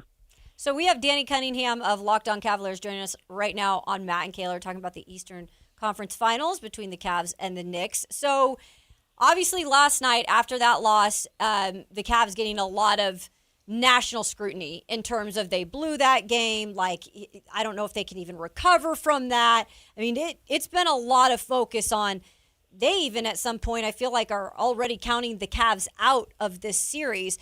You're close to the Cavs. You're close to the situation, the team. What do you feel like in terms of response? Do you think this team is capable of? It might not happen tonight, or tomorrow as the Knicks are still at home. But do you feel like they can bounce back from a real bad, letdown in this game 1? I definitely do. Because if you look at that game, and the focus is going to be on the final 8 minutes, and the focus should be on the final 8 minutes. They collapsed, they choked, it was embarrassing, whatever you want to call it. But the Cavs outplayed the Knicks for 40 minutes of that game. They were really, really good. They played excellent basketball. And I do think that they have a lot of answers to problems that the Knicks have, put on other teams. I think the Cavs have a lot of answers. And I think that the Cavs are uniquely built in a way to beat the Knicks. Now, I think it is a bigger question to me what the mental response is going to be, as opposed to, are they good enough to win this series? In my mind, they are no question good enough to beat the Knicks 4 times in the next 6 games. But I do think, like, when you have played as many games as the Cavs have here, where they've played back-to-back 7-game series, when you have, responded to this stuff really, really well, as I talked about earlier, where after game 4's heartbreak, they won game 5. After game 6's heartbreak, they won game 7. They just mauled the Pistons in game 7 of that series on the road. Like, they've shown a lot of mental toughness, but I wonder if there's going to be a certain point where they hit mental fatigue, because there has been a lot of this. They've not had time off. They've played every other day since April 29th. And I think that stuff matters. And I would not be in. I am also at the point, and maybe this makes me like bad at my job. I'm kind of done predicting what the Cavs are going to do, because I thought after they won game 5 in Detroit, came back from down by 9 points with 2.5 minutes left, thought there's no way this team doesn't come out with its hair on fire in game 6 on Friday night against the Pistons. And it's going to be an absolute party inside Rocket Arena. And it was a party if you were a Detroit fan, because the Pistons won that game by 24.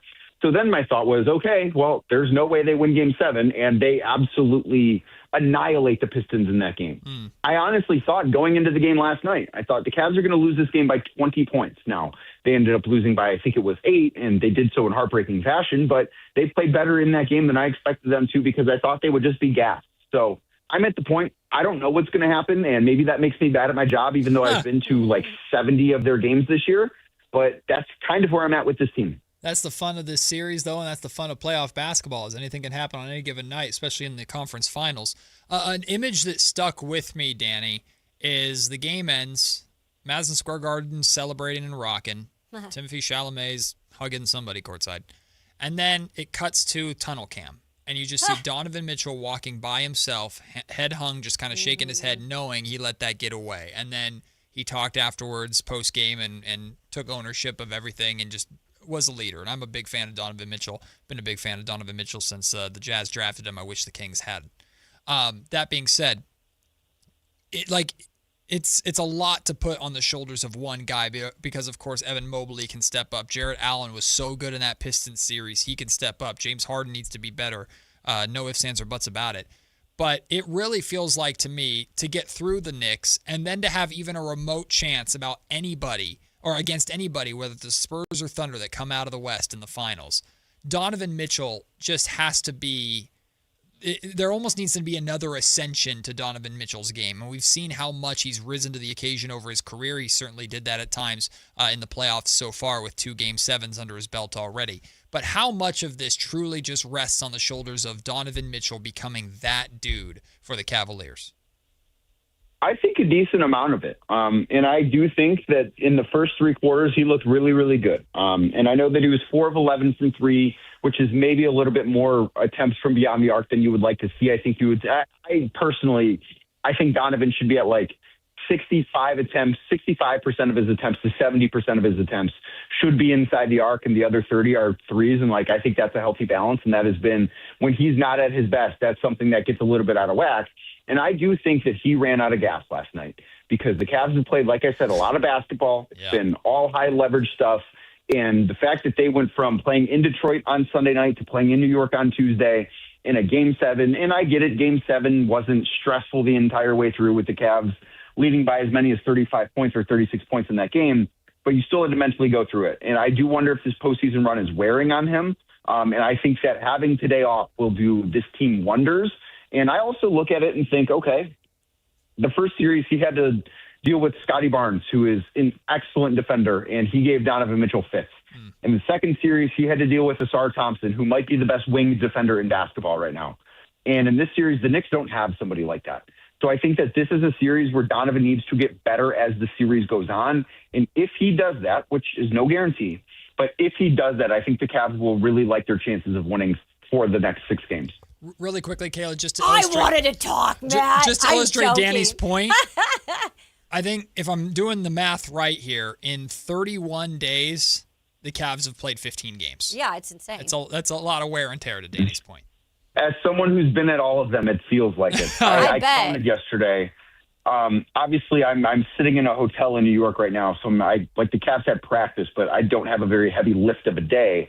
I have either been traveling or at a basketball game for all but four days since April 29th. Hell yeah. Welcome to the playoffs, baby. And I mean, I don't play the games.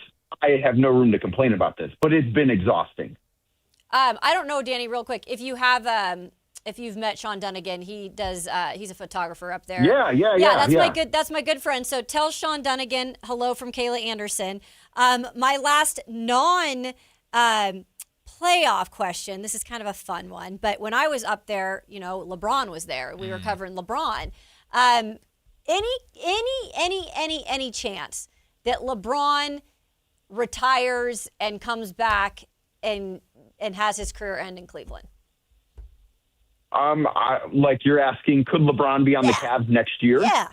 Yes. I will never rule that out. I don't know, I can't give you a percentage chance. I don't know what's going on in the head of LeBron James. I don't know if the Lakers want him back. I think that there's going to be some really interesting days upcoming, and I think it probably depends on how this series goes for the Cavs. But at this moment in time, I think it would be foolish to rule that out. I'm not saying it's going to happen. Not saying I even think it'll happen. But I think it would be very foolish to rule that out from happening. Well, based off the comments from grumpy old man LeBron James after his Memphis comments went viral, he said Milwaukee, Cleveland, and Memphis are the three places he doesn't want to go to. LeBron's gone all Hollywood on y'all, Danny. He's always had a little bit of Hollywood in him, but, I think the allure of home, and I think that maybe one final chapter in the place where your greatest accomplishment came wouldn't be the worst thing for his legacy. Danny, let me ask you this, though, because I don't want this to happen, by the way, but there's always been this alternate universe where LeBron James is a Golden State Warrior with all the battles they've had. Did you just vomit in your mouth a little bit? Like, what do you think about that idea? I think it would be an unfortunate thing for his legacy because, there are certain guys that you think of, on a specific team or on a specific situation, right? And there's that photo we've all seen of Patrick Ewing and Hakeem Olajuwon playing against each other wearing in Orlando in a Toronto uniform, right? We all know that photo. I think LeBron should be above being in that kind of photo where he's playing at the end in a uniform that he didn't wear throughout his career. I just think that would be an unfortunate thing. I think if he plays again, it should be in Los Angeles or it should be in Cleveland, and I think anywhere else would be a mistake. I don't believe this is going to happen, by the way, but because of the raw feelings of when it happened the first time, if somehow LeBron ended up in Miami for the final year of his career, would that piss Cleveland off? No, I don't think so. I don't think that Cleveland would be upset if LeBron's not back. I think that there are certainly a large portion of Cleveland fans that want LeBron back and a portion of Cleveland fans that don't want LeBron back as well. But I don't think that would necessarily, I don't think it's something to be upset about over, especially, like I said, if he plays for a team that he already has history with. LeBron James for James Harden. Who says no? Come on now. Let's put James Harden with Luka in LA so I can just laugh. The second apron rules say no to that one. I think Adam Silver can make an exception just to make the Lakers a dumpster fire. I'm all for it. Danny, we appreciate you taking the time, my friend. Enjoy the Big Apple. Enjoy Game 2. We'll see how the Cavs respond and what the Knicks look like, because the Knicks could certainly look better as well. And hopefully we can all enjoy, too, the continuation of these epic conference finals games, because, man, did the Spurs and Thunder set the tone in Game 1, and the Cavs and Knicks, well, they followed suit with their own overtime banger. So it's been a lot of fun. I'm glad you're out there getting to cover it and enjoy it. It's been an absolute blast. I'm looking forward to a lot more high-level basketball, guys. All right, Danny. Nice, Danny. Enjoy, travel safely, and we look forward to having you back on very soon. That's Danny Cunningham from the Locked On Cavaliers podcast. Appreciate him making the time. We'll see what the Cavs look like in Game 2 if Game 1 really was their best effort. We'll take the break. When we come back, it's time for our MLB miniseries update. How did Kayla and I fare going head-to-head? We shall see. Stop grinning over there. What? Don't give it away to the chat. I'm not leading the witness. Huh? I have no idea. Maybe I lost. You don't know. Plus, we got Crosstalk with Whitey Gleason and Alan Stiles coming up next. Matt and Kayla, Sactown Sports. Take Sactown Sports with you everywhere you go with the Sactown Sports app. The most in-depth coverage of the Kings and 49ers. A library of written and video content. And all your favorite personalities all in one place. Download the Sactown Sports app today and get in on the action. Your local sports leader, Sactown Sports 1140.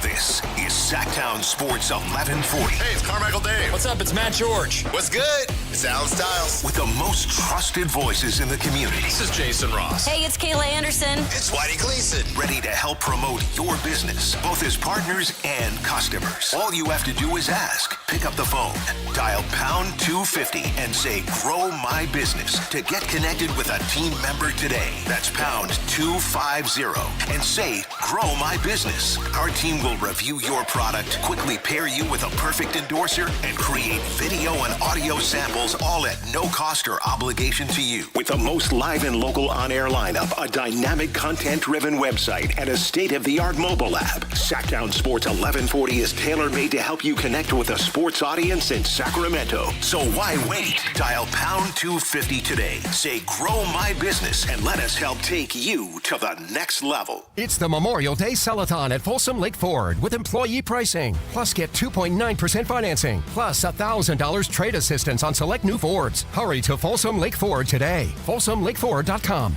On approval of credit, see dealer for details. Capital Casino is conveniently located in downtown 411 16th Street and has been a part of the greater Sacramento area for over 20 years. They offer the best variety of games in the region in a safe and friendly environment, and there's plenty of parking, all well lit and monitored by security. Come have a great meal at the cafe and restaurant inside. Capital Casino has the best food, the best service, and the best action. But please always remember to gamble responsibly. 1-800-GAMBLER. Contractors, remodelers, you now have a great supplier to assist you with your next project. Anova Cabinet and Stone in Sacramento. They are Northern California's best kitchen and bathroom remodeling supply store. Anova has the latest cabinet styles, a great selection of countertops, flooring, bathroom fixtures, and more. Visit their website, InnovaCabinetStone.com. Take advantage of their grand opening special, a $750 in-store credit. Stop by today, Anova Cabinet and Stone in Sacramento. Is the volatility of the stock market driving you crazy? Is your retirement account sinking, yet you're getting older? And you're starting to worry about, will I have enough for retirement? What about the money in the bank? These banks pay nothing these days. How do we get growth to get to retirement account? It's simple. Move into gold and silver. Want to know how to do it? Listen to my show, Striking Gold, with me, Kenny Michaels. If you want unlimited talk, text, and data on a super fast network, Big Wireless will sell it to you right now for as little as $70 a month. Or you can buy it from Pure Talk for half of that. I'm talking about unlimited talk, text, and data for just $34.99 a month. But wait, there's more. When you switch to Pure Talk, you'll be switching to an American wireless company that's committed to keeping 100% of its customer service in this country. I appreciate that. In fact, that's why I switched. I also appreciate the way they support our vets and our skilled workforce. Dial pound 250, say micro, and get unlimited talk, text, and unlimited data for just $34.99 a month. That's pound 250 micro. Stop paying twice what you need to pay for the service you want and switch to an American wireless company that actually stands for something. Pure Talk. Injured at work, slip, trip, or a heavy object fall on you? Fareed Guptill, Esquire at DTLA Law Group fights to get you paid while you recover. Don't wait. Protect your rights today. Text Injury Help to 40222 or visit calldowntown.com now. That's Injury Help to 40222. Text rates may apply. Office located at 560 Santa Fe, Los Angeles. Results or outcome may vary. No attorney-client relationship is implied. Visit them at calldowntown.com. That's calldowntown.com.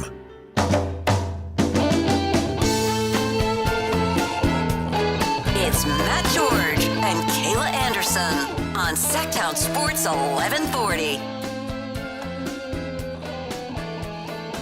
Our guy Danny Vietti, who's been on the show before, big baseball media member for CBS Sports, put out this crazy stat.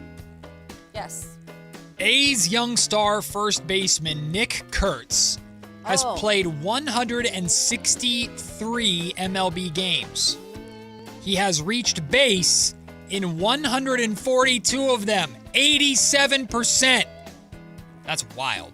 Yeah, that actually, I saw that today. He's got, I think, currently a streak going of like 40-something. Big time. Yeah, no. So whether it's walks or homers or hits, he's just... By the way, the A's killed it last night. They did. Couldn't give Ginn any run support, so they decided to score, 10 runs the next night? Yep. Hey, we'll take it. A bounce-back win for the A's. The Giants are currently playing. Bryce Eldridge ripped a double off of the center field fence. He hit it like 113 mile per hour exit velocity. He crushed it, just missed a home run. That gave the Giants a 2-1 lead. They're now trailing 3-2. Can I add something to that? It was going to be a pick-a-side today. Might as well add it to this note. Speaking of Bryce Eldridge, so Bob Nightingale said he put out this kind of column or whatever saying that the Giants are not using Bryce Eldridge properly. This came out yesterday. And the reason why is because since being called up on May 4th, Eldridge had only had 5 starts. Yep. And so I thought it was funny today, obviously Eldridge in the lineup and Eldridge, doing what he just did. Yep. But that was supposed to be a pick aside in terms of should Tony have played him more up to this point? Tony said, fine, I'll play him. Leave me alone. Okay, get off me. Maybe Get off my back. Alan texted him, hey, my guy. Hey, my guy, Tony Hey, Vitello. I really like what you're doing. Big fan. With these guys. Alan does a phenomenal job covering the Giants over on the Locked On Giants podcast, which you should check out. I like that Alan's new bit, and by the way, Alan will be joining us with Whitey Gleason here in the next segment. Alan's thing is he's calling them like the Savannah Rotten Bananas now. Like the Giants are the Savannah Rotten Bananas. He also said last night, I'm going to ask him about this. He said last night was rock bottom for the Giants. It was bad. Because they had a lead, got out of a number of jams, and then gave it away. It was bad. Well, the good news is for us, none of us picked the Giants in our miniseries, so that's good, huh? Well, good. Great. That's positive. Hooray. What a low bar. Kayla, you and I went head-to-head. We'll get to that battle in just a second. Oh, wait. Let's just get it over with. Why? It was good for you. You son of a... It was good for you. No, it wasn't. Yes, it was.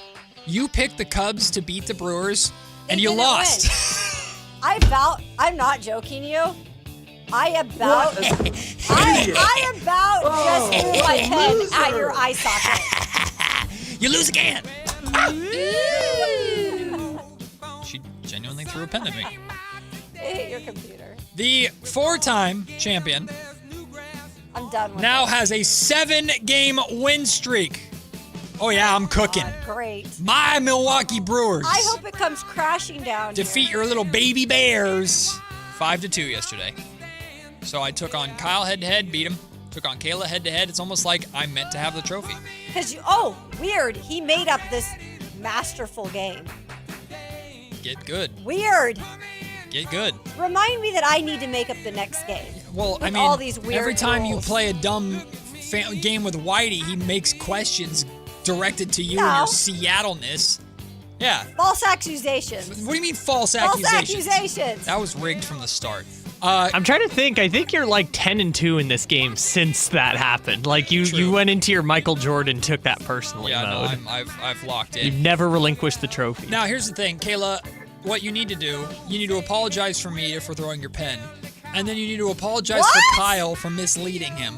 Because you told Kyle, take the Phillies. They're the interim manager boost. So what did Kyle do? Kyle took the Phillies. Anything. Kyle followed your lead as the leader of this show. Followed your lead, and you led him astray because the Phillies lost to the Reds 4-1. I didn't say to take him. Idiot. I did not say that. What a loser. He took him, and then I said, interim manager See, boost. that was your revenge. That was your revenge for he took the Mariners and said Cal Raleigh would break his streak. Cal Raleigh did. He took credit for it, and then Cal Raleigh got hurt. So then you led him astray. By the way, that is my only win be. in the last 2 weeks. Oh, yeah. See that? Yeah. Kyle's been strong. Kyle went 5-0, but it wasn't I don't even think him. I did much with the losing part of that. No, Kyle went 5-0 because of Ramsey and Anthony. Came back and is like, what, 1-8? Yeah. It's not been great. No, because I did good that 1 week, but That's then true. You did better. But if you take away the 7 days that I was out, I know I picked a couple of those days. You did. If you take away those 7 days, I'm like 12-21 on the season. Give yourself a little more credit. Come on. Kyle, we'll get back in it. We'll take this giant down. Will ya? We'll take this giant down. It's on you, Kayla. I'm already 0-2. I might be dead. I'm 23-17 overall. Kayla's even 20-20. Kyle is 19-21. Oh, God. Get good. Who do you have today? Get on my level. Get this out of the way. All right, so I have the Blue Jays, Guardians, and Pirates to choose from today. I could take the Guardians over the Tigers. I have to make sure I check and pay attention to who plays tomorrow. Thursday day, by the way, we all have, I think, early games. Okay, so we'll see about that. Who's pitching for the Pirates today? I might take the Pirates. Looks like someone named Carmen Mlodzinski. Yeah, I'm not taking the Pirates. Oh, shoot. Today. Shoot! I was supposed to take the Rangers today. Blew it. No! Did they win? Did they win? They're playing right now. I'll give it to you. What are they up? What's the score? Let's see. Yeah, they're up. They're up 3-2 in the 5th inning. I didn't even look, but I was supposed to take them. I'll give it to you. Okay. All right, so you're taking the Rangers over the Rockies. I even had it written here, so it's even proof. Kyle, I have it written here. Get the asterisk ready. Just kidding. No! I have it written down right here. How do I know you didn't just write that down? Because I wasn't on my pad of paper. The chat can prove it. Check the tape, VAR. The chat can prove it. Check the tape. Well, the Rangers have bases loaded, 2 outs right now, so let's wait and see what happens. That's not fair. I had it written down. That's not fair to call in the chat. The chat's always Team Kayla. Out. The chat, that's bias. The chat's always Team Kayla and anti-Matt. Let's wait to see if Ezekiel Duran strikes I have out. it all written out. Yankees, Cubs, Rangers. Then I take the Cardinals tomorrow in the day game, and the Mariners. You know top off what? by Friday. What am I doing? I don't want Matt to win. I'm on Kayla's side here. Yeah. What am I doing here? Snakes, all of you. Well, I forgot y'all which team I was. De'Aaron Fox the snake, and y'all being slithery. Yikes, I don't like that at all. So I'm doing this now. I'm taking the Guardians over the Tigers today, and then the Pirates play early tomorrow. So tomorrow I'm taking the Pirates over the Cardinals. Yeah, and I'm taking. Oh, we're going head-to-head tomorrow? Are you taking the Cards over Yeah, the Pirates? I have to take the Cardinals tomorrow. That was my plan. I love 'cause that. They play a day I game. love that. We're going head-to-head again. You can go for your revenge. All right, and we will give you the Rangers versus the Rockies. Because I did have it, and it was written down. Kyle? Remember, I'm a planner. You are a planner. Again, the Rangers could be up 8-2. I'd give it to you, Kayla. Kayla or Kyle, who's your team today? I got to break the losing streak, so I'm taking the A's. Oh, well, that doesn't. Yes, I did, Logical. Look at my pad of paper. This is in order. Because I do this now. Yeah, Logical. Because I didn't want to get the asterisk. Call her out. For missing on Fridays and having to do a Saturday game. Call so her now out. I write it down. Call her out, I write Logical. it down. No, you shut your mouth. You shut your mouth. Call her out. Snake-like behavior. I think Logical saw you. I think. No, here's what I think happened. What I think happened is while Matt was leaning over to go and get the trophy, I think really quickly there was a little scribble. No, there wasn't. Check the tape. She didn't even know what team the Rangers were playing. She never knows what team her teams are playing. I just write them down, so now I have them in order. I don't think the camera caught that. By the way, 1-2 count on Ezekiel Duran. Bases loaded. Fraudulent.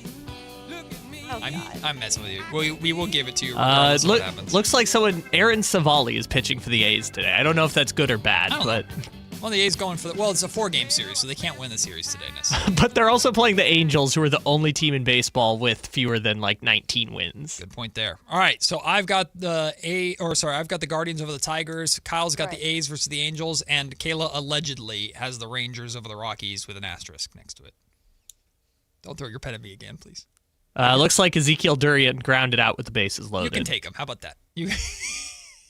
I'm kidding. I already wrote it down. I'm about to stranglehold you. She's holding her pen, and the point of the pen is facing me. And what she's doing, I don't know if the mic can pick it up. She's slowly clicking it, just very direct. You're glad clicks. I don't have a BB gun. Bruh, you're a violent person. Oh, by the way, Johnny just said we ruined the song. We did? What, we ruined center field? What, they don't like center field anymore? Because of the segment or because Kayla's angry? Because of the game. Whatever, I don't care. We use it for the morning show thing, too. I don't care, whatever. Center field.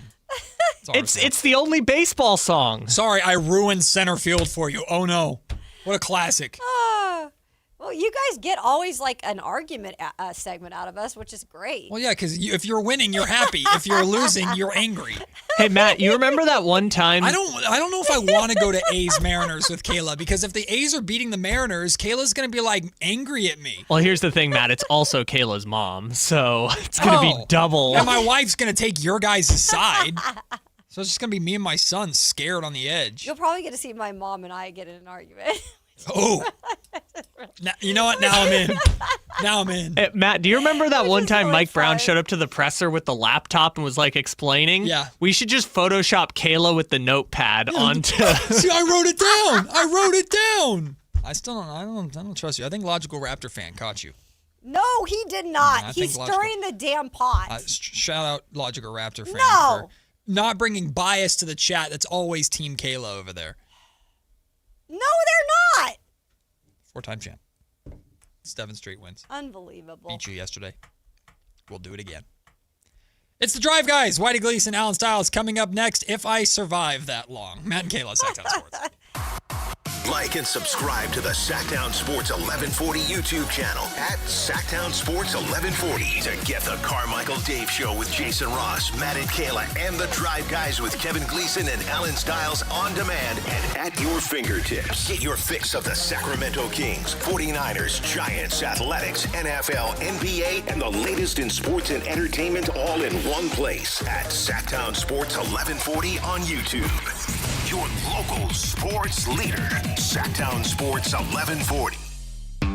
T-Mobile has an exclusive bundle for customers 55 and up. I'm Sarah Bowl. Yeah, I'm Frank Bowl. A reliable network is key for us. And with T-Mobile, it's been wonderful. And going to the 55 plus plan saved us so much money. A lot. And that's important. Trying to keep costs down. The home internet's been perfect. It's fast, it's quick. The setup was so easy, it took less than 15 minutes. It was like, ta-da! If you want simplicity, coverage, reliability, you want the whole package, T-Mobile has it. Right now, T-Mobile customers 55 and up can get 2 phone lines on America's best network, plus America's fastest 5G home internet for just $30 each. $30 per month each line with autopay plus taxes and fees. Minimum age 55. Pricing for home internet rely on 2 lines of essentials. Choice 55. $35 connection charge per line required. Best mobile network and fastest 5G home internet based on analysis by Ookla of Speed Test Intelligence data 2H 2025. All rights reserved. Did you try my Colombian tamales? They're delicious. Yes, but the Mexican tamales I brought are better. Colombian tamales wrapped in plantain leaves are unmatched, you know. But the Mexican tamales wrapped in corn husks are the authentic ones. At least we can agree that they taste better with Pepsi. Without a doubt. Can you pass me a straw? You mean a pitillo? Tamales deserve Pepsi. Bring the entire family out to Sutter Health Park for Sacramento River Cats baseball. From exciting action on the field to smiles in the stands, it's the perfect place to make family memories. Plan your next family night out at the ballpark. Get your tickets at rivercats.com. If you've ever endured a Sacramento summer and your air conditioner isn't exactly doing its job, oh man, how do you sleep at night? Turn on a big fan, kick off your sheets, even laying in front of an open refrigerator, which, by the way, is just weird. Nothing works. Not like an air conditioner that works. So right now, get yours professionally tuned up for as low as just $59. That way, you'll sleep the night away. Plumbing, electrical, heating, and air, Bonnie.com. Some restrictions apply. License 696-355. Do you owe $10,000 or more to the IRS like Will? When I was 50, my whole life fell apart. I lost my job, I lost my wife, I lost the house, I lost pretty much everything except for my life. When the IRS came calling, I just didn't have it in me. I felt like Wile E. Coyote, just waiting for that IRS anvil to drop. Then Will found tax relief advocates. I heard their advertisement on the radio, I wrote down the number, and I made the call that changed everything. The IRS gave me a bill for $40,000. Tax Relief Advocates got that down to $3,200. I've paid 9 cents on the dollar. Now that's a great deal in anybody's book. If you owe 10 or even hundreds of thousands of dollars to the IRS, don't lose hope. Do what Will did and call TRA for a consultation. But for me, the real win is I got my life back. Visit TRA.com or call 800-488-2578. 800-488-2578. That's 800-488-2578.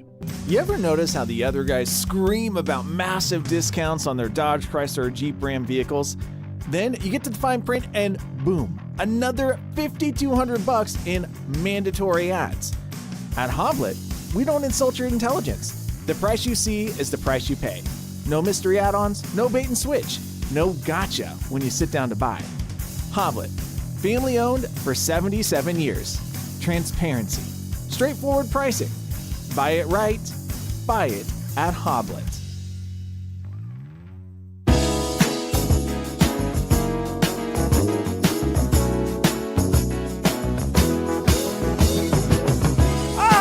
That break. We haven't come back yet. Let the voice guy. On Sactown Sports 11. Damn it, Kayla, you're just stepping on the freaking voice lady again. Sorry. Stop looking at his butt. I'm looking at my boy. Not Alan. Go away. We're watching baseball, Alan. We're watching my boy Jack Leiter. All right, well, that's a new drop unlocked. Stop staring at Alan, his we butt. love you too. Where's Whitey? Alan's not even entering this conversation. We're paying. Isn't he lovely? Oh, you better challenge that. Another. Look at this song is perfect for. Wants to take a look at it. For the boy on the bump. No, he's not. He's a Rangers pitcher. He sucks. Jack Leiter. We are now locked into Texas Rangers versus Colorado Rockies. Why? Because Kayla Asterisk took the Rangers over the Rockies. I had it written down. It is 3-2. Rangers lead in the bottom of the fifth. The Rockies have a runner on third. Oh, successful challenge. That's a ball. Dang right it is. Hey, Alan Stiles joining us. Whitey Gleason. Yeah, we were coming from a meeting. Yeah, Whitey will be here soon. But no disrespect to Whitey. You're who I wanted to talk to. Okay. Because you said last night, rock bottom for the Giants. Oh, base hit up the middle. No. Tie game. Go Rockies. Anyway. Yeah. Rock bottom for the Giants? Well, I would say rock bottom as far as recently. So you're right, like last decade, if you will. Your tweet was, feels like last night was rock bottom for the Giants, but not in a way where it's where the only way they can go is up. Sometimes it's just not your year. They need to move forward accordingly. Well, they're playing Bryce Eldridge today. Is that accordingly? No. Oh. I mean, they get bullied into playing him. It's so bizarre, the whole thing. You don't think that they should have played him more? He roped a double today. I don't think they should have brought him up if, they weren't prepared to play him every day. So, yeah, they get bullied into it. And now, Tony Vitello said, well, he's going to play. He's not going to miss more than 3 games in a row, which is what? It's like they're just making up stuff, So I've on record. I think they pulled up Bryce Eldridge because they lost those 6 games. They didn't want to get booed. They needed some good PR, and then they got stuck, right? And we talked to FP Santangelo yesterday, and he said, well, the Giants. I compared it to Connor Griffin on the Pirates. I said, why do these guys get pulled up? They get to play every day, but Bryce does it. And FP says, well, that's because these teams are in the developmental stages and the Giants are winning now. Well, the only problem is that they're not winning. No. So, no. Or anytime soon. So what are we actually talking about? Then he also brought up Devers and their legit points, but then why did you bring him up? Then send him back to Sacramento. So none of it is making sense. It just doesn't speak, as we just got out of a show meeting, it just doesn't speak to good planning, and I think that reflects more so on Buster Posey and Zach Manassian, who I still don't know what he does exactly, but it really reflects more so on those guys than on Tony Vitello. Tony Vitello, very similar, and I've been using the comparison between Doug Christie and Tony Vitello and the Kings and the Giants all season long. Tony Vitello is going to play who he thinks can help him win games. That's not on Tony Vitello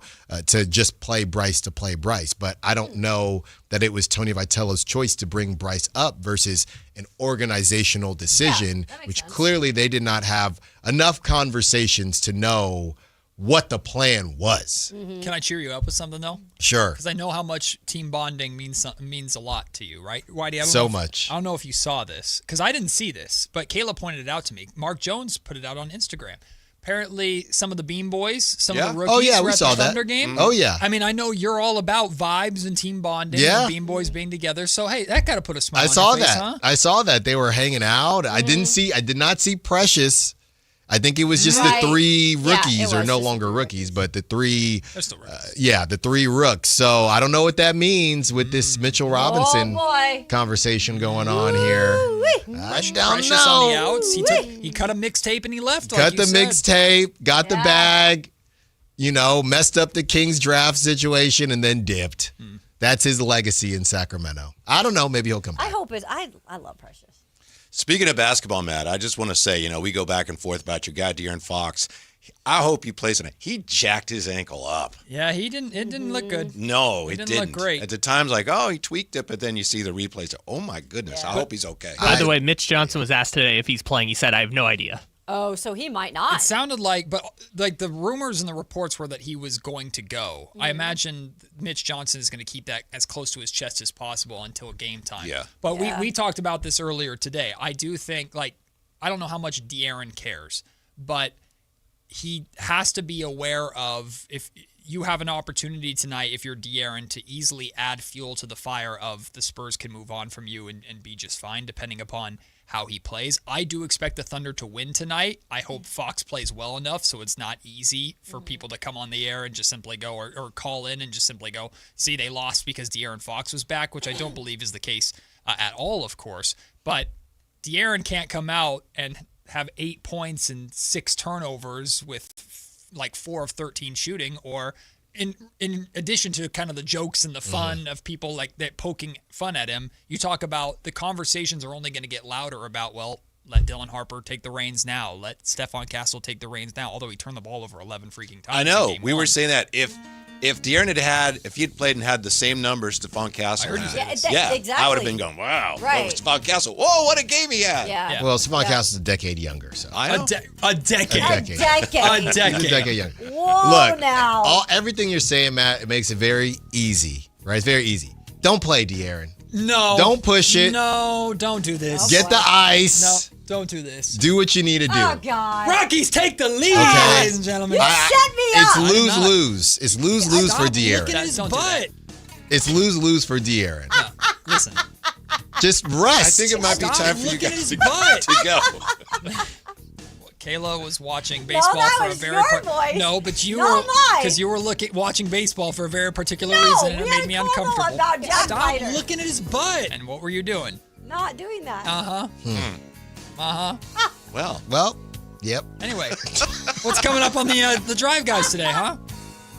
Well, I tell you, we're going to look at how the Kings are late to the Get Young party, but at least they're finally arriving, and we'll break down the best second-round prospects based on how cool Alan thinks their names are. Ooh. Oh, my God. I like this. I like this. Oh, yeah. I can't wait. I'm going to save this segment. The Kings are finally getting younger, and then they're going to draft Yaxel Lindeborg. Oh, they have to. Yeah, by the 27 way, years old. I am away from that guy after our combo the other day Yeah. with the Michigan writer. Yeah, we had a writer on from Michigan that didn't not do the good. best of jobs selling Yaxel Not Lindeborg. good. He had some weird stuff throughout the season. You know, the interviews and things like that. He's the same age as De'Aaron Fox. Says so. he needs to really be pushed to be the player that he needs to be. Motor questions? Yeah. Oh, I love a good motor question. Yeah. We got that coming up and more the next 4 hours. It's Whitey Gleason, Alan Stiles, the Drive Guys, taking you all the way up to 6 o'clock. Game 2, Thunder and Spurs tonight. Kayla and I looking forward to reacting to that and more on tomorrow's show. We'll see you at 10 a.m. Here come the Drive Guys on Sactown Sports. Peace. Take Sactown Sports with you everywhere you go with the Sactown Sports app. The most in-depth coverage of the Kings and 49ers. A library of written and video content. And all your favorite personalities all in one place. Download the Sactown Sports app.